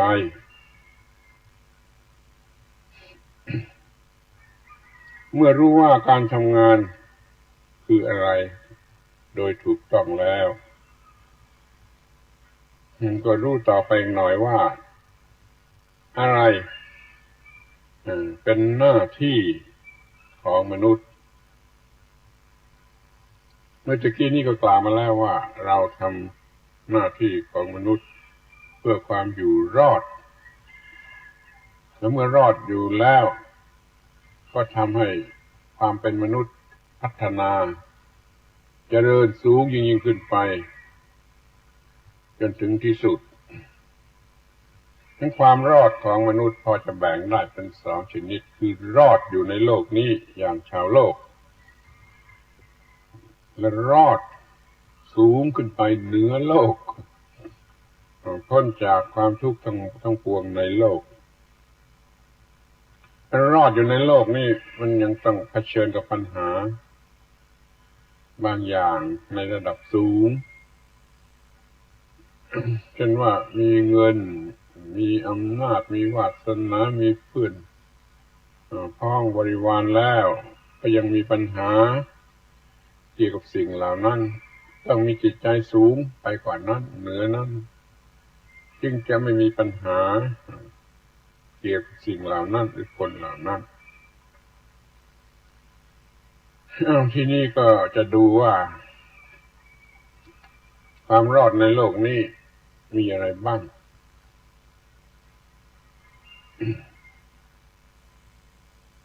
เราจะต้องมีความถูกต้องตามกฎของธรรมชาติอยู่ในการคิดการพูดการกระทำซึ่งจะแจกหัวข้อว่าเราจะต้องมีวัตถุแวดล้อมเช่นบ้านเรือนสิ่งของนี่ถูกต้องตามที่ควรจะมีและเราก็มีร่างกายดีถูกต้องตามที่ควรจะมีแล้วเราก็ต้องมีจิตใจดีมีสมรรถภาพคือเป็นจิตปกติอย่าต้องเป็นโรคประสาทเป็นต้นแล้วเราก็ต้องมีความรู้หรือสติปัญญาดี จึงจะสามารถทำหน้าที่ได้ดีหรือมีความรอดอยู่ในโลกนี้ดีเราจะต้องทำหน้าที่ทุกอย่างให้เรามีวัตถุแวดล้อมดีมีร่างกายดีมีจิตใจดีมีความรู้มีสติปัญญาดีมีความสุขอยู่ทุกกระเบียดนิ้วในชีวิตและการงาน เมื่อเรารู้ว่าไอ้การทำงานคือการทำให้เกิดความถูกต้องและความเจริญงอกงามก้าวหน้าในทางธรรมเราก็พอใจที่จะทำก็เลยมีความสุขเมื่อทำอะไรที่เป็นไปเพื่อความถูกต้องของการมีวัตถุดีร่างกายดีจิตใจดีสติปัญญาดีแล้วเราก็พอใจไปหมดเป็นความสุขอยู่ทุกกระเบียดนิ้วที่ทำงานหรือจะเรียกว่าชีวิตก็ได้มีชีวิตทุกกระเบียดนิ้วทุกอิริยาบถเป็นความสุขเป็นความพอใจทำไมจึงพอใจก็พูดกันแล้วว่ามันรู้สึกว่านี่เป็นการกระทำที่ถูกต้องคือเป็นการปฏิบัติธรรมะเพื่อความเป็นมนุษย์อันสมบูรณ์เราไม่ต้องเลือกว่าอะไรเป็นอะไรเลือกแต่ว่าอะไรเป็นหน้าที่ที่ชีวิตนี้มันจะต้องกระทำเช่นเราต้องมีอาหารกินเราก็ต้องหาอาหารการหาอาหารเป็นการปฏิบัติธรรมหาให้ดีหาด้วยความรู้สึกว่าเป็นการปฏิบัติธรรมชาวนาคนหนึ่ง เขาพูดว่าทำนาเพื่อจะได้เอาข้าวใส่บาตรสักฤดูหนึ่งนี่มาได้ยินมากับหูเคยพูดสนทนากับลุงคนนั้นแต่คนทั่วไปทำนาว่าขายข้าวได้เงินแล้วไปกินเหล้ากันให้สนุกเลยชาวนาคนหนึ่งทำนาเพื่อจะมีข้าวใส่บาตรชาวนาคนหนึ่งทำนาจะได้เงินค่าข้าวแล้วไปกินเหล้ากันให้สนุกเลยอย่าคิดดูว่าใครจะมีความสุขใครมันจะมีความสุขในการหาอาหารคือทำนาถ้ากินอาหารก็ต้องกินด้วยจิตใจที่ว่ากินอาหารนี้เพื่อเลี้ยงชีวิตอยู่ได้สำหรับทำหน้าที่ของมนุษย์คนนี้ก็กินอาหารดีฉันอาหารเหมือนพระฉันคือฉันด้วยสติสัมปชัญญะส่วนคนที่ไม่ได้คิดอย่างนี้มันถือเอาเวลาที่กินอาหารเป็นเวลาที่อร่อยที่สุดหามาให้แปลกให้ประหลาดเอาเหล้าเอาสิ่งมัวเมาเข้ามาประกอบกินอาหารให้อร่อยที่สุดอย่างนี้เรียกว่ามันกินเหมือนผีคนหนึ่งกินอาหารอย่างพระคนหนึ่งกินอาหารอย่างผีคนไหนเล่าจะได้รับความสุขหรือมีธรรมะอยู่ในการกินอาหารนี่เรียกว่าแม้แต่หาอาหารกินอาหารก็ต้องให้เป็นการทำหน้าที่ของมนุษย์เรียกว่าปฏิบัติธรรมแล้วก็พอใจเป็นสุขแม้แต่เมื่อจะถ่ายอุจจาระก็ต้องรู้ว่าเป็นหน้าที่ที่มนุษย์จะต้องทำให้ถูกต้องเพื่อความรอดแห่งชีวิต แม้แต่ถ่ายอุจจาระก็ยินดีที่จะทำให้ดีที่สุดเพราะมันเป็นการปฏิบัติธรรมอย่างหนึ่งด้วยเหมือนกันคนบางคนทำอย่างเลวที่สุดจนเป็นโรคฤทธิ์สะดวงแต่ถ้าเป็นผู้ปฏิบัติธรรมะจะทำอย่างนั้นไม่ได้เพราะเขารู้ว่ามันเป็นหน้าที่ที่มนุษย์จะต้องทำให้ดีที่สุดให้ถูกต้องที่สุดแม้แต่การถ่ายอุจจาระพระพุทธเจ้าท่านทรงบัญญัติไว้ว่าถ่ายอุจจาระห้ามเบ่งแรงภิกษุถ่ายอุจจาระเบ่งแรงเป็นอาบัติทุกกฎแม้แต่ถ่ายอุจจาระก็ยังมีธรรมะที่จะต้องประพฤติปฏิบัติให้ถูกต้องที่สุดตามหน้าที่ของมนุษย์ที่ทุกอย่างที่จะต้องทำด้วยความรู้สึกว่าเป็นการปฏิบัติธรรมเช่นอาบน้ำก็จะต้องเป็นเวลาที่มีความสุขพอใจว่าเป็นการปฏิบัติธรรม ตามกฎของธรรมชาติเพื่อมนุษย์อยู่รอดได้ก็พอใจในการอาบน้ำอาบด้วยจิตใจปกติก็ได้รับความเย็น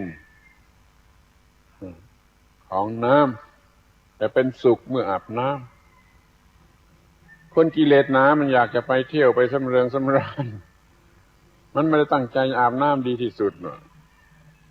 มันก็มีความยุ่งยากเป็นทุกข์ในการอาบน้ำมากกว่าที่จะได้รับความสุขในการอาบน้ำแม้จะถูขี้ใครก็ทำด้วยความรู้สึกว่าเป็นการทำหน้าที่ของมนุษย์ก็ทำดีมีความสุขเมื่อถูขี้ใครอย่าเพ้อหัวเราะถ้าท่านรู้สึกว่าการถูขี้ใครก็เป็นการปฏิบัติธรรมะอันหนึ่งก็คงจะพอใจทำด้วยความพอใจแล้วก็เป็นสุขเมื่อถูขี้ใคร ไม่เหมือนคนมีกิเลสกลุ่มสุมหัวมันไม่อยากจะทำมันอยากจะทำเร็วๆทำลวกๆหรือบางทีต้องไปจ้างเขาทำหรือซ้ำไป มันหาความสุขไม่ได้ในการกระทำทีนี้อยากจะพูดว่าถ้าต้องช่วยกันถูพื้นก็มีความพอใจในการถูพื้นเพราะเป็นอุปกรณ์แห่งการมีชีวิตที่อยู่อย่างเป็นสุขเมื่อถูพื้นก็รู้สึกว่าปฏิบัติธรรมเลยเป็นสุขเมื่อถูพื้นเมื่อล้างจานเมื่อช่วยกันล้างจานก็เป็นสุขเพราะว่าเป็นการปฏิบัติธรรมเพราะเราจะต้องมีจานชามที่สะอาดสำหรับเป็นอยู่อย่างมีสุขภาพมีอนามัยทั้งการล้างจานก็เป็นที่พอใจเป็นการปฏิบัติธรรมะอย่างหนึ่งและมีความสุขอยู่ที่การล้างจานถ้าต้องล้างส้วมล้างท่อส้วมหัวส้วมก็พอใจเพราะว่ามันเป็นการกระทำเพื่อเกิดความสุขภาพอนามัยแห่งชีวิตเป็นการปฏิบัติธรรมด้วยเหมือนกันก็เลยมีความสุขเมื่อล้างส้วมนี่เรียกว่าส่วนตัวบุคคลแต่ละอย่างละอย่างก็ทำอย่างมีความสุขความพอใจที่นี่ก็เลยไปถึงอาชีพทุกคนมีอาชีพไม่เหมือนกันธรรมชาติสร้างมาไม่เหมือนกันโดยร่างกายโดยจิตใจโดยมันสมองโดยอะไรต่างๆไม่เหมือนกันเพราะฉะนั้นเราไม่อาจจะมีงานทำเหมือนกันเราต้องทำงานต่างๆกันขอแต่ว่างานใดทำแล้วดำรงชีวิตอยู่ได้ก็พอใจดังนั้นจะแจวเรือจ้างก็พอใจจะถีบ3 ล้อก็พอใจจะกวาดถนนก็พอใจจะล้างท่อถนนก็พอใจไอ้คนที่เขาสามารถเขาก็ไปเป็นนายกรัฐมนตรีไปเป็นประธานาธิบดีไปเป็นในตามแบบของเขาเขาก็พอใจ แต่ด้วยดีทุกคนทำงานด้วยกันทั้งนั้น ขอให้ทำงานเต็มความสามารถที่ธรรมชาติกำหนดมาให้หรือตามโอกาสที่จะมีได้อย่าไปเลือกงานอย่าไปเสียใจว่าได้ทำงานต่ำเตี้ยต่ำต้อยมันเป็นงานทั้งนั้นถ้าเป็นงานแล้วก็เป็นการปฏิบัติธรรมทั้งนั้นถ้าเป็นงานแล้วก็เป็นการปฏิบัติธรรมทั้งนั้นนั้นมีความสุขเมื่อแจวเรือจ้างเมื่อถีบ3 ล้อเมื่อกวาดถนนเมื่อล้างท่อถนนหรือว่าเมื่อทำนาหรือมาทำสวนหรือค้าขายหรืออาชีพอะไรก็ตามมีความสุขอยู่ที่ทำงานถือจอบอยู่ก็มีความสุขถือช็อกอยู่หน้ากระดานดำเป็นครูสอนหนังสือก็มีความสุขไม่ต้องโกงเวลาราชการไปเที่ยวหาความสุขในท้องถนนจนเงินเดือนไม่พอใช้เขาคิดว่าได้เงินเดือนมาไปหาความสุขแล้วก็ไปซื้อความสุขหลอกลวงมาเส้นกิเลสมาเส้นผีเป็นความสุขของผีไม่ใช่เป็นความสุขของผู้ที่ทำงานหาเงินเดือนส่วนผู้ที่ประพฤติธรรมในการทำงานมีความสุขเสียแล้วตั้งแต่เมื่อทำงานแม้เงินเดือนไม่ออกก็ไม่เป็นไรเขามีความสุขแท้จริงเสียแล้วเมื่อทำงานคนโง่ต้องเอาเงินเดือนไปซื้อของหลอกลวง